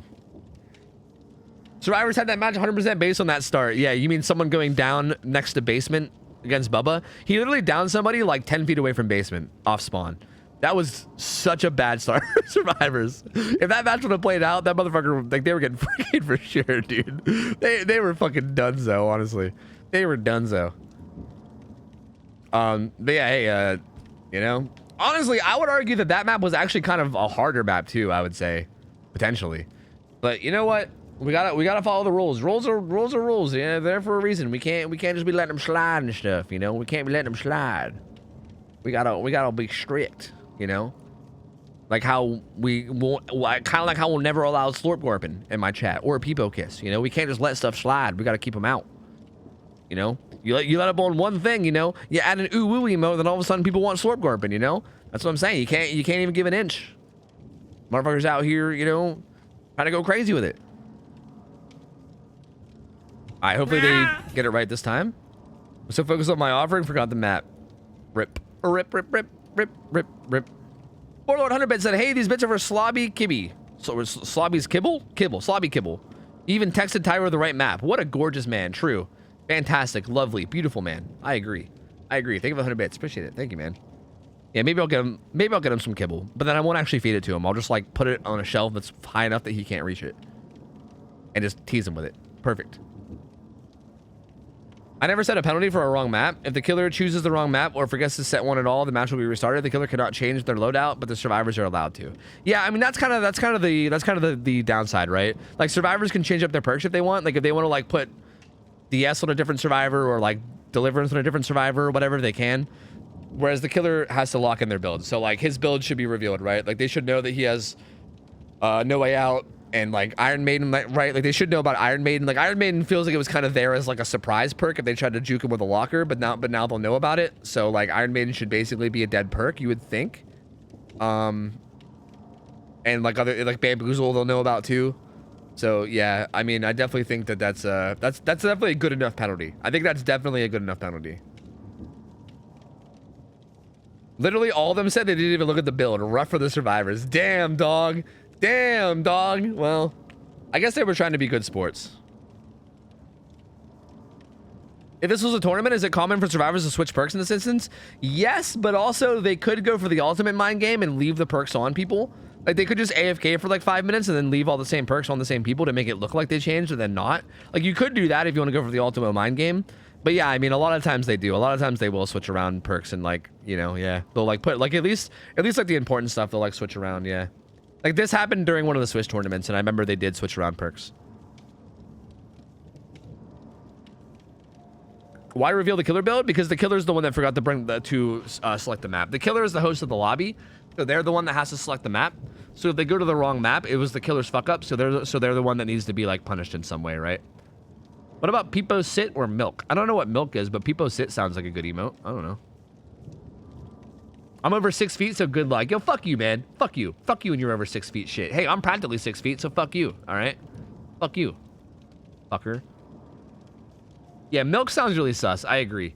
I think Milk sounds sus. Sorry, me dumb, dude. It happens, man. It happens. It's just a minor slip up. It's all good, dude. Trust me. If I was playing these scrims, I'd be fucking up plenty. I'd be out here fucking doing dupe perks and fucking. I'd be doing all kinds of dumb shit. Don't you worry. Oh, hey, we got Peepo Sit now. There you go, Peepo Sit. Ray added it. Yeah, Peepo Sit's solid. Yeah. That's the wrong Peepo Sit. What? What do you mean? It's a Peepo sitting. The fuck do you want? How picky are you? It's a Peepo and he's sitting. God, so picky. He's even a cute Peepo. Look at him. Look at how adorable he is. That's a cute Peepo Sit. Is your Peepo Sit like an angry Peepo Sit? Like, is it like Peepo Sit with like the Madge face or something? Like, what's your Peepo Sit? I don't know. Streamers being mean to viewers. What up, Swish? Would survivors or killers benefit from, benefit my from no item or add-on restrictions? Oh, the survivors would benefit a lot. If the killers couldn't run add-ons, that would be a huge benefit to the survivors. Anyway, here we go. Round 2. We're back in there. I actually don't know if the survivors changed up their builds. I didn't really see who was running what, so I don't know. The killer obviously did not change his build at all. He wasn't allowed to. He has the exact same build, but we're actually on the right map now, so let's see how this goes. He finds a chase right away, like straight off the bat. Okay, gonna go for a chainsaw here. Just gonna break the pallet. He's gonna run towards Shaq again. Shaq is basement, so like, you know, it is a pretty safe area, and realistically, you probably shouldn't go down. But if you hypothetically do go down, like this loop here, ooh, or even this, she should make that, right? Yeah, she makes that. But like, if anyone does happen to go down here, dude, it's gonna get dangerous. Dangerous. They're playing with fire. They're doing these gens. They might want to get like one of the gens down near Shaq out of the way. Like that might be a good idea. Maybe that's what they're trying to do. Looks like he's coming to Dwight. He should be able to make that pallet. Sacrifices it to the Bubba. Now something that's interesting is like when you're going against Bubba and he's chainsawing up to a pallet like that, if you time it correctly, you can actually get the stun rather than the pallet break. Ooh, there goes the Dwight. But it's also risky because if there's like a latency issue, then you might get chainsawed. So I'm actually curious to see if the survivors are going to go for the stuns or if they're going to just like play safe and just sacrifice the pallets. Like I feel like playing safe is probably better, but I'm just curious to see if they're going to try it at some point. He does get it down on Dwight. He's going to hook him over here in this corner. This is a relatively decent spot to hook him, although there is, like I said, like the vision around the hook matters a lot, especially with a killer like Bubba. And there's a pretty solid high wall behind it, so it's not the best in terms of denying vision. But yeah, there's at least something there. He sees the ace kind of making his way towards the hook. Now again, unhooking against Bubba is like, depending on how he plays this, it might not be possible, right? It might literally not be possible. Bubba is such a weird killer in terms of like scrim style play, because even this is like, he shouldn't do this. He shouldn't unhook here, and he didn't. Like it might just be literally impossible, you know? And here, like this could work if there's another survivor nearby that's setting up, because it's kind of hard for him to commit. The survivor staying hidden is really important here, right? If he sees other survivors, then he'll know where they are. So them staying hidden is important. Ace kind of putting some pressure on it. I think they've kind of accepted that he's going to go to struggle. So yeah, they're just doing gens. They've just accepted he's going to struggle. Say they're not even going to bother trying. So they're going to at least do some gens. Zarina's hovering for it. She's kind of making her way up sneakily. They might think that once he goes to struggle, he's just going to leave. They could be correct. Wait, she has reassurance. She might try to reassure him. Nah, she's not going to be able to. He's getting really close to make sure. Yep, there it is. But yeah, now they want to struggle. He might leave. It looks like he is. He's going to come over to this gen. They're going to finish it. Ooh, the window's kind of crowded. The unhook comes in. Now, good play from the survivors. Great play. The Zarina correctly predicting that the Bubba was going to leave as soon as he hit struggle. And then the survivors basically did this gen perfectly and then got out without dying. So very solid. They handled that really, really well.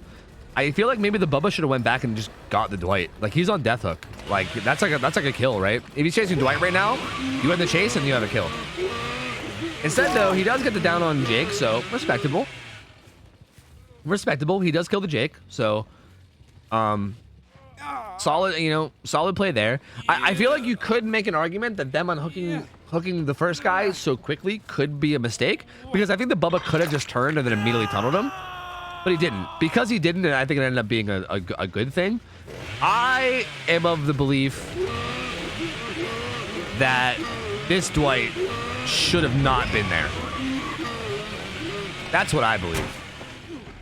My belief is that Dwight should not be anywhere near somewhere where the Bubba can see him. Like that motherfucker's on death hook. That man should be fucking hiding. If the Bubba is not currently like in pursuit, if the Bubba is not currently chasing somebody and like in like a immediate distraction, that motherfucker should be stealthing like a bitch. He should be hiding like a total quivering pussy. Ace is gonna go down here, so good chase from the Bubba. Solid on those guys. I mean, the Dwight didn't die, so like that was good. Ace is gonna get hooked.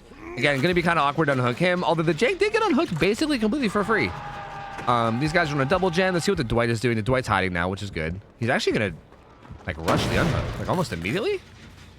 Oh, no, no, no, no, no! Dwight, boy me Bob. And now he's dead. That was bad. That was very bad. That was very bad. That's not what you want to do. That is not how you want to handle that situation. No, no, no, no. I mean, realistically speaking, I know we can sit here from a spectator point of view and be like, Dwight, you're throwing. What are you doing? But look, man, he probably just thought he had enough time to get the unhook and get out and didn't realize that he didn't. You know, he probably just underestimated the amount of time he had while the Bubba was gone kicking that gen. He probably thought he could sneak in and get it faster than he could. It happens, man. You know, it happens. Like, it was a bad play. It was definitely a bad play, but I won't give him too much shit for him. I won't give him too much shit. I feel like he probably just underestimated how fast he can do it. Oh, the Z-wall abuse. Oh, the live. The game's not even completely over yet, although the Bubba's in a very, very good spot now. 3v1.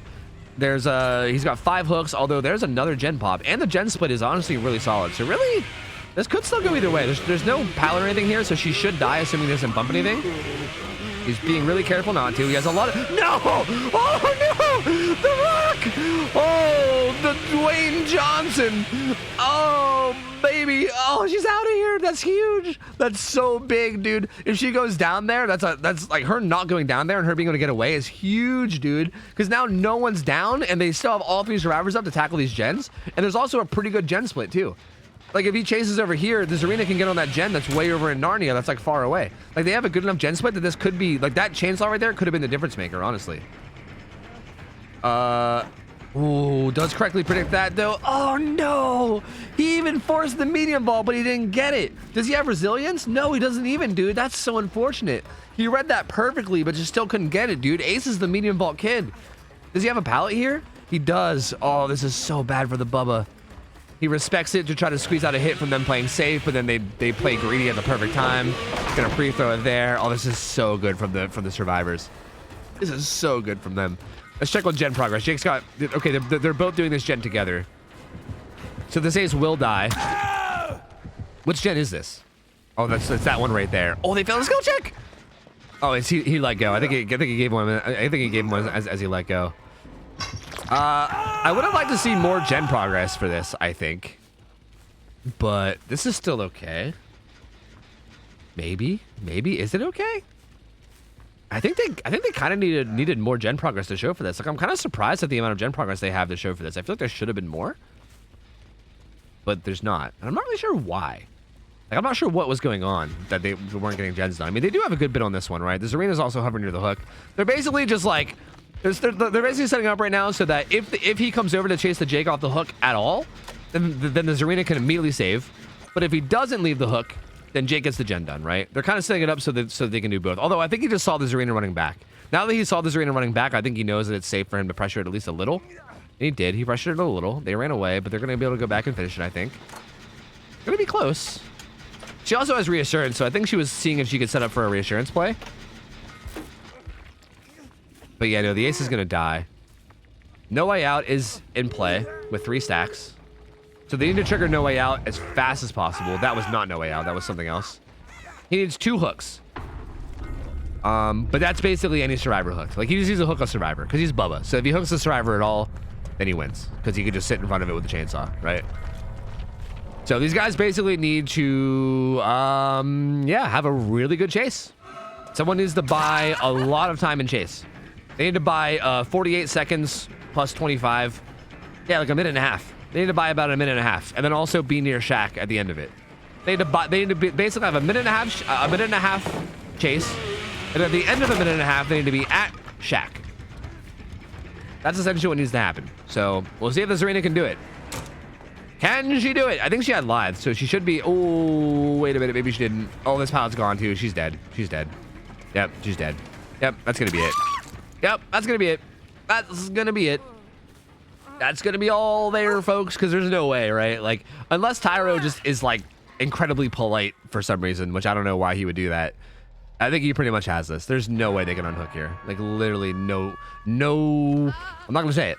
I'm not gonna say it. No chance. No opportunity. No.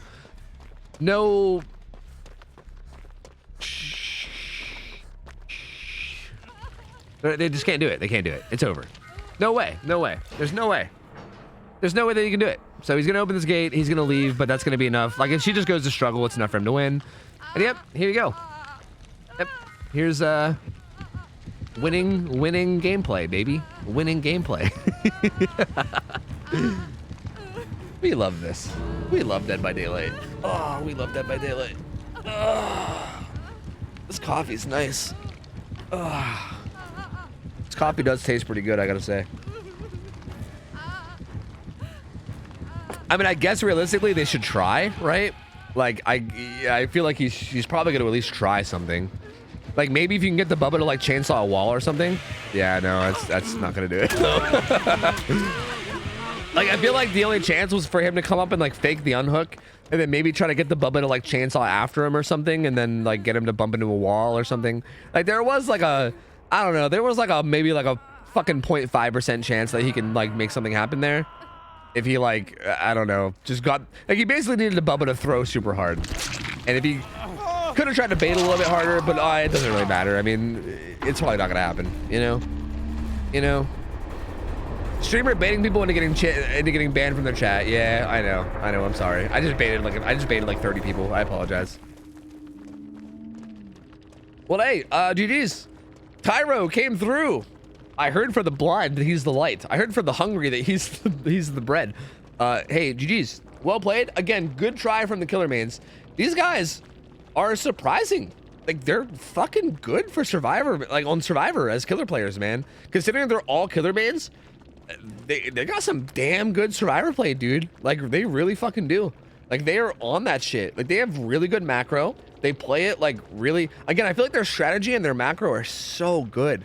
And even like their chase is really not bad either. They also know to like play safe, right?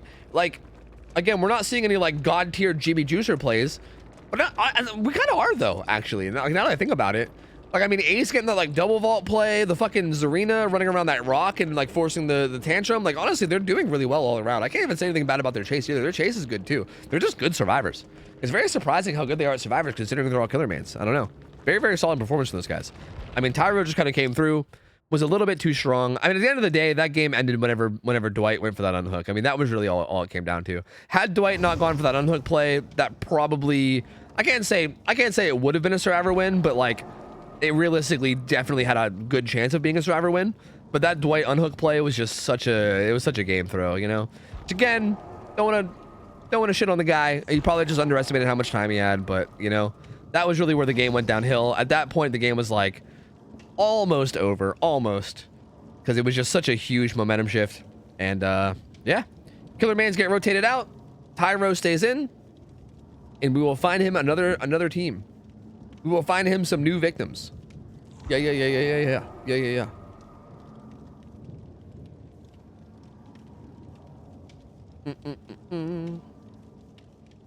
So yeah, another thing that I just want to say again. Okay, how do you guys feel about? I don't know why I ask this kind of stuff. I feel like I ask these like hypothetical questions. They're like rhetorical questions because I feel like regardless of what you guys say, I'm probably gonna do it anyway.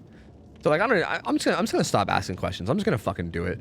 I'm gonna like in between games, I'm gonna try my best to like, I don't know, give some analysis and like talk about what I've learned and maybe like talk about like what could be done better and stuff.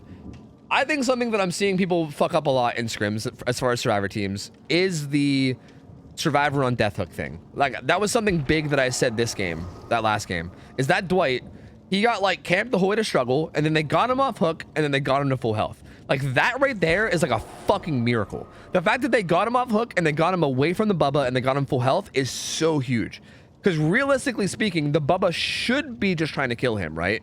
So the fact that he didn't get killed is like a massive W for survivors, right? A massive W. But you have to use that W well, right? Like you have to be smart about that W.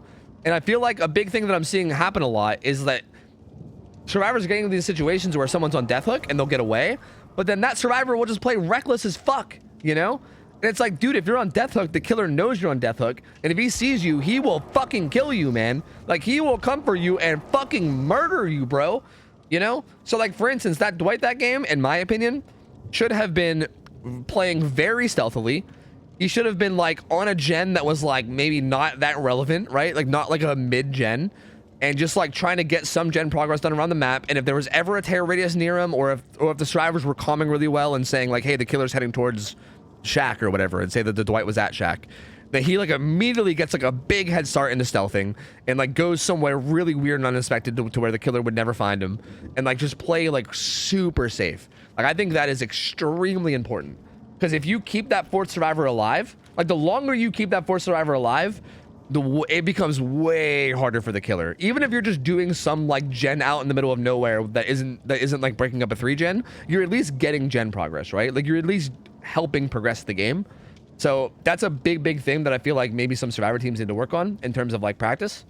So just want to throw that out there. If you're a survivor team that's still learning, if you're one of these like low IR teams that are still practicing, I think that's a big thing. Although a lot of these teams have been improving a lot, I will say. Like I don't want to take anything away. These teams have been doing really fucking well. Guys, this survivor team has we've never seen these guys play before. I think this is a brand new sign up. These guys have around 1,575 hours average. They're around 1,600 hours average. We've never seen them play before. I don't know a single thing about any of them, to be honest with you. This is all brand new, I think. So we'll see how this goes.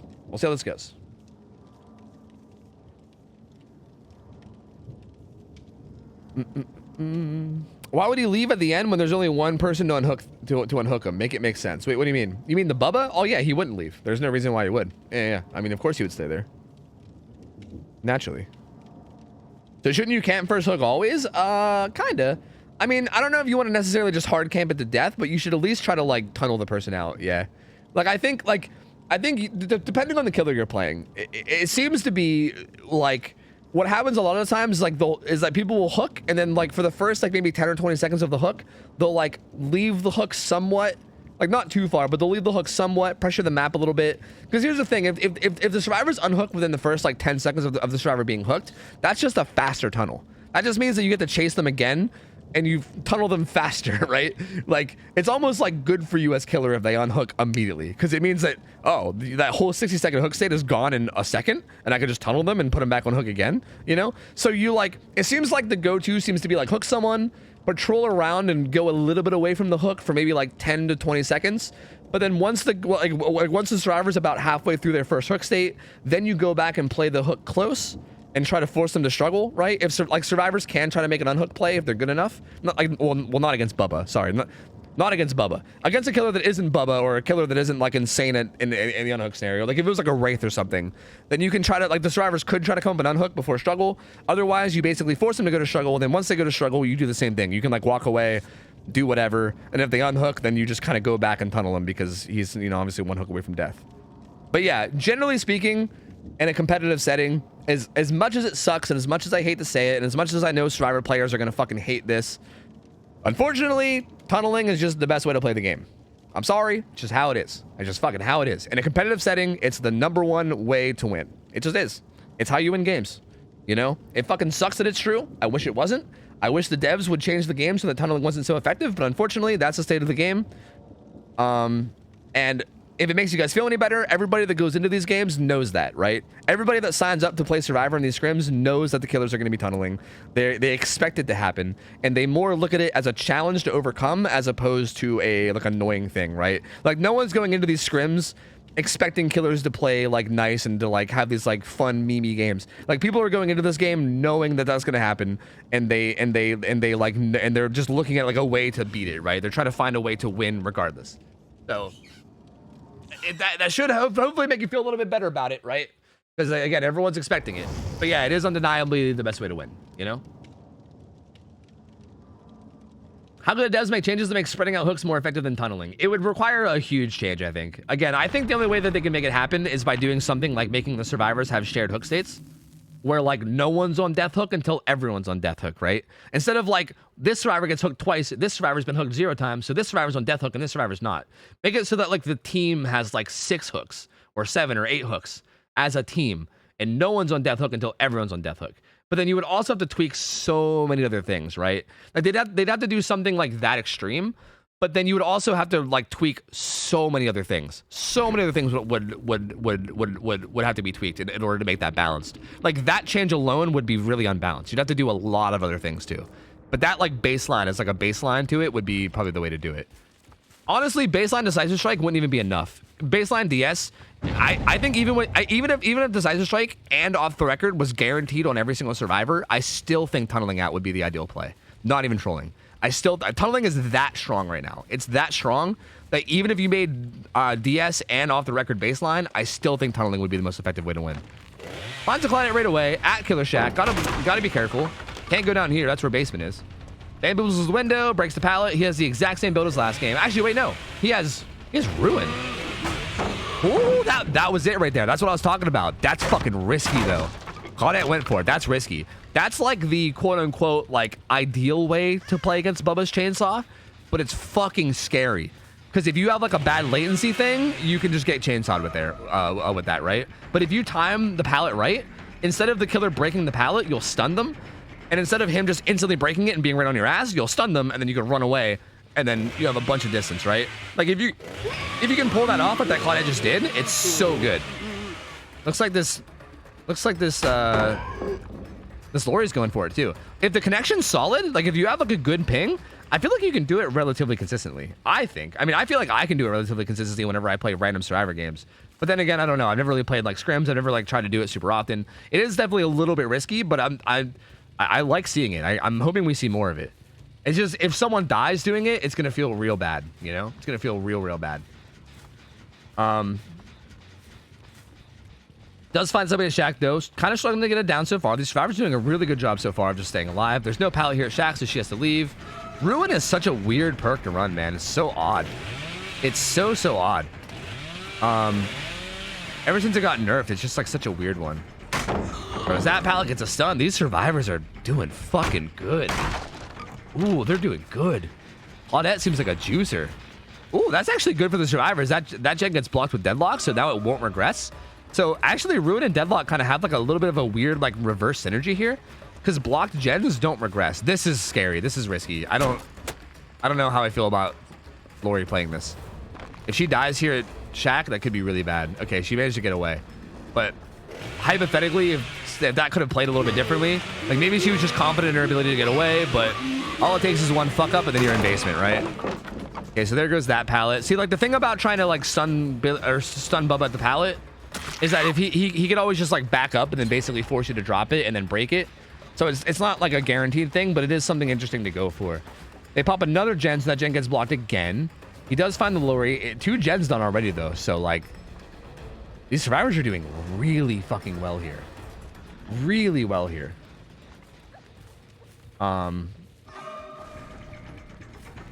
Looks like he's gonna be okay. She took the window at the last second. Interesting.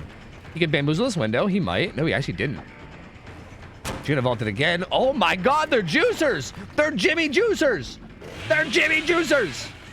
Playing a little bit risky and going for the window vaults. Again, this is working really well for them, but it's definitely a bit risky, right? Like how do you mind game this window once or twice the wrong way? Like it would have been a quick death. But I mean, this Lori did really fucking good. She did really, really good. Even though it was kind of risky, and I think maybe it would have been better to play it safe. She said, fuck playing safe, dude. I'm a fucking juicer. Who needs to play it safe? Baby, not me. And they're doing gens all over the map. They're not even bothering with Ruin. At least not yet. Looks like Zarina. She has reassurance. Also has deliverance, so she's gonna be the one. She's gonna want to be the one to get the save if anyone does. She did. There's the unhook. Oh, doesn't quite get the hit. Is there off the record or anything? Seems like speed boost is gonna run out soon from the unhook. Oh, again, like you see how close that is? Like that's such a good play to get that stun, but that's so close. Like she almost ate that chainsaw, dude. The chainsaw was like almost touching her fucking thigh right there, dude. That was terrifying. But again, that's the kind of thing where like if you can get that stun, it's so big. It's so impactful.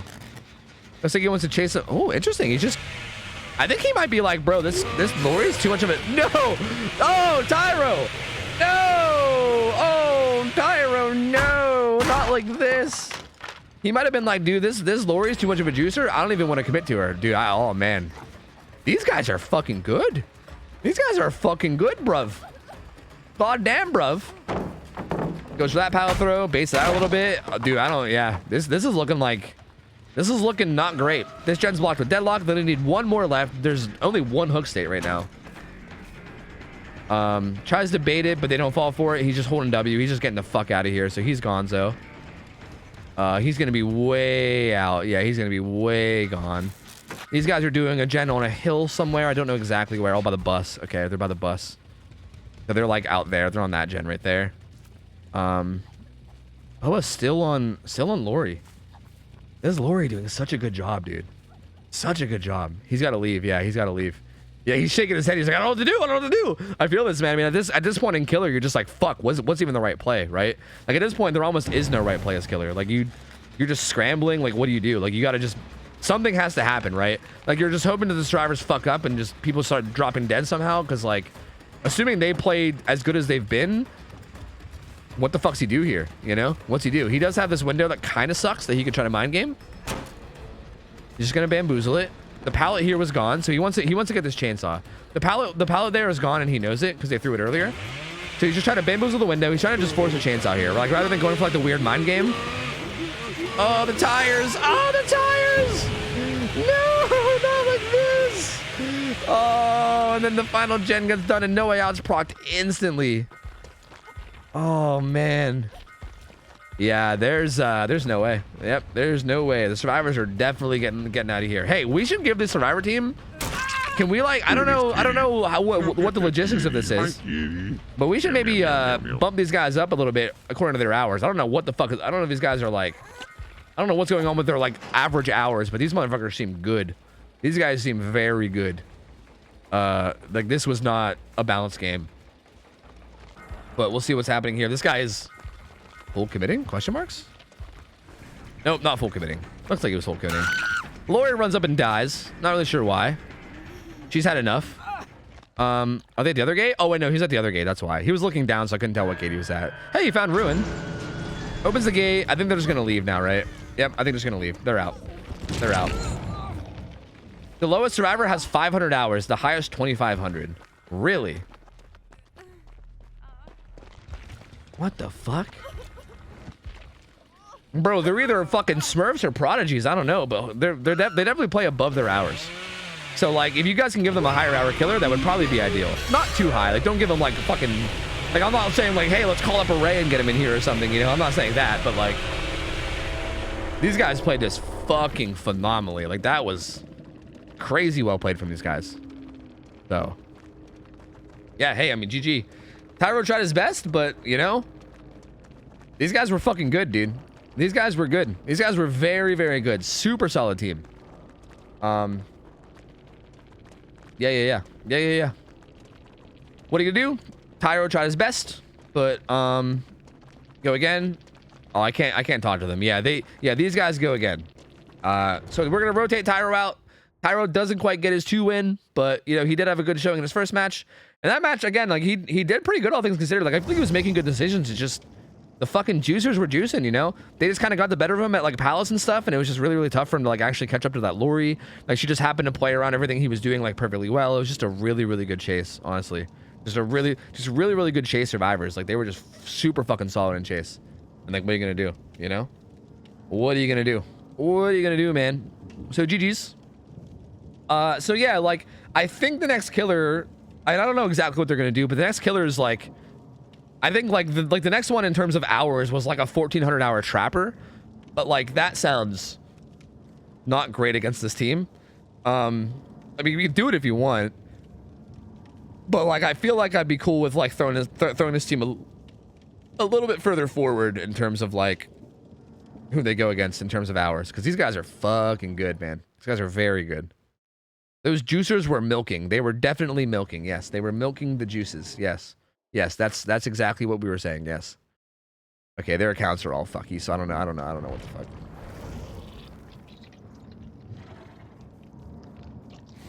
Trapper's being put on hold. Okay. All right. I'm gonna just trust. I'm gonna trust the people behind the scenes to give them a good match.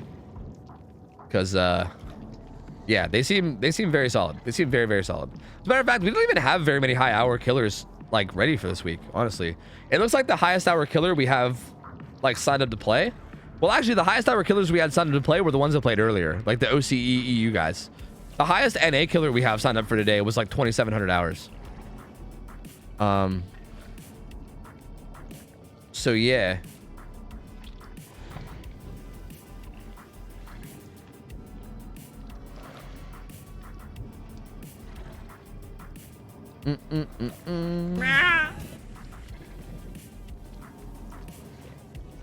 Yo, 2 seasons, 100 beds said, some days you're the orange, some days you're the OJ. True.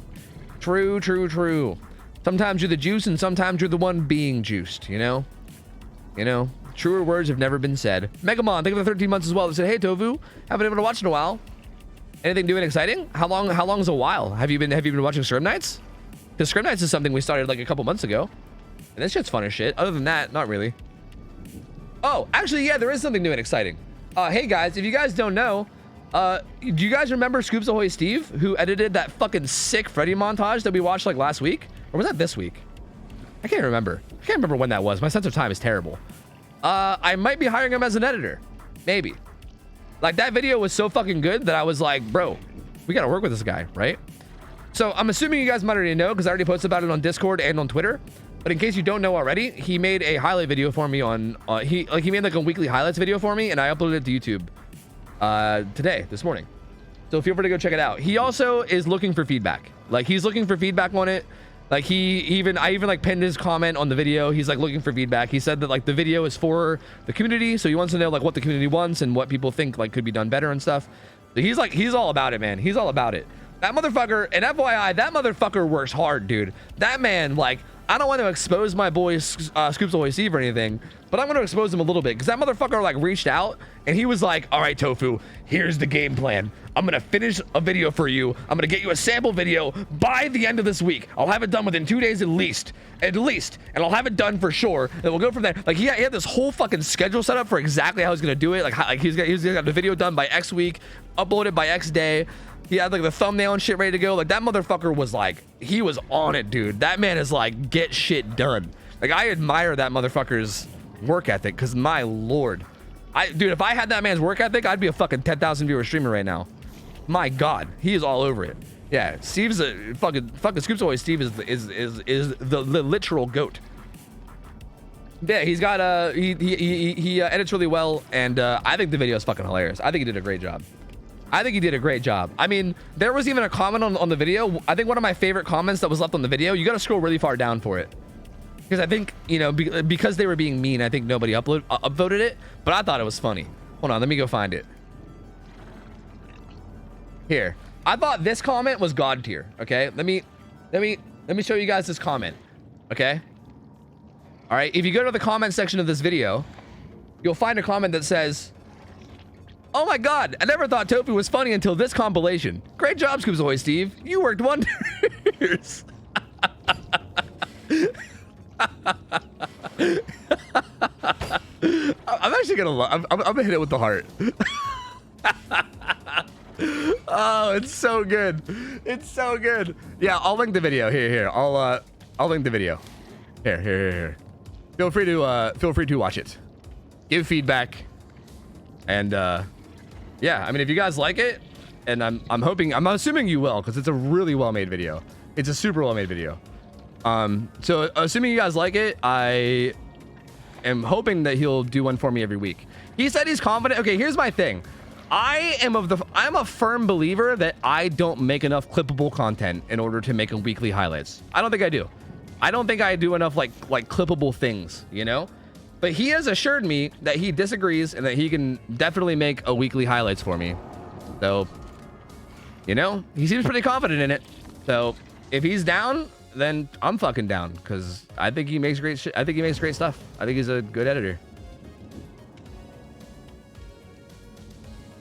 So yeah, guys, that's a thing. Also, Ray is uploading to my TikTok. She's also doing an amazing job with editing my TikToks and making them fucking hilarious too. So we got a lot of like different good edited content around, which is something that I feel like I've not had ever. Like, I feel like I've just been doing like streaming and then like unedited YouTube videos for a long time. So between Ray killing it on TikTok and now fucking Scoops Ahoy Steve making these weekly highlights, yeah, like go check that shit out, dude. Go check out the TikTok. Go check out the fucking highlights on YouTube. I'm actually like really proud of both of those. I'm really proud of both of those platforms, and I really want them to like do well and grow. So go check it out. Go check them out. What's TikTok? It's some Zoomer app where there's like Zoomer humor stuff. And it's weird. Hans. Grinding. I don't know who this is. Is his name just Hans in Discord? Dude.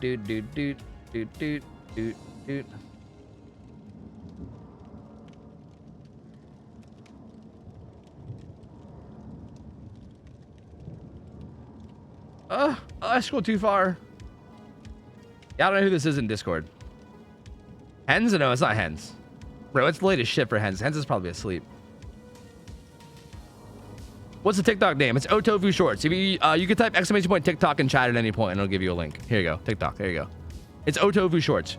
OhTofu was taken on TikTok, sadly, so we couldn't get the OhTofu handle. But it's OhTofu Shorts.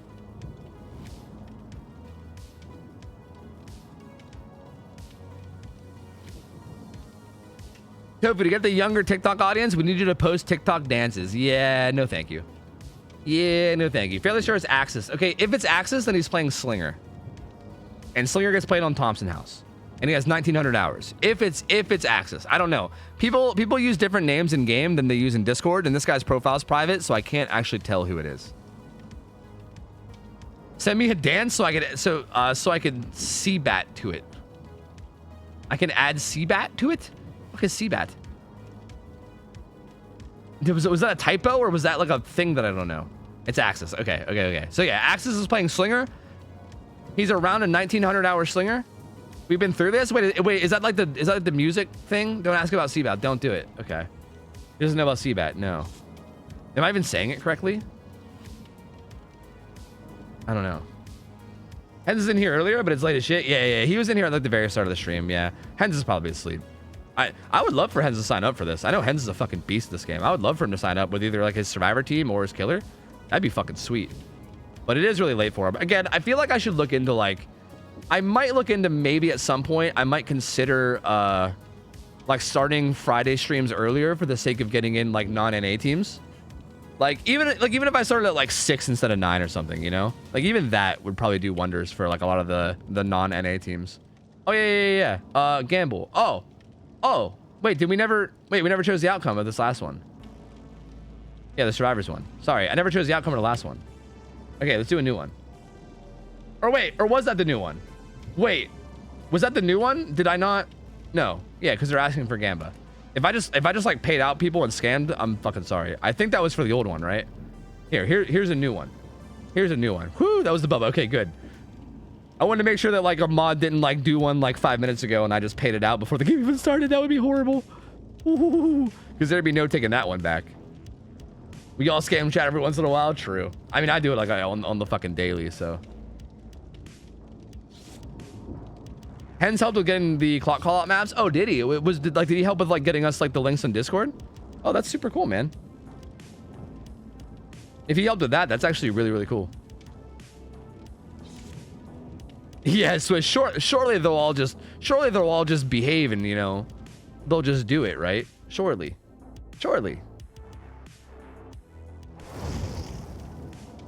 Hens is from Germany? I don't know. Based on his voice, I would guess. He sounds German to me, but who knows?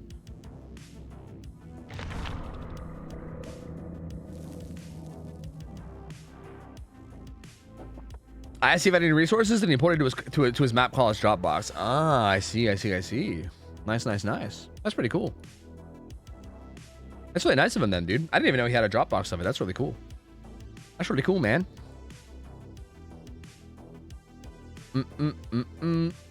Also, I saw some of the teams that signed up for scrims also signed up for the DVD tournament. By the way, I would be rooting for you guys, man. Although even like that tournament's rule sets are kind of fucking jank as shit. Well, I'm gonna be rooting for you guys. I saw some of you guys signed up. Anyway, these guys are fucking mega juicers. Let's see how this is gonna go. This is on Thompson House. Again, Slinger can run anything other than Eerie Coin. So he's running Reload and the chains that make it so it takes longer for people to break out.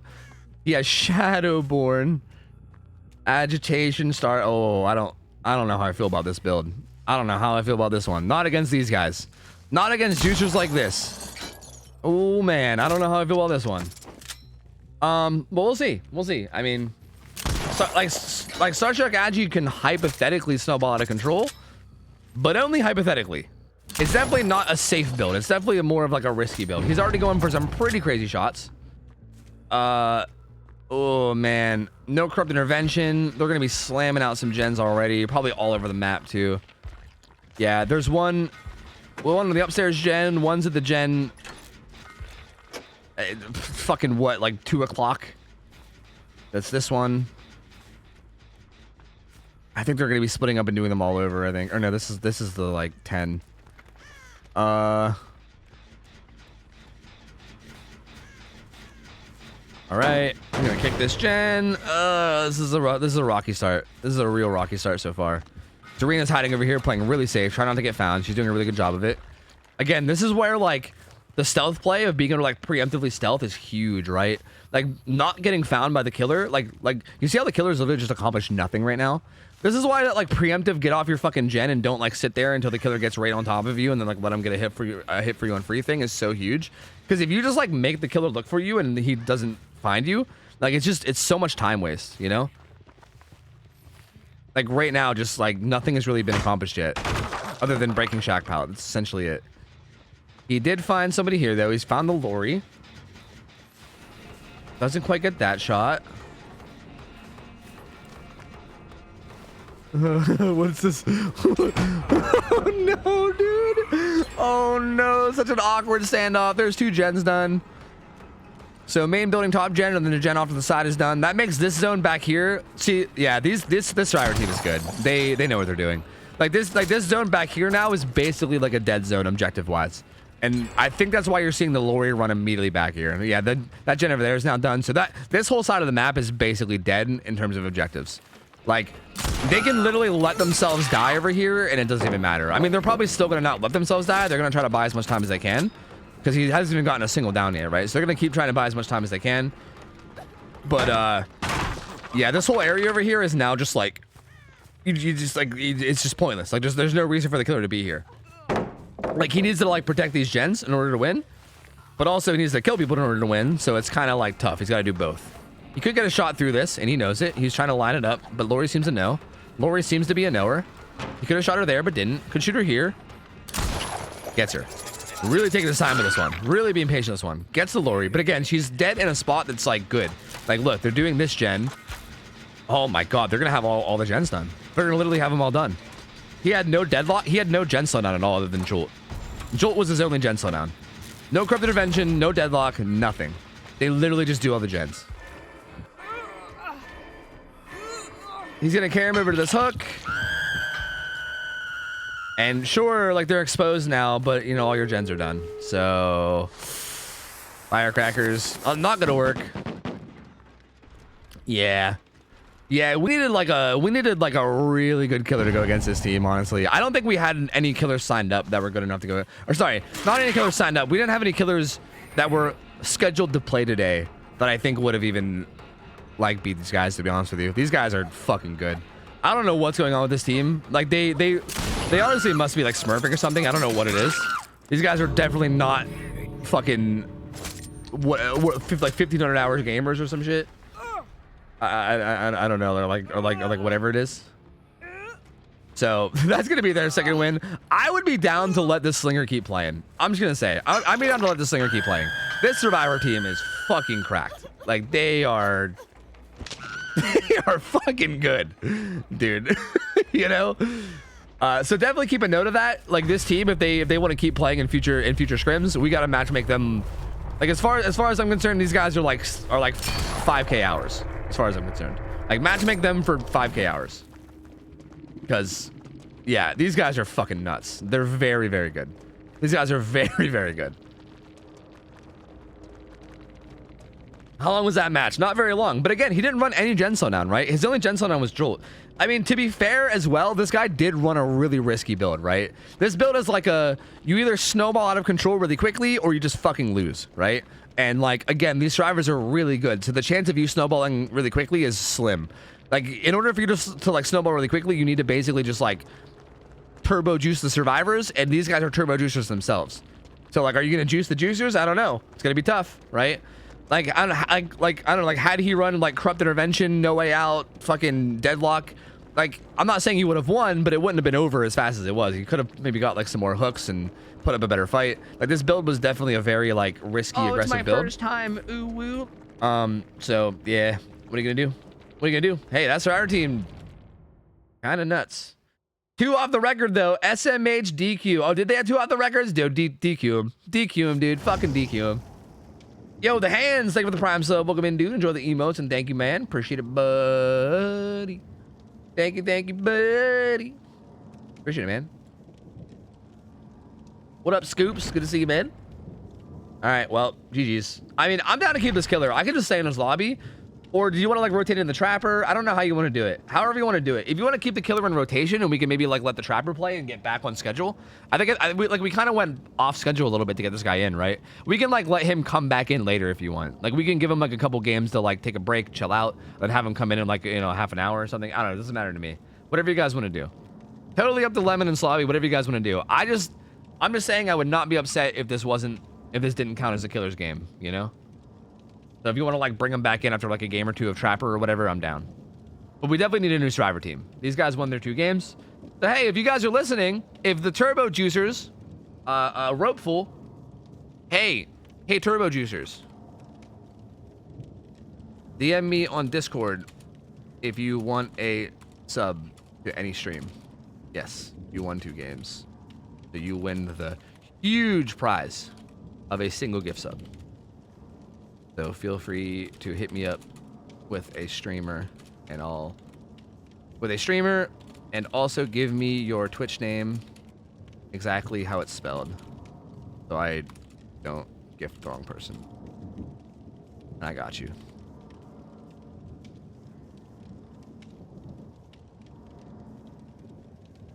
All right, sweet. Sweet.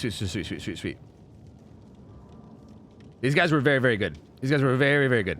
So, hey, I'm excited. I hope these guys come back for next week, dude. I hope these guys keep playing. This was a really fucking good team, dude.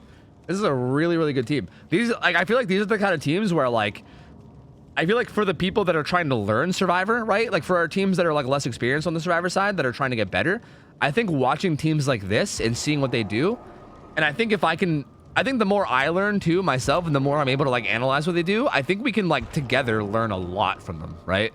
Like seeing what they do and what they do correct and what they do wrong and like comparing what they do compared to like what other teams that like, you know, are newer do and like kind of like spotting the differences, I think is going to be a big part of like all of us learning, like me included. And not even just the Survivor teams. I mean, even me included, right? Like I'm still learning everything about this shit myself. I'm not exactly the most experienced comp player either.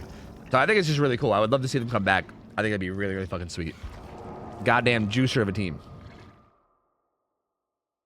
My lord. All right, we got degenerate furry, huh? Degenerate furry. Is this the trapper? Oh yeah. I believe this is the trapper, right? I think. Hold on, I gotta go look at the schedule. Hold on, I gotta go look at the schedule. Wait, why is it scrolled down? Not like this. Yes, Trapper. Okay, so Trapper plays on Wrecker's Yard, chat. Trapper plays on Wrecker's Yard. Survivors can't run boons this week because boons are bugged. Survivors can't run boons. It's on Wrecker's Yard, and Trapper is allowed to run anything except for like the global bans, which is like No Ed, No Way Out, and Haunting Ground. But he's allowed to run any add-ons. So like, I feel like Eerie Stone is like almost expected. I feel like. So yeah.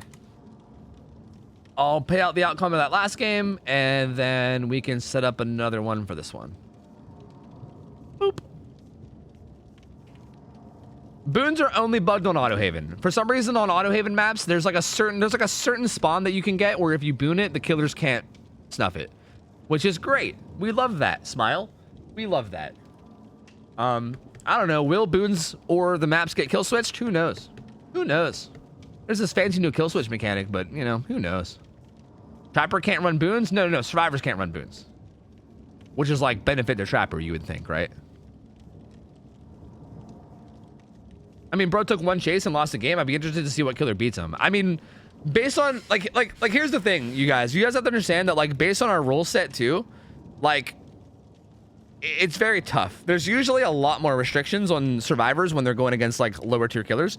Like for instance, in like an actual comp tournament, like in like the comp scene, if like a team is going against like I don't know, like Slinger or like wait, who was the first killer? Bubba or whatever. Like they might have more like perk restrictions. Like they almost undeniably would have more more perk restrictions. Like we allow people to run whatever as long as they don't run a repeat perk, right?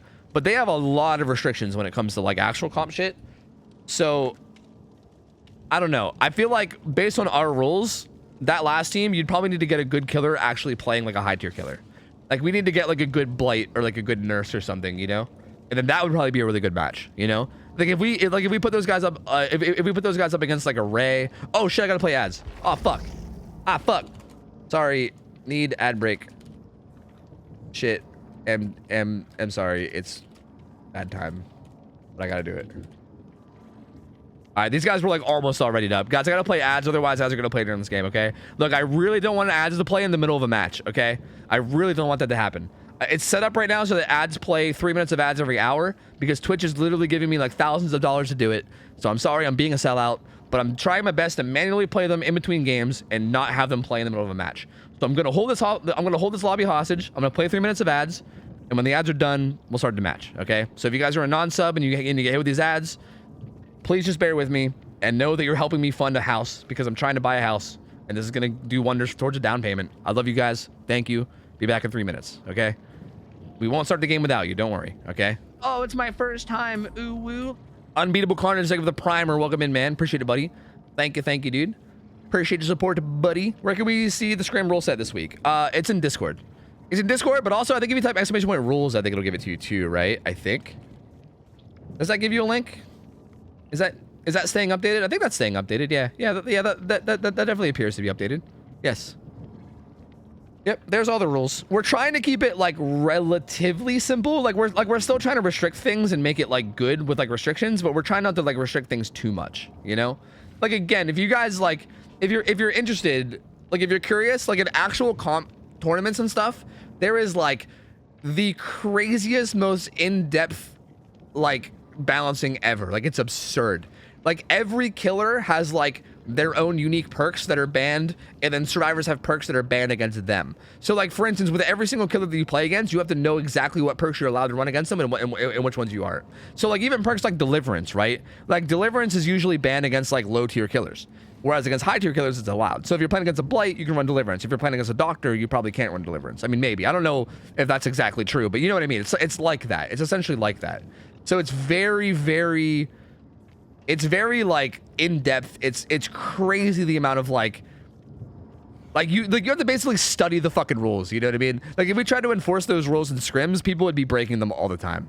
It'd be so hard to actually enforce it with like, you know, with like a whole bunch of people that are like new to all this. So we're trying to keep the rules simple but still like reasonable, you know, to the point where like we're not seeing like busted OP shit, you know?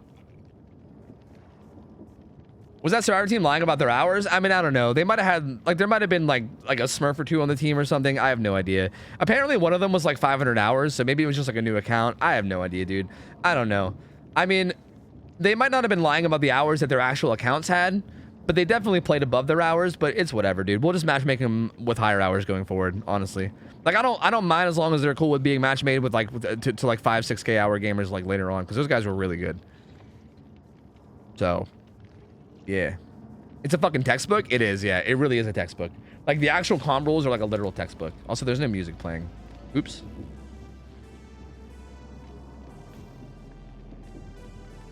So simple but fair. Yeah, I mean, kind of fair. I feel like our rules are fair for like mid-level games. I feel like once you get into like really high level games, I don't know how fair our rules are.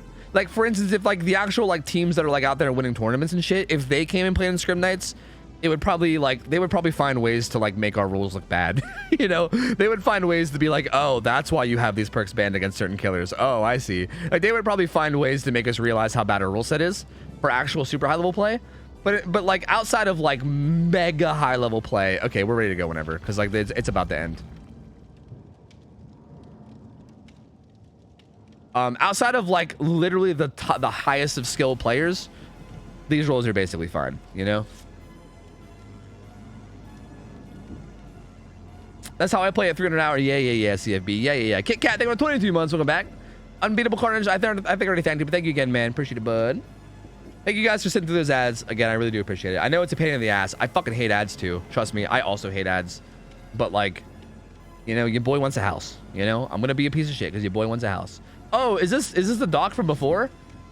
Oh yeah. If you guys want to look at how complicated the fucking the balancing is for killers or for comp, go look at that document that Swish just posted. I can't even pull it up on stream. I mean, I could pull it up on stream, but like, dude, there's like it's a 21-page Google Doc where it goes through every killer and shows what items you can bring and what perks you can bring and can and can't bring. Like, dude, Jesus Christ. My Lord. The one time I played with CFB, she lived a killer for 4 gens, and I wasn't even doing gens. Oh, wait, really? Oh. What a god. What a fucking legend. Holy shit. Hey, Yumi, thanks for the 22 months. Welcome back in. Hope you're doing well. Appreciate ya. How you doing? We don't bend. We don't break. It's your basement. We will take. We will jump any hurdle because we must. Basement burgle. I don't know if hurdle and burgle rhyme, but that's okay. Okay, so it's basement burglars versus trapper. Trapper, I would expect, yeah, I was gonna say double ultra rare seems pretty reasonable. He's gonna trap up the gates right away. That's interesting. Preemptively trapping at least one of them. I mean, if he spawned beside a gate, I guess might as well, right? Preemptively trapping a gate's kind of okay, especially when you have your stone, right? Even if they see it and disarm it, it's gonna reset itself anyway. So fuck it, right? I like it. I dig it. I respect the play. No corrupt intervention. Oh my god, his build. Oh my god, his build. Oh my god, his build. Oh. Oh, never mind. That's definitely intentional then. Oh, Eerie Stone, baby. Oh, look at that Eerie Stone value. He didn't even set that trap. That trap was just randomly there from Eerie Stone. Holy shit, Eerie Stone OP. What the fuck? Kurt steps in this trap. There's no pallet here. He's actually gonna die. Also, this weapon is so fucking bright. Holy hell, my eyes. Kurt's gonna go down. There's actually no pallet to that filler tile either, so now he's dead. Wow. Interesting. Very interesting start overall. What the fuck? And the other Exegate's right here too. He can trap this up as well. She probably will. Yeah, he almost surely will. Wow. Okay. So yeah, I mean, you guys can see his build. I'm not even gonna say it out loud just in case. I mean, like you never know. But based on his build, and yeah, that's interesting. I'm really curious to see how this is gonna play. I'm kind of surprised that he went with, like, you can't run this perk with the other perk. What, I'm just gonna say it, whatever. I mean, I don't think these guys are gonna be like stream cheating, so it's fine. You can't run No Way Out with Noed. So I'm surprised that he went with No Way Out instead of Noed. Like, I guess I see it in combination with like Terminus and stuff. I mean, I guess with Terminus the idea is that you don't need it, right? No, actually no, it makes sense. Because like your traps injure people. So like, there's gonna be a lot of people injured most likely, and then they're gonna be broken with Terminus. So like that's basically the same thing as one-shot downs, you know? Like, who needs the one-shot down when everyone's injured and they're broken? So you know what? It makes sense. I guess I get it. It makes sense. Yeah, interesting. Very spicy build. I like this. This is actually really, really interesting. I'm curious to see how this plays out. All right. He finds the 8 over here. The Dwight kind of just got unhooked for free, by the way. He didn't really bother defending it too much, so I feel like if he kills somebody, like if he would have like killed Dwight or like played around that hook more and maybe like trying to tunnel him out, I feel like this could have been really spicy in the end game. Like if he turns into a 3v1 before they get the end game, oof, man, fucking oof. It's gonna be hard to navigate around this shit, I think. But so far, playing relatively chill. Finds the 8, it gets a hit on her. Does get some stacks of Remember Me. I mean, maybe he wants to kill the Obsession. Guys, I'm stupid, and I should know better. Does Remember Me still deactivate when the Obsession dies? I remember it used to do that a long time ago. Does it still do that? I feel like I've not run Remember Me in so fucking long. It doesn't deactivate? Okay, good. Good. Yeah, so honestly, maybe what he'll do instead is maybe he'll just chase the Obsession and kill her. Like, if you're gonna tunnel one person out, I feel like the Obsession's a pretty good choice. Because that way, like, the Obsession can actually do the exit gates at normal speed with Remember Me. So if you tunnel out the Obsession and kill her, not only do you get Remember Me stacks, but then you also keep the gates from getting done in like an actual timely manner. Was that fucking bro, I can never remember the name of this fucking Striver perk. Repressed Alliance or whatever the fuck it is, right? Is that what it is? Oh, the trap! The trap! Oh, big idiot baby. Goes down at the pallet, not like this. Yeah, I mean, she has fucking, yeah, Repressed Alliance. What a psycho. What a psycho. That's some psycho shit. Ooh, might get basemented. No, not quite. Not basemented. These guys are doing this gen. Okay, they all just finished that gen. They're down to 2 gens left. She gets hooked right there. That's interesting. I'm curious to see what the gen setup looks like. This guy looks down a lot. Did you not see that guy right to the left? I feel like his camera is panned down quite a bit. This feels like old Stretchwise gamers or something. Is he gonna manually reset this even though he has Eerie Stone? That's interesting. Okay, here's another thing. I wonder if Eerie Stone is still bugged. I remember for a while there, Eerie Stone was bugged and it would reset all of your traps except for one. There would always be one trap that wouldn't reset itself. I don't know if it's still bugged in that way. It might be. And maybe that's why he said that. I don't know. But maybe. But there's a lot of things trapped right now. There's a lot of things trapped. Like, there's nobody like going around disarming traps. So every trap that he set is currently set. Although a lot of the traps I think are just like in their default placements. Like that one over there is not really in a dangerous spot. But like Shaq is basically shut down right now. At least Shaq window. Oh, he's going to calm corner. Oh, he's going to calm corner. Oh, although, is this really a place to go to corner? Are all the gens there? I'm not sure. Like, where are the gens? There's one here, but yeah, no, never mind. This is actually a pretty good place to do it. Yeah. The gens are pretty split, so this is actually okay from Kurt to go down here. The gens are, yeah, actually, yeah, that's a good place. Never mind. I didn't really realize where the gens were, but this has one gen, but most of them are on the other side of the map. So that actually is a pretty good place to run if you're gonna go down. So good on Kurt to just calm cornered up and buy some time. It's gonna come back over here. I think he's trying to trap up near the exit gates. Like I think this man is like he double trapped this T-wall. That's a T-wall, and he double trapped it. Like I think he's trying to like full blown set up around the exit gates. Maybe. This gen has a lot of progress on it too. There's only one gen left. He also completely left that hook. Like Kurt is just chilling. Like there's no one near him. And by no one I mean the killer isn't near him. His teammates I'm sure are coming, but the killer is not concerned at all with like trying to get a kill.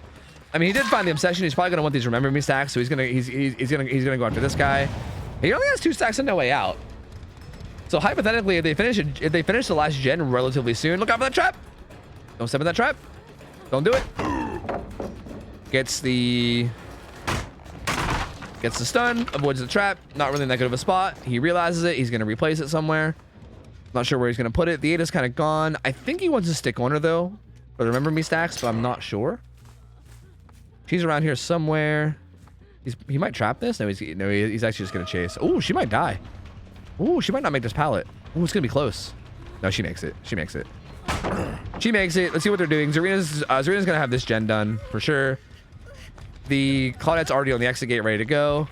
So yeah, they're gonna proc no way out immediately as soon as that gen's done. It's coming soon. And again, there's no Noed. So the people that are full health already aren't gonna be one shot down. The people that are injured are gonna see. Wait, they didn't proc it right away. Oh wait, Claudette was kind of he was kind of here. I see. Claudette didn't want to die for it, so she is backing up.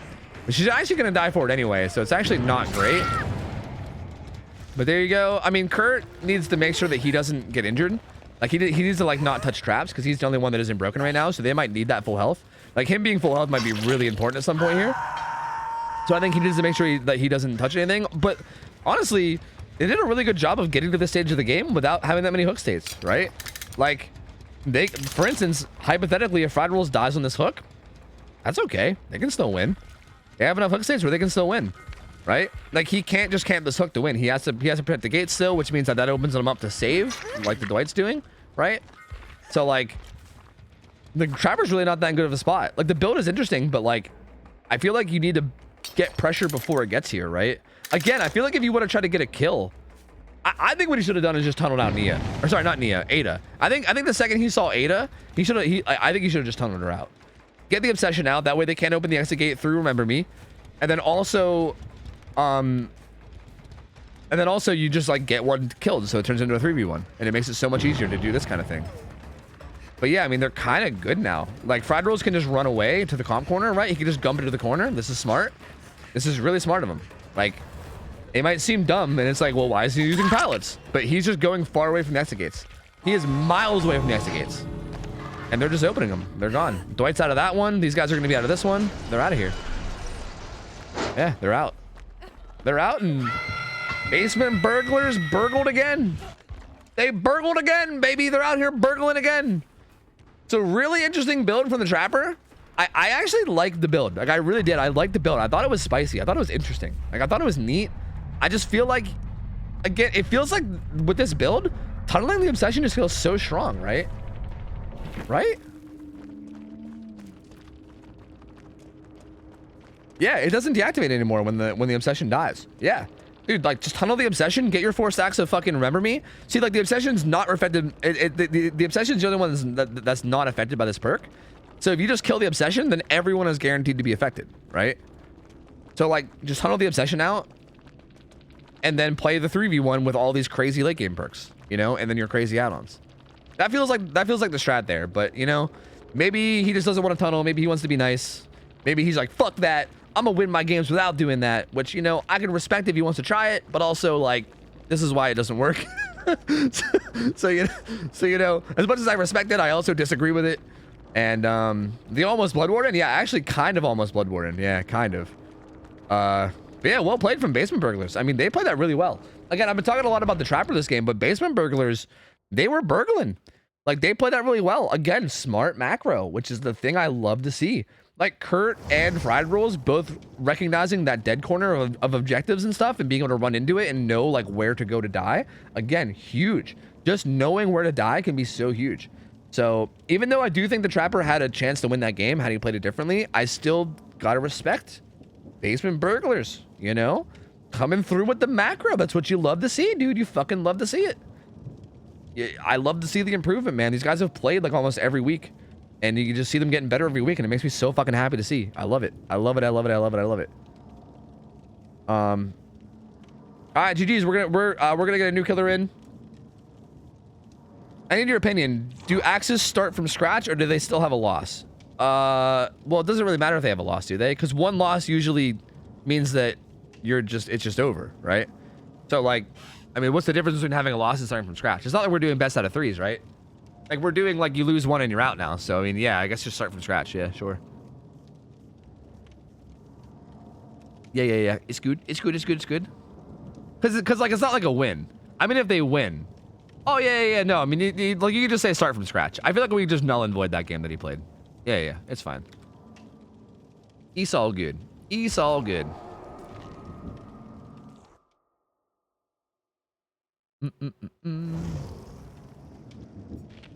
All right, Axis is back, baby. This is the slinger from a couple games ago that went against that fucking Turbo Juicer squad. And again, he got kind of ruled, but like, don't like judge him based off that. Every single person in here would probably get ruled by that team. Well, I can't say that. There might be some god killers in this chat that are just like lurking. But bro, like unless you're like a fucking god killer, dude, that team was fucking nuts, okay? That team was goddamn ridiculous. I'd have got fucking ruled by that team myself. So like, you know, we can't judge him too harshly for that, right? So it's gonna be that slinger from earlier, and it's gonna be the same survivor team we just saw, the burglars, the basement burglars. So yeah, we'll set up another poll. Feel free to vote away. Vote away. Even on Blight? I don't know. I'd probably lose on Blight, but I don't know. Hard to say.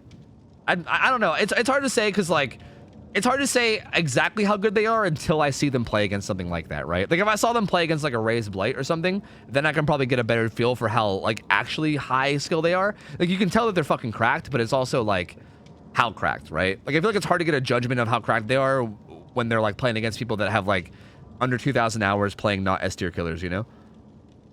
But I mean, yeah, I mean, depending on how cracked they are, yeah, they might shit on my Blight too. Who knows? I'm not exactly like a god Blight or anything, you know? I'm just like a decent Blight. I have like no comp experience either, so, you know? Like I thought I was a pretty good nurse until I scrimmed against fucking Swish's team and they shit all over me, so, you know? I feel like I need to do more scrims and get more practice before I can even put up a fight against any of these people.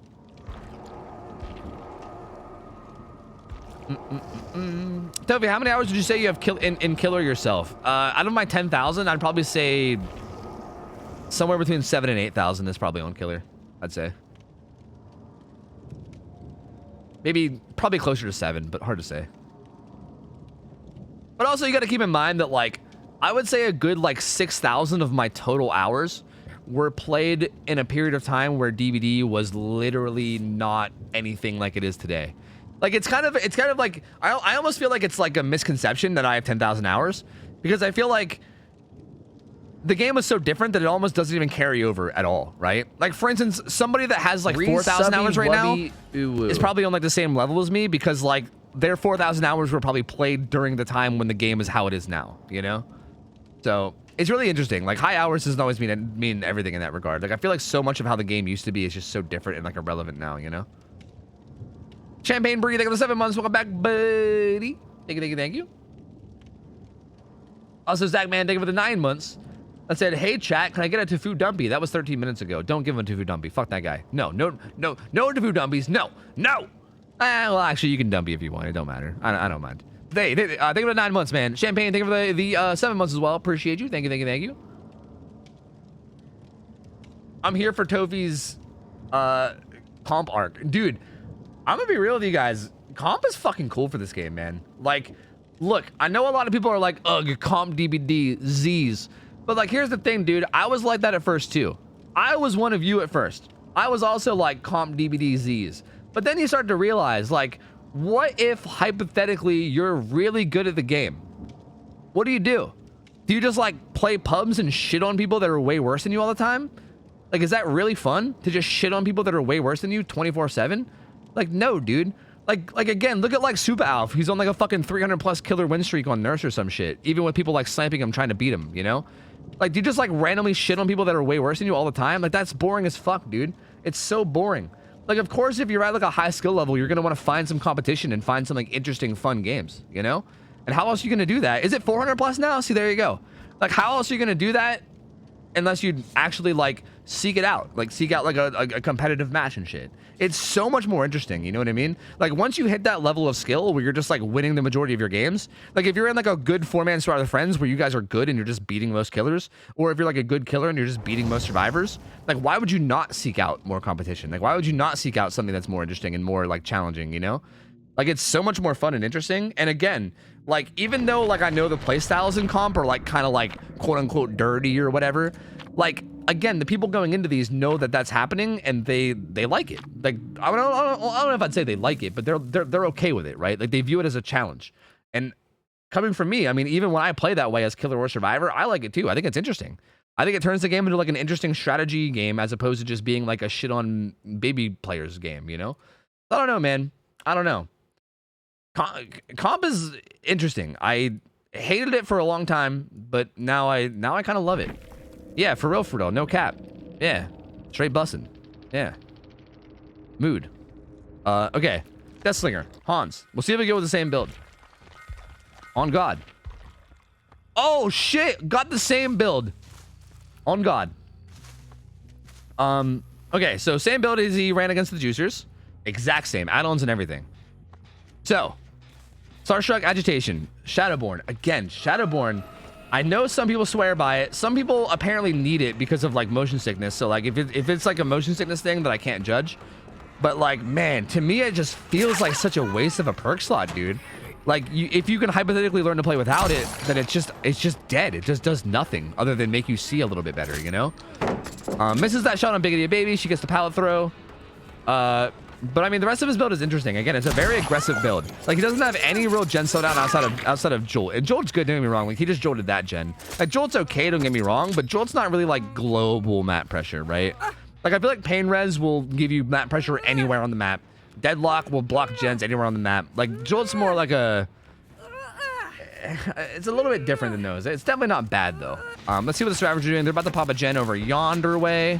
And the last survivor is up top, chilling on the roof, being a rooftop gamer. She's affected by Starstruck, so I think she's just trying to be a little bit careful. I don't blame her. You don't want to go down one shot. Definitely near the hook. That would be really, really bad. The others are also affected by Starstruck, so like they're just gonna sit on the gen. But here's the thing. This is why I feel like Starstruck Agi, like I feel like this isn't gonna work, right? Oh, I say that, but hold on a second.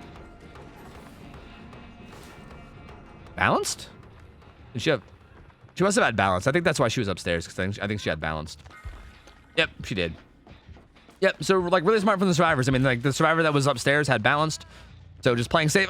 Oh no, it's already lapsed, so it's okay. This is why like Starstruck just doesn't feel worth. Because I feel like survivors are just going to be able to like pretty easily just stealth it out, right? Like, you know the killer has it, and you know where the killer is. Oh, that was not very good from the Ada. I don't know why she went. Why did she go on the outside of the pallet there when she could have went on the inside? That was weird. Like, you knew the killer was behind you. Like, why? That was really odd decision making from the Ada. I didn't like that at all. Starstruck just refreshed though, so they're currently exposed again. I feel like in a scenario like this where they just unhooked, maybe it'll be a little bit harder to stealth. But for the most part, like, they'll be able to just stealth around and avoid it, you know? Dwight's the only one affected right now. And he's just kind of like Bing chilling, you know? He's just Bing chilling and stealthing. So, I don't know, man. I don't know. Again, a little. I feel like I'm a little questionable on the Starstruck pick. I feel like this is like one of those things where, in like a pub game where people don't really care and they're just running around like chickens with their head cut off, like this will get like mad value. But I feel like in a game like this where you're going against a team that you know is organized and you know they're communicating well and you know that they're like playing really safe. Ooh, that was a good shot. That was a good shot. Gets the hit on Dwight. That was a pretty good shot right there, though. I gotta give him credit. Touche, touche. Pre-throws that, playing safe. Don't blame him. Get the fuck out of there. Vaults that window. He's playing mega safe. He's out of here. Slinger's like, fuck that. Not even chasing. He's gonna go back. These guys healed up. Ooh, but where though? Upstairs. Oh, he doesn't know. He doesn't know, but he is gonna find Zarina here. Ooh, Biggity Baby running towards the... Biggity Baby making the maze tile. She has a pallet here too that she can use, as well as a decent window. She doesn't use either one though. It looks like she's gonna eat a hit. She's gonna use the window now. She got to be careful. This is not exactly safe. Oh, she has lines. She's out of here. Yo, Biggity Baby's speedy as shit. She's out of here. She's gone. She's in main building, too far away from the hit. Goes for it anyway, but doesn't land it. She goes upstairs. Although the upstairs jet is still being worked on, so I don't really know if I like her going upstairs. I feel like her going upstairs is not good. That's where her teammates are, right? I think she might have just ran the killer right to her teammates, which is actually not good. That's definitely a thing you don't want to do. Because now they're being chased off gens, which means there's less gen progress happening overall. Does find the shot on the Ada, though. Gonna hit her. She's at this tile, which is decently strong. She's gonna pre-throw it. Smart. Although with the purple chain, he can still get a hit here, right? If he gets a shot like that with the purple chain, it's a pretty easy hit. Like tiles like this are decent, but they're not exactly safe, right? Like you can still die. Oh, doesn't quite get that shot on Claudette, even though he tried for it. Just a little bit too late. I also feel like he's switching targets a little too much. Like, why not stay on the Ada here? You know? Like, why go after Claudette? Gets the hit on Claudette. She's gonna run away. Go towards Shaq, and then he's gonna bail from that too. I don't like it. I don't like it.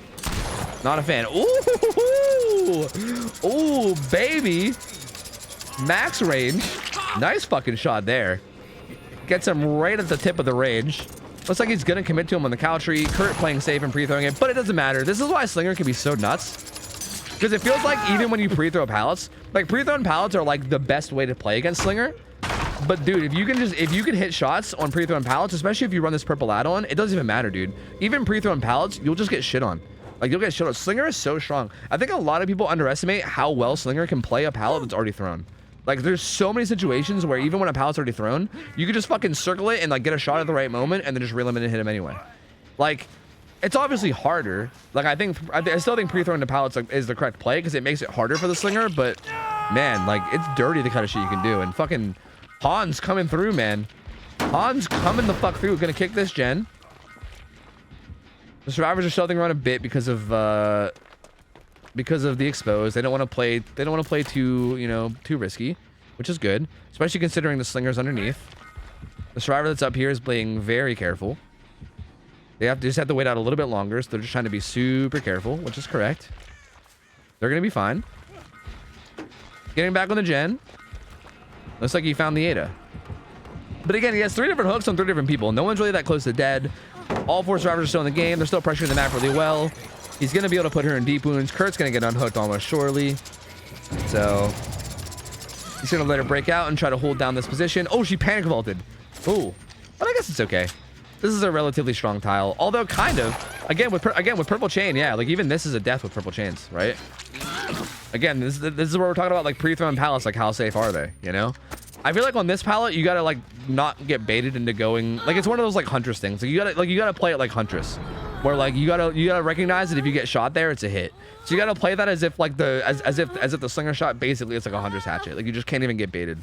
Like you gotta try to you gotta pretend that the Slinger is basically Ralph, and he's trying to Ralph tech you, you know? Starstruck activated again. These survivors are going to be scared. I will say, even though Starstruck hasn't gotten direct value in terms of like one-shot downing somebody, it has gotten value in terms of just like getting survivors the fuck off of gens, right? Like, they head for the fucking hills. Oh no! Fried rolls! You jinxed me! Why do I ever speak? Why do I ever open my stupid fucking mouth? Ever? Why do I ever say words? Why do I do it? So never mind. Starstruck did get value. You got a one-shot down on Fried rolls. Dwight also could get, no, it already ran out. Dwight hit him with reassurance. He's gonna get out of here. Another gen gets done. They're down to 1 more. Dwight really should get out of here. Like he shouldn't be this close to the hook, I think. I'm really curious to see what Bigoted Baby is doing. She's picking up fried rolls. The guy on hook is still reassured, so he's kind of chilling. They can like take time to recover and shit, so they should be okay. They should be okay. Yeah, they're doing okay. He might try to secure this kill here on Ada. She is pretty low, and there's only 1 full health survivor. So in order, like for instance, if he hard face camps this, they have to heal somebody, then come over with 2 full health people. But he doesn't hard face camp it. I feel like he should have hard face camped it, honestly. I feel like he should have just stood in front of that hook and put them in a tough position. Because if he just stands in front of that hook, they have to get somebody else to full health. And they have to send 2 full health survivors in order to get that save, right? Like they have to. If they do anything other than that, they just die. So, not really a huge fan of that. I feel like he could have maybe made something happen there, but it's okay. It's okay. It's okay. It's okay. He finds Big Idiot Baby. He's going to chase her down. Everyone's injured, so it is still, you know, doing kind of okay. Although I think his gems are really split, so yeah. Oh, he's gonna go for it. He's gonna go for it. He wants it. He wants that shot. That's a good shot. I like that shot. That's one of my favorites. That do be one of my favorites. Yep, and this is what I'm saying. Even pre-thrown pallets. Even pre-thrown pallets, you know? Joel gets hit on this gen. She's gonna, oh, she full healed. It's okay though, not affected by Starstruck, so she's not like injured yet. Or sorry, she's not one shot down yet. She can eat a hit, she will, and run away. Although, careful. If he misses a shot, he'll back up. Oh, he gets it though. Oh, this is gonna be big. He's gonna hit this with Jolt again. Nope. Yeah, no, he hit it. He backed up to C. He hit it with Jolt. That gen regresses some more. Oh, this is not. This is starting to turn around. Uh-oh. This is starting to flip-flop. Uh-oh. We'll see how this goes. That gen had 0 progress. Ada looks like she's heading into the map. She's hit with Starstruck, so she's like monka as fuck.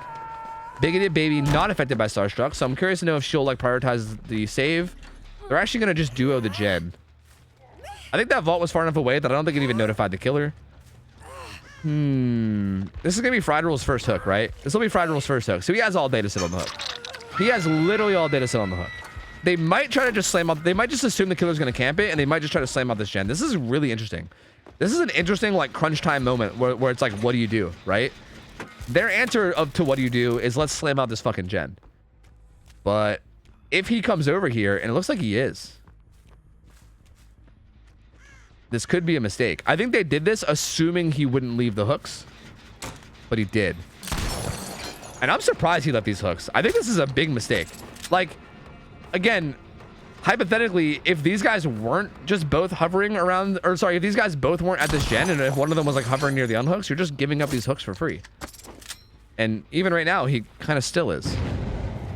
I don't know if I like this. I don't know if I like this at all. He kind of like, he had 2 people hooked on the same like little corner. He's just like, nah. He's just like, nah. I don't know. I mean, he does kind of have like the 3 gen on the side, although it's a pretty far 3 gen. It looks like a 3 gen because it's all on one side, but like these, actually, wait, no. This upstairs gen's done. Where's the final gen? The final gen's out there somewhere, isn't it? No, wait, there is. Wait, what's happening here? Where's the gens? I need him to do a little spinneroonie. Maybe there is a 3 gen here. Kind of. Max range shot on Fried Rules. He's injured, but he got behind it, so he's not actually going to go down. I think he could have pulled him more. I don't think he realized that he was going to be able to get behind that. Oh, Fried Rules, be careful. Oh, be careful, boy. Oh, boy, be careful. Gets the fucking needle shot barely. That gen's going to start regressing. I imagine they're going to be on top of that other gen, though. Yeah, this gen's going to be done for sure. Fried Rules will be put on a second hook, but he's getting there, dude. He's like 2 hooks away. I think after this hook, he'll be, what, 2 hooks away from winning, I think? Because I think that's hook number 7. So he's getting there. I don't want to switch back to him because I don't want to bug him out. Okay. Go back. Yeah, he's got 7 hooks, so he's 2 hooks away from winning. So this could still swing either way. No late game perks, though. No late game perks. He can't just kill this guy and win. He can't. Like, he can't just protect this hook and win. He has to pressure gates. Like, he cannot let them open gates and leave or else he'll lose. The one gate is really far away, too. Really, really far away. It's going to be super hard to actually put pressure on that gate while also protecting the hook at all. So I think he's going to just completely abandon the idea of protecting the hook altogether, and that's exactly what he's doing. He found somebody here. If you can find a survivor, if you can find the survivor that's not on death hook, which is Big Idiot Baby. If you can find Big Idiot Baby, that's huge. Because if he finds and downs Big Idiot Baby, that's a hook that you can just camp and try to win off of. And basically force them to like pull off a perfect unhook, otherwise they lose. But it looks like he's not finding anybody. Oh, he knew somebody was over here somewhere and he thought they were stealthing and he was hoping to find them, but I don't think they're even there anymore. I think it was Kurt and he's gone. He's gone. Yep, he's gone, so. Yep. He honestly took a big chance here. He took a big chance and tried to find a stealthy survivor there that wasn't stealthing. Did they 99 on a gate? No one's on a gate right now. It's kind of interesting. What are they doing? Have they even touched a gate? They haven't even touched a gate. What the fuck? They're just now getting on the gate. That's so weird. What have they been doing? What's everyone been doing this whole time? I mean, I know Kurt was like hiding. Somebody was unhooking. I feel like there should have been at least somebody on a gate this whole time. He finds Ada, but again, killing Ada is not enough to win. If the other 3 survivors hypothetically go to the faraway gate, open it and leave, it's over, right? So Ada honestly should just stay on this side of the map and just let herself die, which looks like kind of looks like what she's doing. Like she shouldn't try to like even transition to another tile. He wants that shot. He wants the fancy shot. Yeah, get a fancy shot. Yeah, end it with a fancy shot at least. Damn, he was trying to keep her at the L so he can get the fancy shot. He wanted it. Hey, I respect that he wants it, you know? I saw what he's going for. Look, as a fellow Slinger player, okay? I see what you're going for, and I respect it. Yeah, they leave. So there you go. Basement burglars. They're burgling. They're burgling. Look out. They do be burgling. Ada gets a speed boost from fucking who knows what. Was that like a tiny bounce landing, maybe? No. Yes? No. I can't remember. Was she the one with bounce landing? Possibly. Yes. That was a tiny bounce landing. And she makes it to... No! She doesn't make it to hatch! No! Slinger said, fuck that! Hell no! If I'm gonna lose, I'm losing with 8 hooks, not 7. Bitch! And then got the shot. So, hey. There you go. But still, unfortunately, Slinger still loses. Well, I say unfortunately for the Slinger. I mean, kudos to the survivors. They played that super well. Again, this team... I love this. Dude, I love seeing this. I know, I hate to be like I hate to nerd out so much, but like this team, Basement Burglars, these guys have been playing almost every scrim night. It's been like weeks and weeks now, these guys playing. And again, if you compare these last 2 games to how they played like week 1, it's like fucking night and day, dude. They're improving so much every week, and it's so cool to see, man. It's so fucking cool. These guys are getting so good. They're doing such a good job of getting better. And again, the Slinger player didn't even play badly. Honestly, at the end of the day, I really think his build is what lost him the game. I really do. This Slinger player was good. He was a good fucking Slinger. Like, you can tell he was a skilled Slinger. He was very good. He was, like, getting downs on, like, pre-thrown pallets. He was hitting nasty shots. Like, you can tell that he was a good fucking Slinger. I just feel like his build felt very, like... Again, this feels like a build you'd run in like pubs, you know, where like you catch people off guard stealthing with Starstruck. Like this feels like the, oh, a Meg is affected by Starstruck and she crouches in a corner right beside you because she's a Meg. So you like hook a survivor, then you turn around and there's a Meg and you down her and you're like, haha, Starstruck value, you know. But I feel like against like a good team that's like this organized, I just don't know if this is it, you know. I just don't think this is it. I feel like it's very easy to just like stealth against it and just play really safe and play careful. It's just 30 seconds of playing careful and then you're good, you know? And I feel like it's a little bit too easy to do that. And again, I also think Shatterborn's a waste of a perk slot, but you know, hey, some people need it, so I won't judge. But again, very good Slinger player. I still love this guy. This guy played really well, hit some nasty fucking shots, and he was aiming up some even nastier shots. Like you can tell this man hits shots. Like he was going for like those fucking weird ass, like through the tiny little crack shots. And I wish he would have got one of those. Like he was going for him, but the survivors just weren't really letting him have it. But I guarantee you this guy's a fucking menace in like actual like public matches. This guy's a fucking menace, I guarantee. This is one of those Slingers where you're just like, what the fuck? Guarantee it, dude. Guarantee it. So GG's to that guy. Hey, Basement Burglars, really well played. You guys are fucking cracked. And I appreciate you guys, dude. Appreciate you guys coming back and playing every week. I love seeing you guys improve. You guys all win a gift sub to any channel of your choice. And again, keep in mind, our homie Tweedledope is going to be matching my subs. So anyone that you want to gift sub to, I will give you a sub, or I'll give the streamer a random sub, and then Tweedledope is matching it. He will also gift that streamer another random sub on top of the one that I'm gifting him. So support for whatever streamer you want to be, to whatever streamer you want to support, you can support. It don't matter who it is. As long as I got a sub button, you got it. You got it, you know? Anyway, we'll wait for our next match, but GG's. That was solid. Very solid. Oh, prediction, right? I gotta pay up.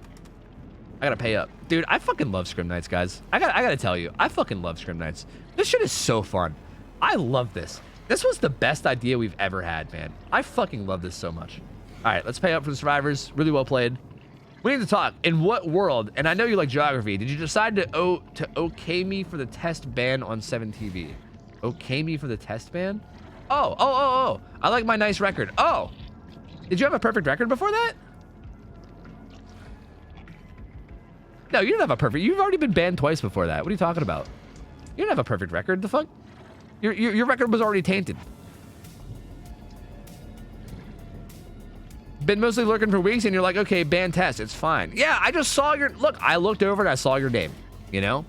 I looked over and saw your name. You're welcome. Yeah, dude, Swiss, seriously. Thank you, man. Thank you so much for the work you put into this, seriously.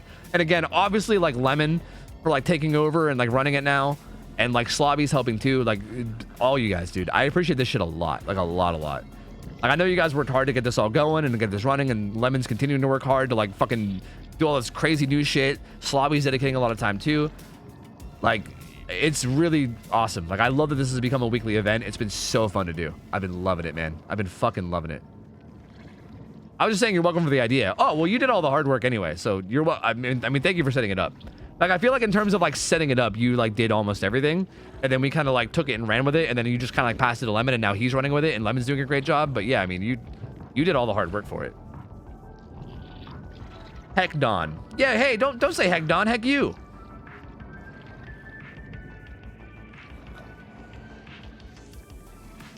I don't know, the insane to camp tunnel was killer. I avoid it so much. Dude, I feel that. I feel that, Digel. I feel that, dude. I'm the same way. I feel like when I first started to do scrims, like the first time that a team hit me up and they're like, hey, Tofu, can we practice against you for scrim night? And I was like, sure.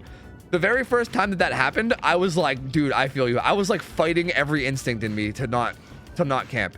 I was like, wait, what do I do? Do I just like camp this guy? Like, do I just stand here and like tunnel this guy? And like every instinct in me that I've had for the last like 10,000 hours has been like, yeah, just don't camp and tunnel people. Fuck that. So it's like, it's a weird thing to try to get over, you know? It's a weird thing to try to get over. But really, again, you got to know that everyone that signs up for these scrims expects it, you know? Like, you don't have to feel bad because everyone going into these games like expects it. They know it's coming. Like, you don't like, you're not like ruining anyone's experience or anything. As a matter of fact, I think they would they would probably like it more because they probably want the challenge, you know, I would assume. Are you gonna play killer? No, we're just casting games today. I'm not playing it all today, we're just casting. How can someone participate in a scrim? Exclamation point forum will give you the link to the forum. It is a there's like a little sign up sheet where you basically give us your hours as well as your region. And whether you want to play killer or survivor. As survivor, you have to sign up as an entire team. You can't sign up as a solo survivor. You either sign up as killer or you sign up as a whole team of survivors. And yeah. You sign up, and then we basically, if we have a game for you, you'll know it like maybe like 2 or 3 days before scrim night. Like usually the schedules are released like Wednesday or Thursday, and then scrim night's on Friday. Like they'll at you in Discord and let you know if you might be playing. How much longer do you think this will go? I don't know why. You guys, is there people that can hang out tonight or something? Is there a place for me to be, or am I just gonna end and then just be fucking chilling and doing YouTube anyway? Depends on the answer to that.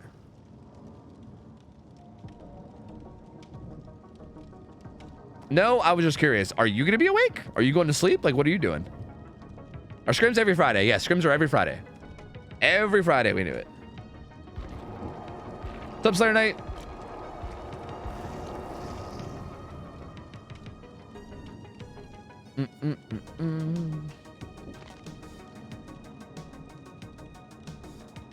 Including this team, there's 4 more survivors scheduled. Okay, so there's a lot more, dude. I don't think we're gonna get them all in. Like, we actually have a lot of people scheduled today. Holy fuck. I think maybe the long Dodger games might have got us good too.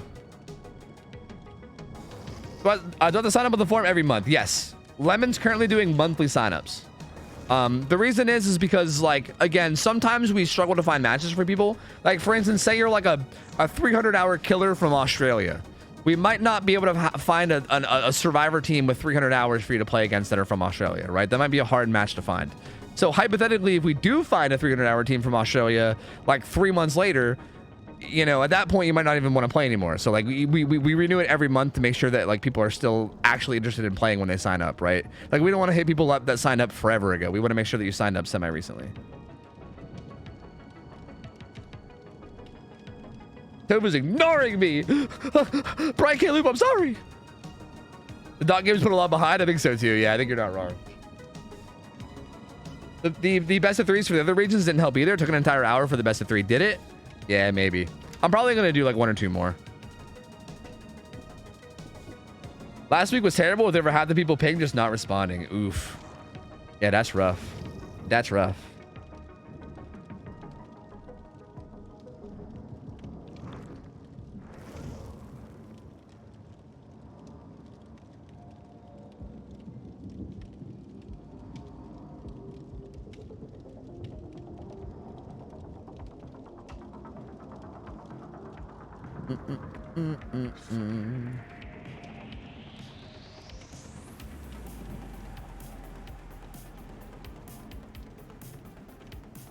Ad break?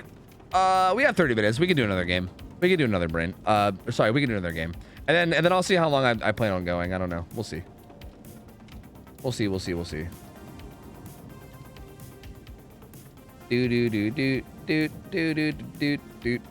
Is there like a log cut of wins and losses and team records? Like maybe once a year you guys can do a winners bracket challenge or something? I don't know how to word it. Nah, we don't really keep anything like that. The only kind of log we keep is we keep a log of teams or killers that play way above their hour bracket. Like for instance, that Survivor team earlier, we'll like probably put them in a log where we'll like put them way like we'll be like, hey, if we match make these guys up, we'll put them way above like what their hours say. Like we're not gonna match them up for their hours, we'll match them up at higher. So if anyone plays like way above their hours, we like note that so that we can like give them a good match as opposed to like putting them against people that they'll just crush, you know? Wait, what's this killer playing? I haven't really been paying attention. Fuck. Wait, what's this killer playing? This is Sharp. This is Legion. Okay, Legion on Azrael's resting place. Here you go. Vote. Legion on Azrael's resting place. Okay. They can't run boons because it's an Azrael's map, so no boons are allowed. But it's Legion. Azrael's resting place. Legion can run anything other than No Way Out, No Ed, and Haunted Ground. What about way below their hours? Yeah, that too. Yeah, but we haven't really seen that yet, right? Like we haven't like. I feel like if there's like a 5,000 hour player that plays like a fucking complete potato, then maybe, but I don't think we've seen that yet. So, I mean, if we have to, sure.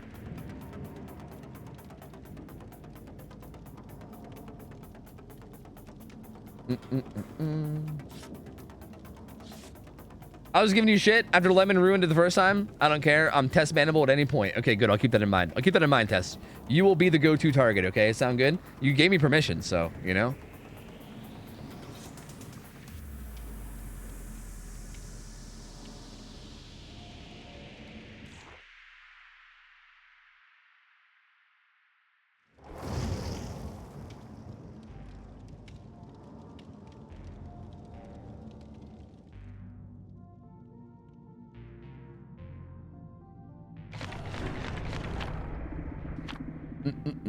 Okay, here we go.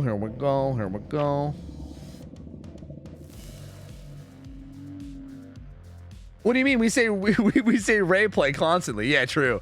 That's a good point. Yeah, that's a good point. Mark down Rayoxium. Plays like a bot. No, I'm just kidding. Raise a beast. Please, raise a beast. All right. I'm curious to see how this goes. I'm curious to see how the build is and everything. Because I feel like this could go anyway. Also, if you guys are down, it looks like I don't really have anything going on after stream anyway. I'm down to just like keep casting. I don't know, like if like the players are down to like stay up or whatever. Like if the players are like, fuck this, it's late, we want to go to bed, then you're sure. But like if everyone's down to like stay up and keep playing, I'm down to go a little bit longer than my usual time. It don't matter to me. I'm having fun. I'm having a good time. He's got Eerie Button and Mural Sketch, the same add-ons as before. Oh. Wait, this is like a very similar build. Wait, this isn't the same Legion, right? Or is it? Yes? No? No, this is a different guy, right? We had a different Legion, did we not? This guy has a very similar build to the last Legion, right? Didn't the last Legion have End Fury?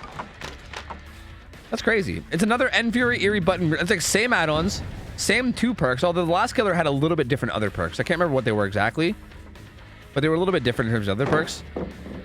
Okay. The throw of Shack Palette. He breaks it with his add-on. So Eerie Button just makes it so that she could maybe make it back to the window. Nope, not quite. She's gonna die.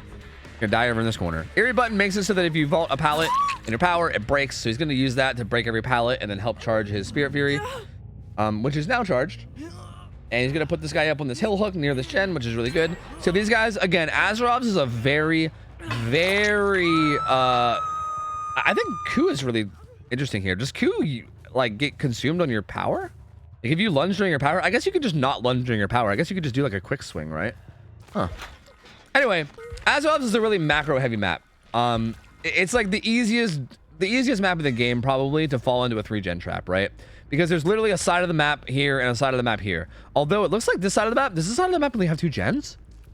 Oh, did he hook him on like a bad side? Because this side has 4. This side only has 2. Oh, he hooked him on the worst side. That's not good. Honestly, if I was his Legion, I would literally just give up this hook and run down there, I think. There's 4 gens down there on that side, dude. There's 4 gens. But he's not doing it, so... I would say this is not very good from the Legion to recognize that, and also kind of good for the survivors, I guess. They're like kind of lucking out here because there's literally 4 gens down on that side of the map. That's insane, dude.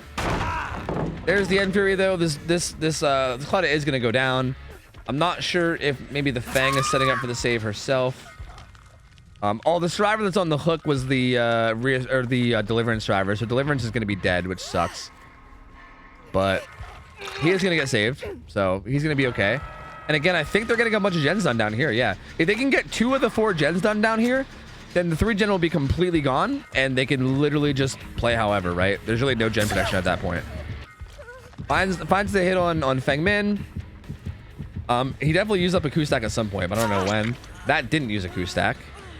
That's interesting. Gonna stay on the Jane. She doesn't really have too much to use here. She can try to use Shack Window a little bit, but this is also basement, so like this is really scary, right? Like she's gonna get basemented here. I'm almost sure. Yeah, she goes down the coup de grace. You hit him with the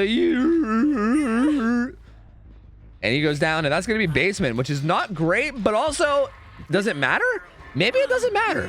Off the record, completely irrelevant against Legion. I feel like, well, not completely irrelevant, but like, no, not completely irrelevant. But I mean, like Frenzy, like, I think he just Frenzy hit her first because he maybe was expecting it. I don't know. But he did Frenzy hit her. I don't even think this is that bad, assuming they break up that 3 gen down there. Like if they let that, like okay, hypothetically, if he leaves basement, they can just like save her. Like he's leaving basement right now. Well, maybe they should have been like pre-set up for it. I don't think you can save now. This feels a little bit less good. Now he knows that nobody's down here, so this is actually way less good, I think. Still not terrible, though. I mean, I think if they get a gen done down on that side of the map, they're still not in a terrible position. But honestly, not as good as I thought it was going to be. No End Fury yet, so that doesn't result in a hit. Good play from the Claudette there to not go down on that really, really bad pallet. Fang is making her way over here while injured, which is definitely risky and scary. She's going to die. I don't like this play at all. This is not good. This guy on hook is probably dead. Well, now he's picking up. Maybe not, but still probably dead. Yeah, Claudette can't save. Yeah, person in basement's definitely dead. They did finish 2 gens down there, though. So they do have, like, a nice split now. There's 2 gens on either side of the map, right? So there's 2 gens down there, and there's 2 gens down here. So there is a decent, like, split on gens, and the killer can't really, like, defend gens anymore. But at this point, I'm a little worried that they're just, like, hit a little too hard, right? Like, I don't like that Feng Min going over there and dying. Like, that felt really bad to do. They might be okay. They might be okay. Again, I don't really like the Jane going down in your basement because that just made that, like, a guaranteed death. Whereas I feel like if she went down somewhere other than basement, then, like, you know, with how much he walked away, it would have been an easy unhook. But because she was in basement, there was really no way to get an easy unhook, so she almost was, like, guaranteed to die.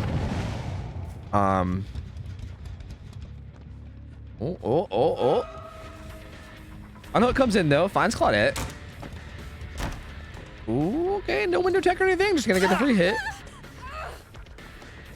Dude, this could go either way. This is interesting. Because again, their gen split's good.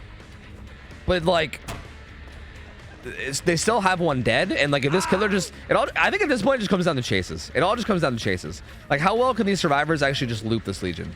Oh, this is the new dog shit palette, I think. Or no, is this like the Ormond tile? Wait, this is the Macmillan tile. Oh, this is the new Macmillan tile, but on Autohaven. Oh, that's hella awkward. There should be a window right there, though, right? She doesn't make it. Dies.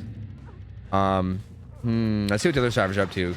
Okay, so they're gonna get this gen done entirely. There's another gen on this side. They see it. They're running towards it. The killer knows. Man, I hate these new tiles, dude. They're both doing it, but they're gonna find out soon enough that the killer is here. And this again, oh, he pops his power right away. That's interesting. Gonna go after the Fang. Gets a little bit, okay, it gets a little bit of killer instinct, finds this guy. I think this guy should run back towards his generator, let himself get hit, and then let Feng go save. I think that's what should happen. This guy should stay on this side of the map because he knows he's gonna get chased. And then he should like let the Legion follow him over there and then let Feng go save. I feel like maybe that's what should happen. Although I say that, but actually this looks pretty good too, actually. Wow, she actually didn't get the save though. He kind of just ran further away. No reassurance or anything either. Ooh.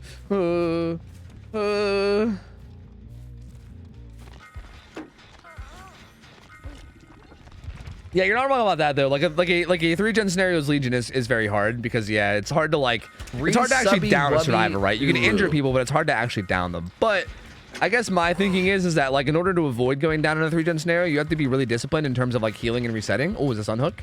This unhook's really important. He's just letting him have it. That guy's almost dead and he just let him have it. I think he was too worried about losing that last gen. I don't like that at all. If he just made sure that guy died, like again, I know people are gonna get triggered at me saying this, but had he just like literally stood in front of that hook and secured that death, like he was so close to dead. Like they let him go the whole way down to like 10% left, you know? If he would have just stood there and just watched him die and just denied the unhook, worst case scenario is to get the last gen done and then it's a 2v1 with the Exegate's power. Then all he has to do is just kill one, right? He kills one of them and then it's GG. But now, oh no, they get the unhook basically for free. I mean, not basically for free, literally for free. The final gen gets done. Adrenaline comes into play. He finds the Yunjin, but she's actually, this is the right target. Yunjin is the right target. Yunjin is the survivor where if she gets hooked, they literally need to save her. He gets body block here though. He didn't stop. Dude, survivors need to stop more in these like, this is like the second time today we've seen someone try to body block. Like right there, just stop moving. Right here, stop moving. Or throw the pout, I guess that's fine too. But like you just stop moving and force a hit on him, right? Like you don't need to. I think this is gonna end up working out for them anyway, right? Is that gate the one that's open? It looks like it is. Fang's gonna eat a hit as well. He's gonna be going with his frenzy to try to get up there, but again, all that matters here is that, well, Milky can't die. The only person that can die here is Claudette. If someone has to die, yeah, there you go. Claudette's the right one to die. Yep. That was smart of the survivors. This was the only survivor that could have died and they still win. If Milky dies, they lose. If Pressure dies, they lose. Wait, Pressure, they're all Pressure. Wait, they're all Pressure. Wait, but that's actually, whatever. You get my point. Claudette was the only one where if they die, the killer still loses. So really like smart of them to have Claudette basically just throw herself at the killer. And hey, man, well played. Well played from the survivors. Really, really well played. Touche. Yeah, I don't know. Not really much else to say about it. I mean, very, very tough match. I do think he did a good job of getting someone out relatively early. Again, I don't know, man. I'm curious. I feel like I would have liked to see him go to that 4-gen area. Like having a 4-gen is just so like that's so much, right? Considering there was a 4-gen on one side and a 2-gen on the other, like that's just so much. Even though I didn't even have like a very big like gen pressure build, I still feel like that's just so much, right? Like you can maybe get like a 4-man frenzy. Like there's so many things that I feel like could potentially happen there. But hey, what are you gonna do? Really well played all around. He almost got the win anyway. I think it was really close. Again, I mean, had he hooked that Claudette instead of like letting her crawl out, he would have lost by literally a single hook. So still really close and really well played from the survivors. Super, super well played. Oh, really, Mock? Oh, was I wrong about Claudette being the only one that could die? I might have been wrong about it. I don't know. That was my quick math assessment, but maybe I miscounted. I don't know. I thought Feng dying was 9 hooks. Maybe it wasn't. I'm honestly not sure. Okay, survivors won that one. And we'll get the survivors a new team. We'll get them a new team, boys. Get them a new team. Oh, I gotta play ads. Guys, I gotta play ads. I'm sorry. Bear with me. If you guys are a non-sub, I'm sorry. I gotta play ads. I took a deal with Twitch where they're giving me a bunch of money to play ads for a month. Okay? New team? Sorry, new killer. I meant to say new killer. The team stays. New killer. New team of killer is what I meant to say. But anyway, yeah. Bear with me. I'm playing them manually now. That way they don't show up in game. I'm trying to make sure that ads never actually show up in the actual gameplay itself. So I'm gonna play ads now while we're setting up the game, and I'll make sure the ads are done before I actually start the match. So yeah, if you're a non-sub, just bear with me. Hang in there for 3 minutes and I'll be back. All right. You guys are helping me put a down payment on a house. I love you. Okay. Thank you. Thank you for watching the ads and bearing with me. Be back in 3 minutes. All right. All right. Anyway. Who's up next for killer? Is this Tin Can? I don't know. I know we had some artists in the list. Wasn't there like 3 artists signed up to play tonight? One of them was like the non-NA artist, and I know they ended up not playing. Ooh, woo. But I thought we had. Oh yeah, I think Tin Can is up. Yeah.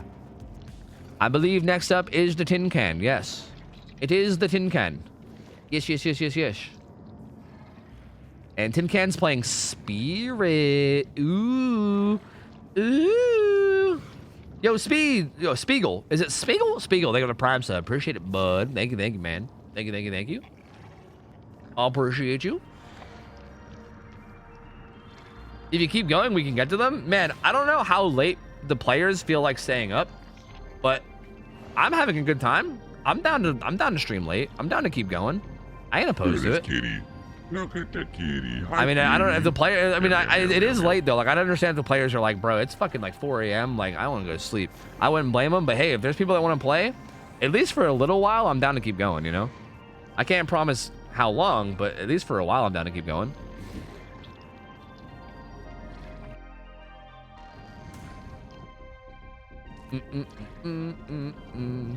You owe me breakfast. Why? Why do I owe you breakfast? Hey, you signed up for this. You knew what you were in. You knew what you were signing up for. I don't know you shit.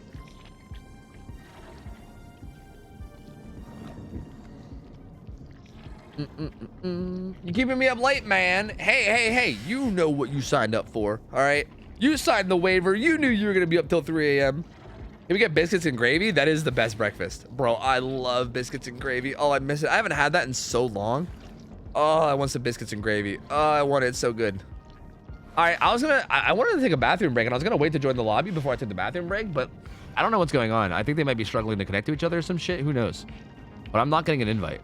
So I'm gonna just, yeah, I'm gonna go to the bathroom real quick. I'll be right back. BRB, guys. BRB. Una memento. I will be right back. 1 sec. I'm gonna pull up the webcam of the chair. Anybody that shows up knows that I'm AFK. Be right back.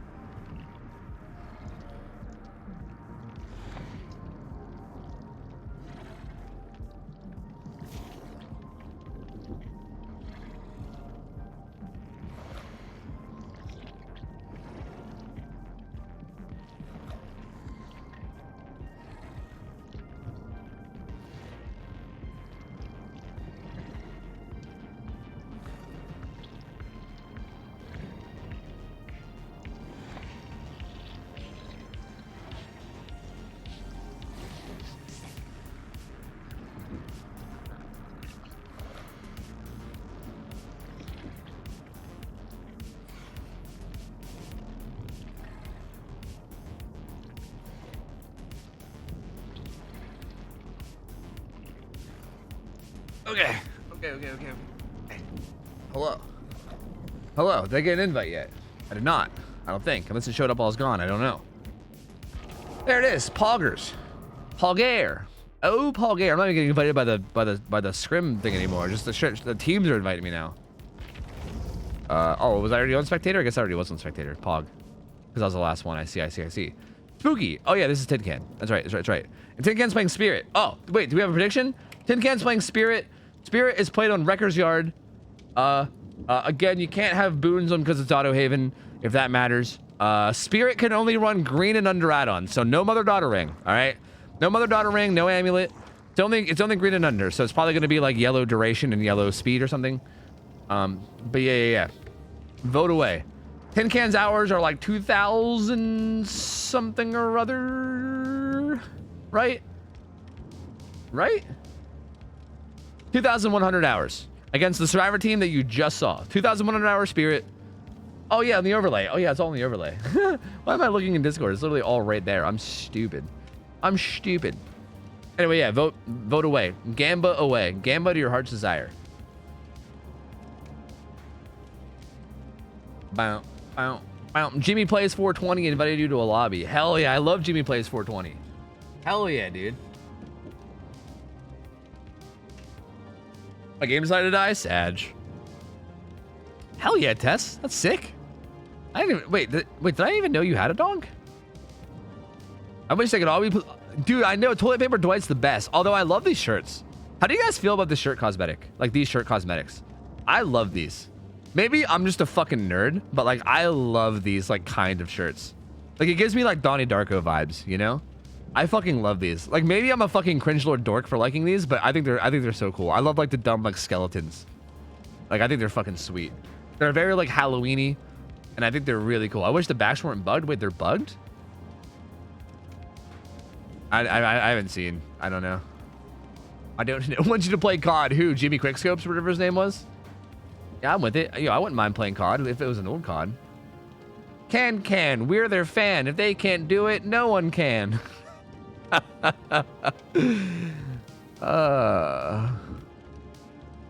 German Shepherd Chihuahua mix. Oh, wait, yeah. You know what? I think I have seen your pup. Yeah, now that I think about it, like multiple times. Never mind. What am I talking about? You're a cringe lord dork for admitting you like Donnie Darko. What? Wait, huh? Donnie Darko's a good movie. What are you talking about? It's just a good movie. What the fuck? Who doesn't like Donnie Darko? What the fuck?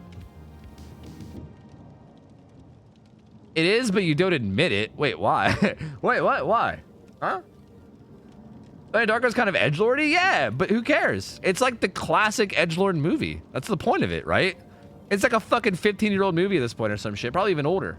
But that's the whole point of it, right? It was like the OG, somewhat edgelordy, dark movie. You know, it's a classic, dude. Donnie Darko. I gotta go back and rewatch it. I feel like I've talked about Donnie Darko so many times recently. I gotta go watch it again. I gotta go watch it. It's been literally like 12 years since I've seen it or some shit. It was so long ago.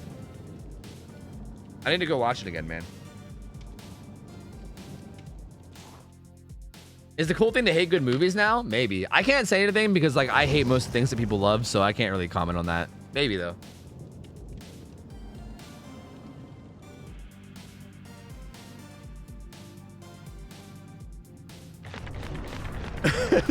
Yeah, sorry, Des. But also a good boy. I don't even know what that movie was about. Can you give me a synopsis? Because I watched it and was like, what's going on? Yeah, bro, I don't know. Something about like time travel or something, CFB, and like alternate dimensions. It was like alternate dimensions and like time travel or something, and like, bro, I don't know. I can't go through it without spoiling it, okay? All right. I know it's like a 20-year-old movie, but I don't want to spoil it, all right?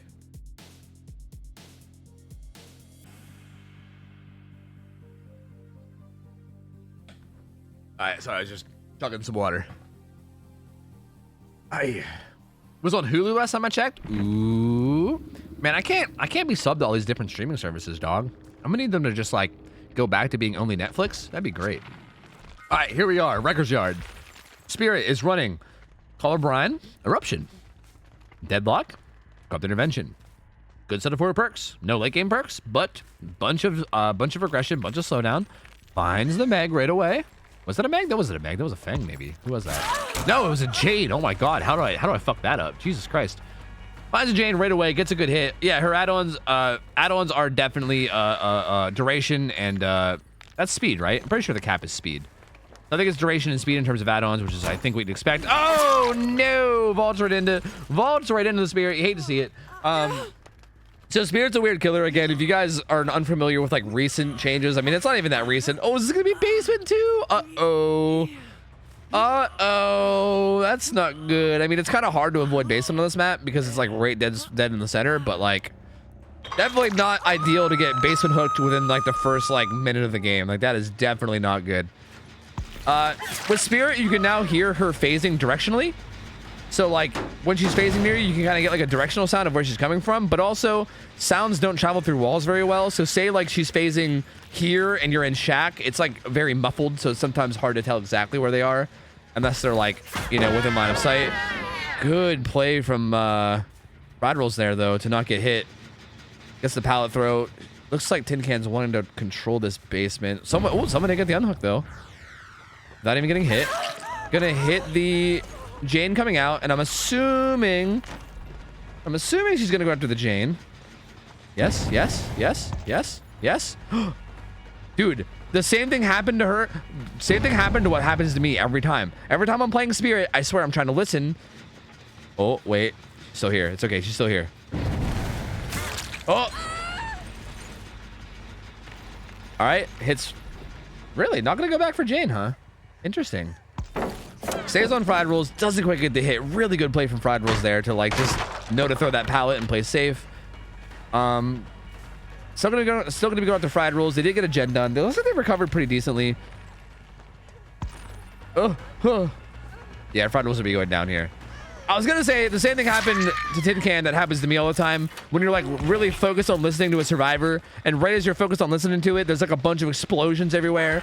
Like people start blowing up gens and it's like boom, boom, boom. You like can't hear shit.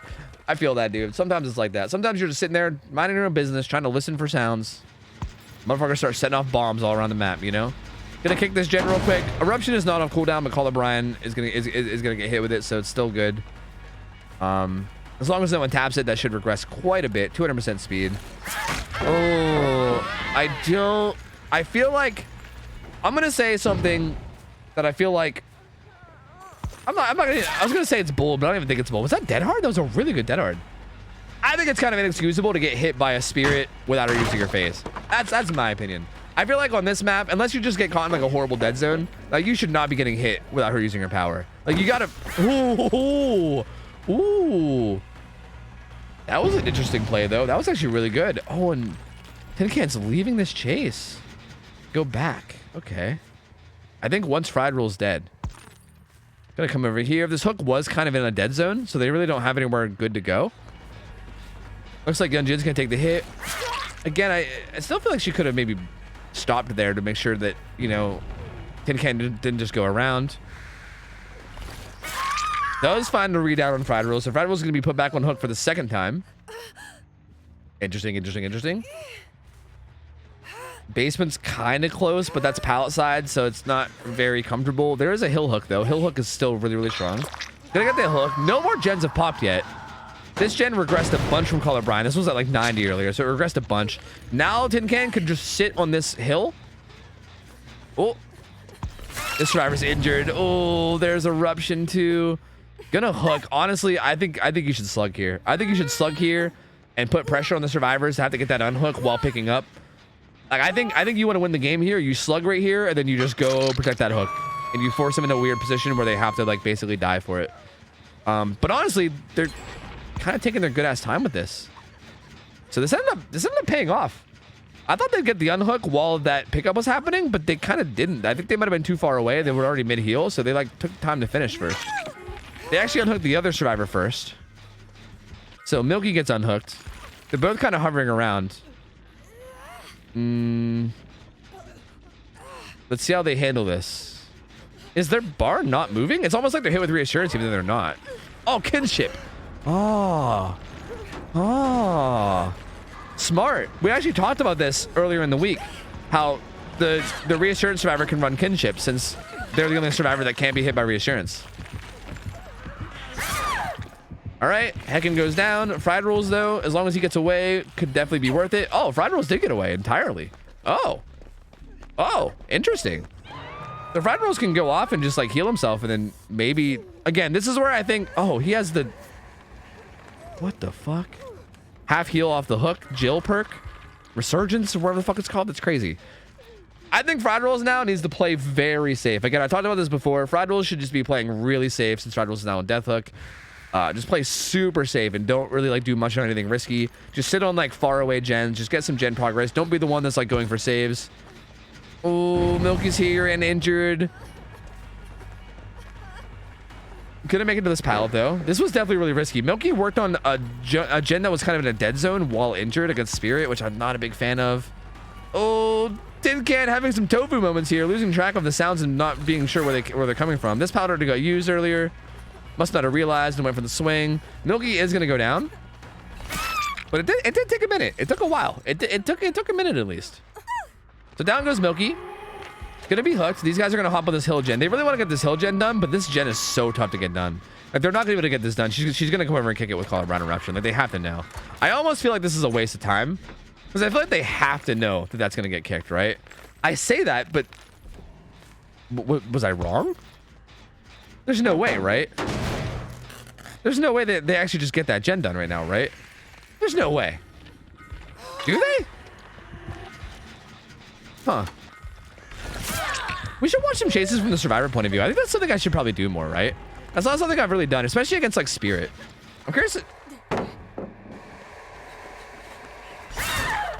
to hear what they hear sometimes. You know what I mean? I feel like that would be a good, that might be a good practice to do.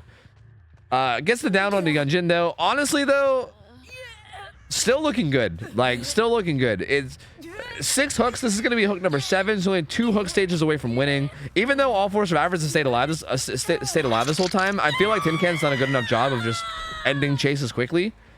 And also, like, pressuring the gens with these perks. Like, again, that middle hill gen that just got done, that gen got regressed from like 90 to like 40 so many different times. And then it recently went the whole way down to 0. They just did it from 0 to 100. Like, that gen got regressed so much with these perks. So between ending chases quickly and just getting so much value out of these perks, I feel like, ooh, good play there. Very good ears there. I feel like between all that, yeah, I feel like even though they did a good job of keeping all 4 alive, it might not be enough. They still need 2 gens. Here's Fried Roll's footsteps. He's on death hook, so she might just stick onto him. Yeah, he's gonna die here, I believe. No pallet here. Is dead. Down he goes. That's a death hook. Hackett's gonna get unhooked, but now it's 1 hook away. Like, they gotta do 2 gens and open the exit gates and leave without 1 other hook happening, which I don't feel like is gonna happen. That's kind of a tall order there, lads. Bit of a tall order. Bit tall. Little bit tall there. We'll see what they do. These guys are gonna be healing each other. These guys are both injured too, so like if she comes over here, ugh, that's not great. Goes a different way though. Comes over to this gen by like the weird truck thing and kicks it. I mean, here's the thing though. Like, if she's not finding the survivors, then, you know, she's kicking every gen and like regressing them all around the map, which is rough. These guys are healing while Fang is doing a gen though. So like, all things considered, I think they're doing the best they can. Fang gets found though, and again, here's the thing: if she just goes down, it's over, right? Like, if Fang goes down at all, it's over. You're just in such a tough spot at this point that I don't know if it's even possible for them to win. Oh! Fucks up and vaults into them though. A little bit of a panic there. I mean, a little bit of a panic slash just, I don't know. Hard to know what the right play is there, so can't really blame her. She's gonna get chased towards the bus. There is a pallet here. Pre-throws it. Tried to bait the vault, but didn't work. It looks like the Fang just kept running, I think. I think she just kept running. Oh no! Oh no! Dead. Dead. Got a little lost. Wasn't sure where the spirit went. Accidentally ran into her. And that's it, dude. That's it. That's Jeej. That there's a Jeej, boys. That there's a Jeej. That's 9 hooks. That's, I think a kill on Milky, right? Yeah. And that's it. The survivors can no longer win. They can no longer win. That's it. That's Jeejers. At this point, it's up to them. Okay, I have a question that I'm going to ask right now while this game finishes. How do you guys feel about, like, when the game is guaranteed over? Like, would you guys be okay if we gave teams the option to just, like, DC at that point and just, like, call it?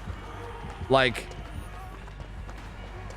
do we, like, I feel like every time this happens, we're just like, well, the game's over, but now they're just, like, kind of chasing around because why not, you know? Like, I feel like that's a pretty good thing to do. I feel like when we get to the 9 hook stage, yeah, you know? I think the main thing that worries me about that is because this is so, like, grassroots and everyone here is, like, so new to all this, I'd be worried about someone DCing early. I'd be worried about someone thinking the game was over than DCing early. But I mean, I guess if so, then, like, I guess that's on you, right? Then I guess you just lose and that's on you. You shouldn't have DC'd early. But I feel like that would suck if there was like a close game and then someone just DCs early because they think it's over when it's not. But yeah. Maybe killer just DC? Yeah, maybe. That might be a good rule to implement for like tomorrow. They should have, or sorry. I don't think it should be mandatory. I don't think it should be like a rule, and I don't think it should be mandatory. Like if they want to play it out, I think it's okay. Like it could be good potential practice. Like maybe they just want the practice or whatever, right? Because I mean, the whole point of this is for scrims, right? If they want to practice even just like chase stuff and stuff, like I'm okay with that. So I don't even necessarily like, I don't want to force it on them, but I want to give them the option that if they want to do it, you know. There could also be 2 botany that we didn't know. So after the match, then that'd give a penalty. Yeah, true. That's a good point as well. That's a pretty good point as well. What's the win condition? The win condition is basically 9 hooks. We have like a scoring system set up where you get points based on generators done, as well as you know, hooks that you get, and we have this big complicated system. But even though our system is big and complicated, we found out that in general it ends up just boiling down to if you get more than 9 hooks. If you get 9 hooks or more as killer, you win. You get less than 9 hooks, you lose. That's basically it. So 9 hooks is the current deciding factor for winning as killer. Doesn't matter how many people die. If you get 9 hooks, you win.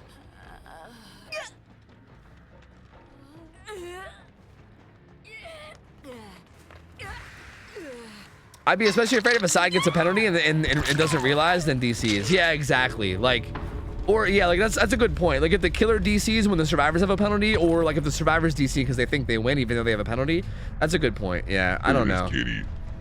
It is kind of risky. I guess in that regard, it's like, well, you're still taking the risk, right? Like it's up to you if you want to take the risk to DC or like play it out. Like I wouldn't punish people for playing out. I wouldn't force DCs. But I don't know. I feel like at least in situations like this, like I feel like in this situation, it's like way over. You know what I mean? Like it was clear here that like the killer was going to 4K in general. Like it wasn't even going to be like, oh, 2 survivors are going to get out and it's going to be a close game. I feel like in games where like it's clearly over, right? Like it's clearly like the killer's gonna 4K. Like I feel like in those games you could just DC, or like the opposite, maybe, right? Well, actually, in the games where survivors get out, I feel like I'd rather let them get out. But like in a game where like the killer's basically already won, then yeah, I feel like in those games it'd be okay.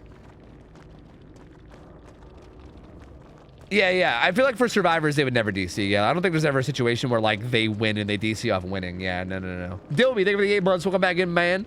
Thank you, buddy. Yo, legit. Thank you for the 2 months. Welcome back. Thank you, man. Thank you. All right, let's get a new team of survivors in. Let's get a new team of survivors in. Let's doot. Let us doot. Who's up next? Chimkins? Is it Chimkins? Do we got motherfucking Chimkins and shit? That was such a good match. That was a close one. That one was tough. Yeah. And again, though, it just ended chases way too quick. Just way too quick. The chases just ended so fast.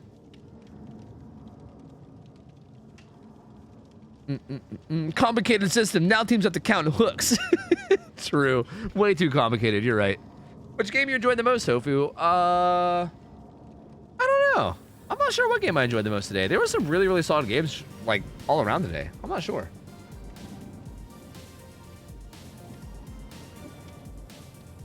How do you select who gets to participate? You sign up. You sign up using the forums. ! Forum will give you a link to the forum. You sign up, you give us your hours, your region, as well as either the killer that you'd like to play or your teammates if you're playing Survivor. As Survivor, you have to sign up as a team. As killer, you can sign up solo, but you have to tell us the killer that you want to play, and also your hours, and also your region. And then basically, when it comes, like throughout the week, the people that are organizing the tournament, which is like Slobby and Lemon, will basically matchmake people based off region and hours. They'll try to find you someone near you, region-wise, as well as around your hour level, you know?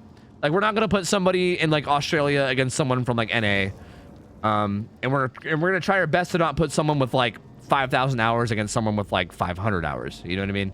So we basically, if we have a good match for you, then we might, you know, we'll like ping you on like Wednesday or Thursday and let you know, because we do them every Friday. So usually the schedule for Friday gets released on Wednesday or Thursday, so usually you'll know like a day or two in advance if you're gonna play on that week or not. And yeah, I mean, there's a chance that you'll play any given week, and there's a chance that you might not play for like 3 or 4 weeks at a time. It's really hard to tell. It really depends on how many survivor teams are around your matchmaking level, you know. You have scrims tomorrow as well. No, they're every Friday. They're every Friday, and that's it. Only Friday, but every Friday.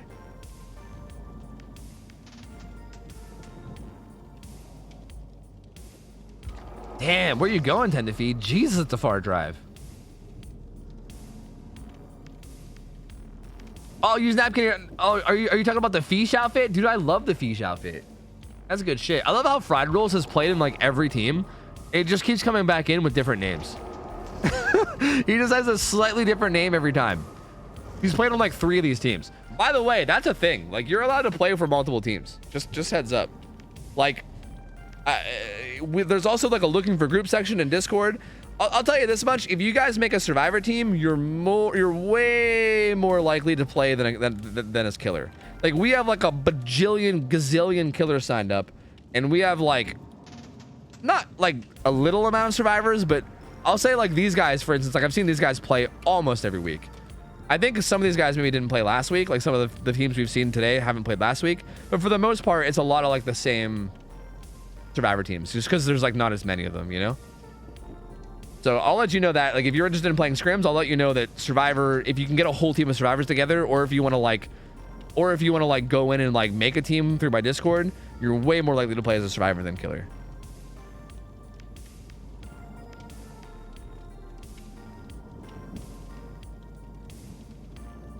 Yeah, you're not wrong about that, Spider-Man. Hours don't matter that much, but hours is the best thing that we can do until we see your skill level, right? Like, for instance, we had that survivor team earlier that like had like a relatively low average hours, and they looked like calm gamers. Like, they were really good. So like, that wasn't good matchmaking, right? Like we put that team against like a 1,500 hour killer or something, because according to hours, that's how many hours they had, but they clearly didn't play at those hours. So like, it's not always perfect, but it's, you know, from a blind point of view where we have no reference of anything, then there's really like, it's the best thing that we can do until we figure it out. And if anybody plays above and below their hours, then we can just keep that in mind for like future matchmaking, you know. We can go by devotion level. I think hours is fine. I think hours is totally fine. Although actually devotion level is an interesting way to do it, because that's a way for you to like, I know there's some people that play on like console or whatever that don't even know their hours. So that would be a way for people to know their hours no matter what. That's actually an interesting idea. And it would also be recent hours, right? It wouldn't be like all-time hours. It would be hours since they added devotion, which was like a couple years ago. So I feel like those are like the most relevant hours, you know? That's an interesting proposition, to be honest. The more I think about it, the more I'm like, huh. AFK gamers have inflated hours too. Some people just keep their game on all day. Yeah, true. True. But again, I mean, if you're an AFK hour gamer and you end up being in like a way higher hour lobby, I mean, I don't know. That's on you, dude. You might get shit on and they'll want to put you against lower hour gamers in the future, I guess, you know? But yeah, I mean, devotion could work. I mean, I'm not opposed to that. If you want to try that for next month, Lemon, you can. I mean, I don't think you're changing anything for this month. I think you're just going to save it all for next month, right? If you want to try that for next month, feel free to. I mean, I don't think it's a terrible idea.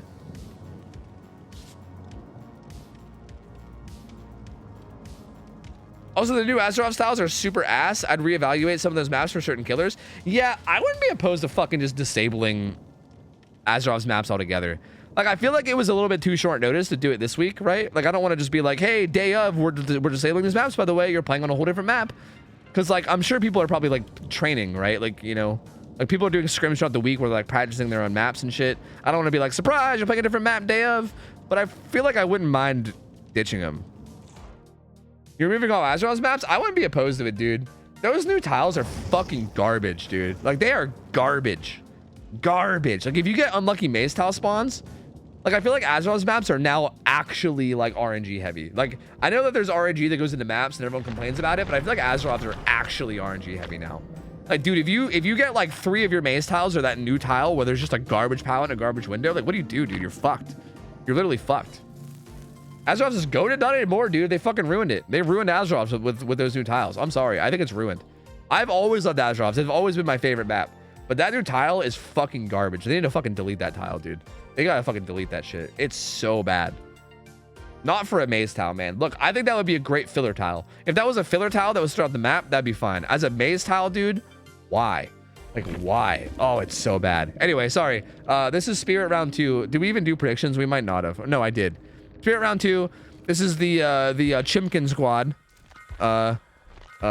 So we'll see what happens here. Killer running the exact same build. So no surprises there. I mean, you know what they say.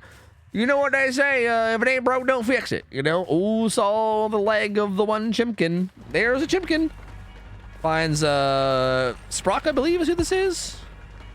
Oh, okay, goes for it. No! Gets hit anyway, though. I hate to see it. A little bit of confusion there on both of their ends, but ends up getting the hit. Not throwing the pallet. Gonna vault the window. Oh, down he goes. That's a pretty fast down. That's a pretty fast down. Well, hate to see it. I'm not really sure what he should have done better there. Maybe just use the pallet as opposed to like trying to use the window. But either way, it goes down. Oh, wait, what is this? Oh, Chimkin Queen, you're getting a little ahead of yourself there, Chimkin Queen. Calm down. Doesn't get spotted though. Luckily, I feel like that was really risky because if the killer would have saw those scratch marks, that would have been a dead Queen Chimkin. Unhook comes in though. Tin Can does not seem to mind. Tin Can, I don't think Tin Can is like, bro, honestly, Tin Can's like, fuck the macro, fuck tunneling someone out. I'm just gonna fucking slay Queen, and then she's just going for it. Gets hits on both the Claudette and the Jake, so now they're both injured. They're both gonna be loud as shit. Oh, okay. Gets it down on Claudette, so this is basement too. There's basement right behind. So this will be a basement hook, which is gonna make this even harder to unhook. So, man. Back hook as well. You hate to see it. Definitely not a great start for the survivors. Killer's definitely out ahead right now at the start. They're just now getting healed up and reset. No real gen progress to speak of. The I think this is the Jake, right? It's finally doing this gen. Hard to tell from behind the difference between the Jake and Dwight. No, this is Jake. Bro, Jake has a dumb hat like this too, doesn't he? Maybe he doesn't. I don't know. Either way, point is they don't really have much gen progress. Again, the eruption called O'Brien is just like so strong on this map because a lot of these middle gens, it's so easy to kick them while you're just like navigating around the map. So this build actually ends up working really well on this map. It's so easy to keep these gens like hit with eruption.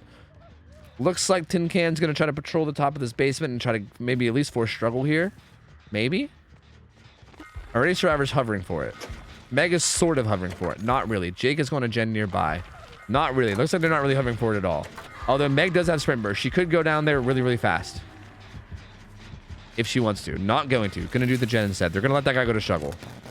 Jake, failed a skill check. Failed another skill check. Jake. Nails the third one. Let's go. Third one's a charm, baby. Got it. Got that shit. Let's go. Kicks this gen.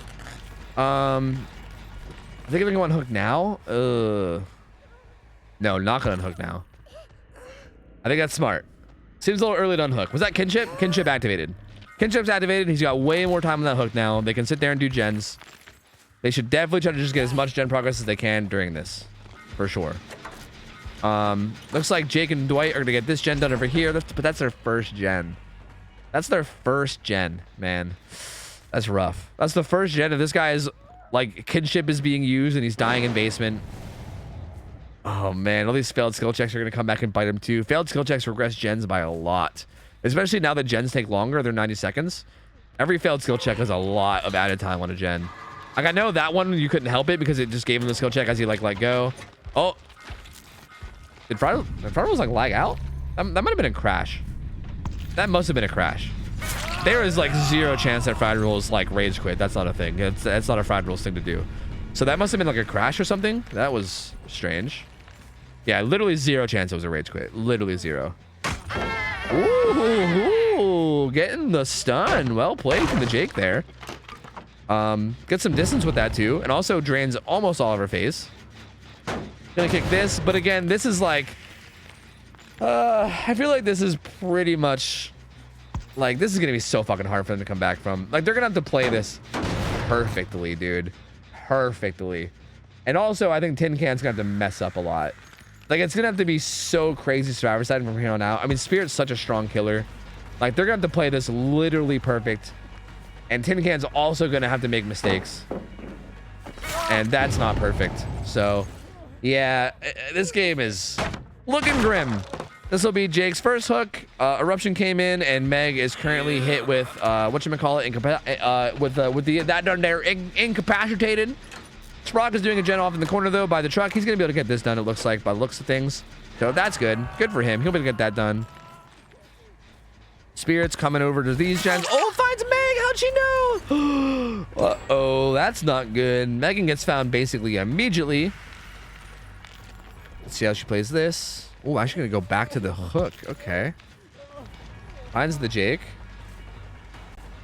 Not sure if well, nope. Gonna stick here, I think. Maybe, I don't know. No, yes, no, yes, no, yes. Doesn't quite hear that correctly. Jake goes the other way. Doesn't get the hit. But again, this is such a tough situation. Meg can't really go for the save while injured. That crow just flew. That crow just flew and she saw it. So yep.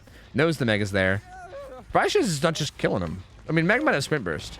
Really wants to protect this hook. Oh, deliver. Okay, reassurance comes in, so never mind. He went behind, but I don't think she realized. I want to watch some chases from the survivor point of view, but also it's tough because she keeps changing targets. Gonna be on the Jake now. Oh, Jake underestimating a little bit how far she can go and goes a little bit past the pallet, so doesn't get it. Unfortunate. Jake's gonna be put back on hook again. Dwight's doing a gen. Spirit's bald. What's Meg up to? She's also doing a gen. They're both just working on different gens, but yeah, there's less like how do you come back from this? And if this Jake dies and it turns into a 2v1, like once it gets to a 2v1 point of view, like if the exit gates aren't already like powered and like practically open and it's a 2v1, it's basically game over. Like there's no way, especially against a killer like Spirit. No fucking way, dude. Literally no way. See, okay. No one's even going for it. Tin Can coming back to the hook, but Poultry Prince, you know, not even the fellow Chimkins are not even trying. All right, you know, it's only you over there. It's only you over there. The Chimkins are not trying to save their fellow Chimkin. Well, maybe they are now. No, the Meg's healing. She got a med kit, so she's gonna heal up. I think Poultry Prince is dead. It looks like Dwight might be coming in to try to make a reassurance play, but it might even be too late for that. Yeah, dead. Yep, dead. Dead, and that's gonna be GG. That's not, it's not officially GG. Killer still needs what, like another 1 or 2 hook stages, I think. But pretty much, yeah. Two more hook stages, but also like there's no way they're gonna get 3 gens done. There's literally no way they get 3 gens done without getting hooked twice. I mean, like even if Tin Can's down to 1 person, you could literally just stand in front of it and then bam, you know. So we'll see. I mean, they'll play it out and they'll make sure. I mean, never know. Maybe Sprock will be the Ultimo Juicer here and just lead Spirit on like a fucking 10-minute chase. Maybe, you never know. Could happen. Oh, ooh, that was a really good read. Really good fucking read. Maybe she heard something. I didn't hear anything myself, but maybe heard something there. That was a really, really good read.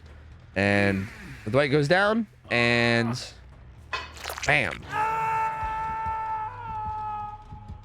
What do they do here? You gonna save? You gonna save Chimkin Queen? You gonna let your fellow Chimkin die? Yeah, I mean, this is it, right? You can literally just do this. You can just do this and the game is over, right? Like, what do you do? Like, what does one do? You can't unhook because then you'll get grabbed. You can't do anything. Even if you don't get the grab, even the 1-for-1 is a loss, right? It's a loss no matter what. Like, no matter what you do here, you just there's nothing you can do. So yeah, like, gonna allow the 1-for-1, but even this is a loss, right? Because this hook is a win. So there's the 9th hook, and GG's the Tin Can. Tin Can gets 2 wins in a row again.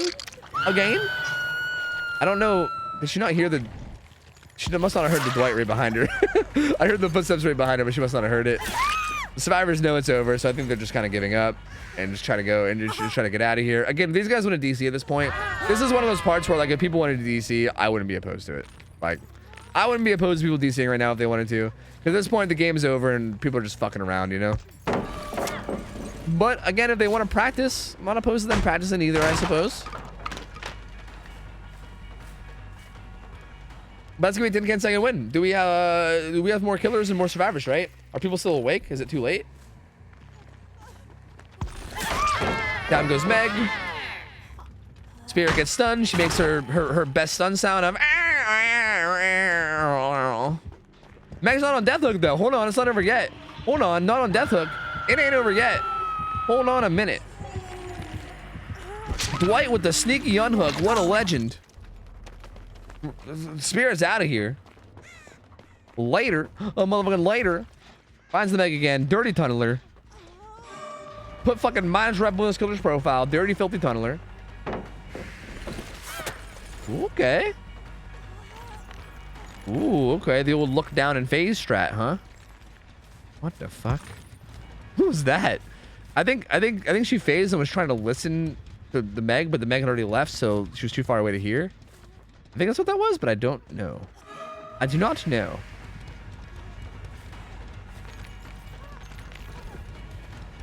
Oh. Ooh, tries to bait the vault, but doesn't work. Chimkin Queen ain't falling for that. No, thank you. Blind comes in. This is taking forever. It's taking forever to end. See, I'm telling you, this is why the DC seem to be a thing. Chimkin Queen, getting the practice in, throwing every pallet. Like where was this earlier in the game? You know, I think this is what needed to happen like 5 minutes ago. You know, Chimkin Queen just needed to juice it up, and then I think they would have been fine. Oh.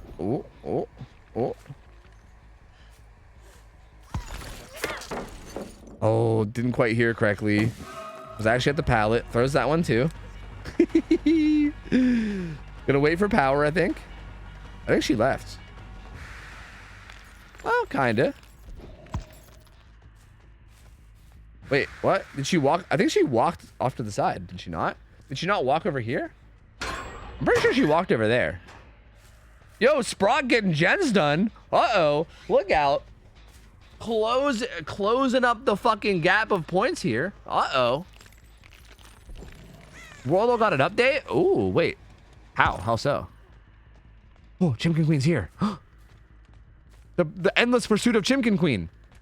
Bro, at this point, I don't know. Chimkin Queen might actually just end this game with survivors getting out. Honestly, these two survivors might live. Kitty. At this rate. Look at that kitty. Hi, kitty. Meow, meow, meow, Chimkin meow. Queen is cracked. This Queen of Chimkins is cracked. She's unkillable. This is crazy.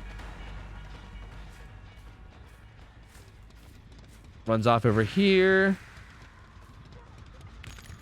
Okay, gonna phase.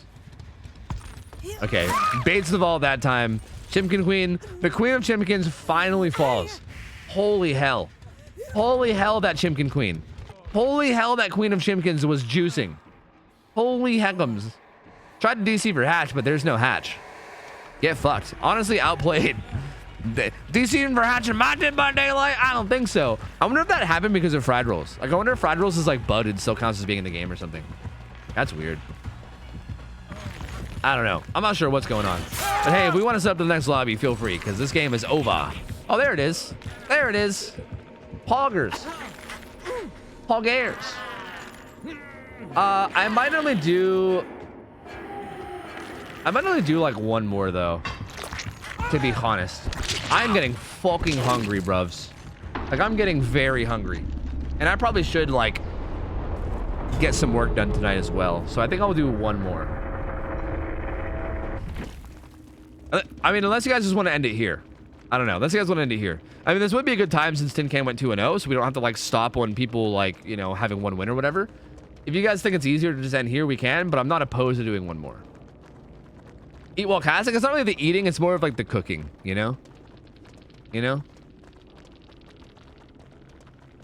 Tasty Patrol needs to take aggro from now on. Awful. Awful? Wait, what? Wait, huh? Is that Chicken Queen? Chimkin Queen? Is that? Oh, yeah. Okay. I'm going to be honest. Everyone plays under weird ass names that I never know who's who. Like, that could have been fucking Krusty for all I know. I have no idea. I'd never know anymore. Wait, Krusty's not even on this team. But yeah, I never even know anymore. Like, who's Poultry Prince? That's you. That's you, Melindy. I didn't even know. Wait, yeah, you're on this team. So who else would be you? See, I thought Chimkin Queen might have been you. And I thought Poultry Prince was like someone else. Like, I'm all over the place. I don't know. I'm all over the place with it. You motherfuckers. But yeah, bro, I'm telling you. Fucking pastry out here. The Chimkin Queen. Juicer. Total juicer. We saw it. We all synced it. But yo, well played by Tin Can. Both those games were played excellently.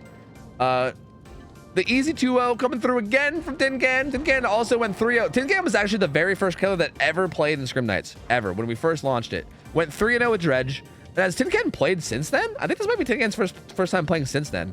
It goes 2-0 with Spirit, so touche. Undefeated in Scrim Nights so far, I believe. So well played by Tin Can. Hey, you got the prize. 2 gift subs to your channel on Twitch. Let me know what you want. Bedgars and Squid Game. Can you DM that to me? If you could DM that to me, I would highly appreciate it. It's an average of all of them, VHS Horror. Yeah, it's an average of all of them. What do you think about Ray versus that one juicer team? Is that one juicer team still around? And also, does Ray want to do that?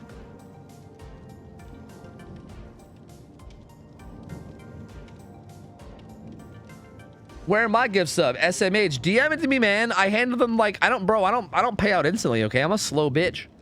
I'm a slow ass bitch, dude. All right. I need some time, man. I need some time.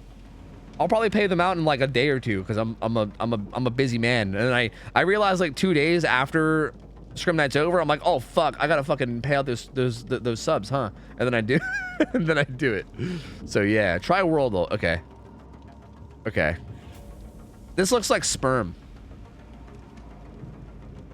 This kind of looks like a sperm cell. This looks like jizz. This kind of looks like coom, right? Do you guys agree? This looks like coom, right? Right? Right? I'm not wrong, right? Like that kind of looks like coom. What country looks like coom? What's a coom country? Well, it's clearly got a coastline because this is clearly water. The question is this water? Or is this a land? Like this coastline is like so broken up and then this one is like nice and clean. I mean, somewhat clean. This could be water too though. Actually, this kind of looks very water-esque. This could be an island. I don't know. I don't know. Prediction. Well, I want to make sure that the game's happening first. Like, are the juicers around? Like, I don't even know if the juicers are around. If we want to do a quick show match between Ray and the juicers, I'm down. Because I would love to just like, I would love to see them play a game like that. But if they're around, I'd be down. But I don't even know if they're around and like trying to play, you know?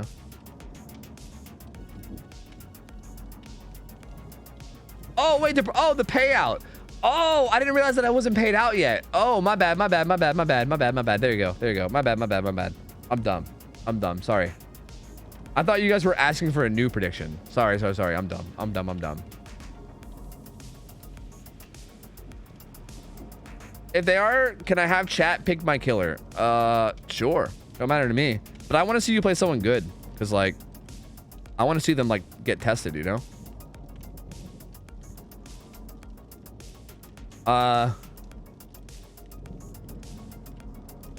Dude, what is this? What is this country that looks like Coom? I need to just guess something because apparently there's like an update to this or something that I'm supposed to see.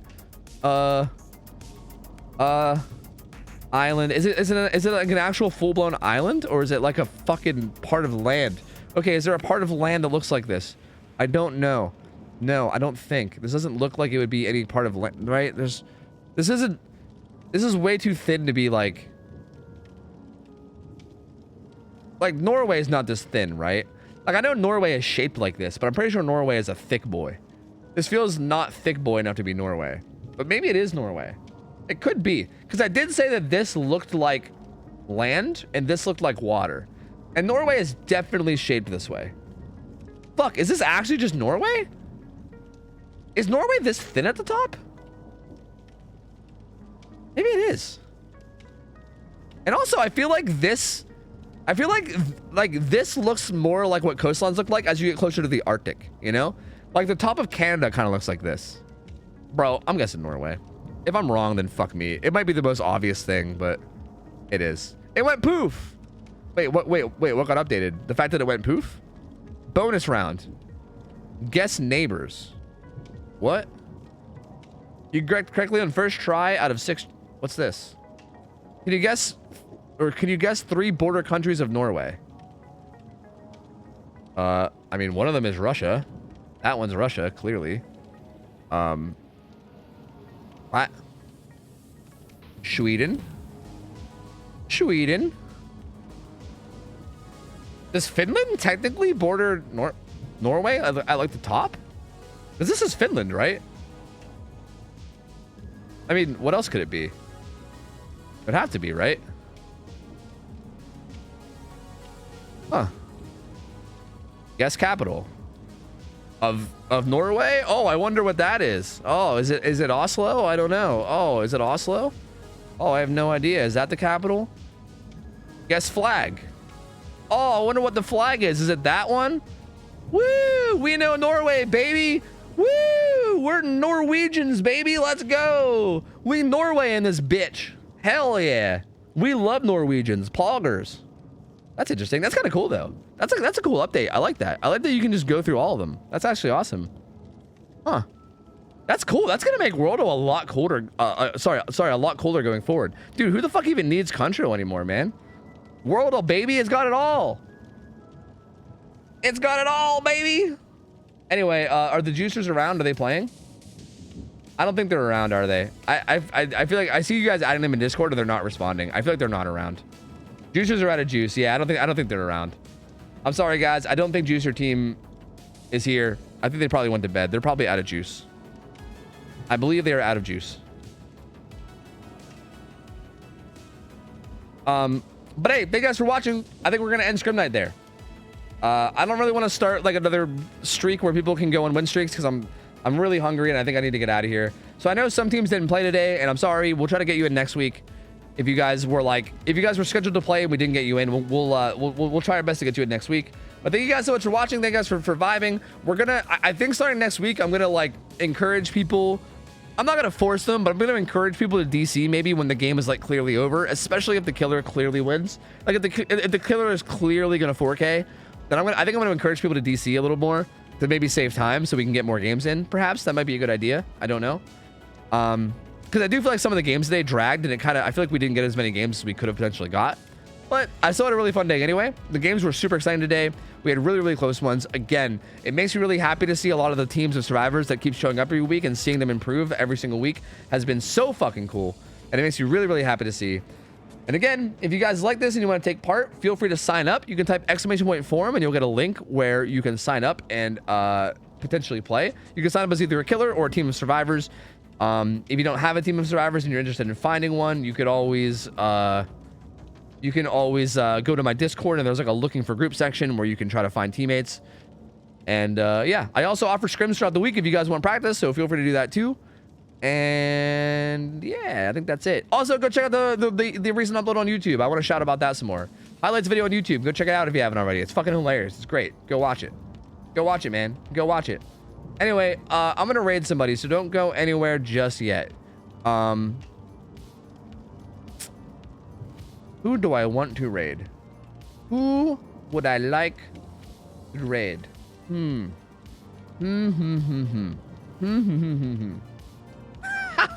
I was about to raid somebody, but then I saw something that, you know, I don't know about that one. You know, maybe we won't. Maybe we won't on that one. Okay. Let's raid. Bro, who do I raid? I feel like I just raided Vel. I see Vel, but I feel like I just raided him, right? I feel like I've raided Vel like 30 times. I love Vel, but like, I'll throw you guys to someone else. Fuck it. I'll throw you guys to Array again. Fuck it. I'll just throw you to Array again. Array is live. He comes and plays in Scrim Night sometimes as well, although he's like one of those types of killers where like we gotta find a very specific team to play against him because he's really fucking good. He's like a mega cracked blight, and he's like a really, really nice guy. He's like a super nice, like wholesome guy who also is like mega cracked at blight. Like he's a nutty good blight, and he's also just super wholesome too. Like it's insane like how cracked he is while also just being such a polite and wholesome dude. So go chill with him, go hit him with a get raid endurance debated. You'll probably see him in Scrim Nights occasionally too, but we just gotta like, it's tough because we gotta find a really, really good team for him to go against because he kind of just shits on people. But yeah, go hang out with him, guys. I'll be back. I won't be back tomorrow. Tomorrow's Saturday, so tomorrow's my day off. I'll be taking tomorrow to like chill out, unwind, hang out with some friends, and maybe have a life for one day a week. So that's what I'll be doing tomorrow, and then back on Sunday. We'll be back on the grind 6 days a week. Next week, all week, I'll be here chilling and vibing and playing. And Scrim Night tomorrow, or sorry, Scrim Night next Friday as well. And yep, that's it for me. Thank you guys so much for hanging out. I love you guys. Hope you guys have an awesome rest of your night. I'm out of here. I'll see ya. I'll take care. I'll see ya. See you later. See ya.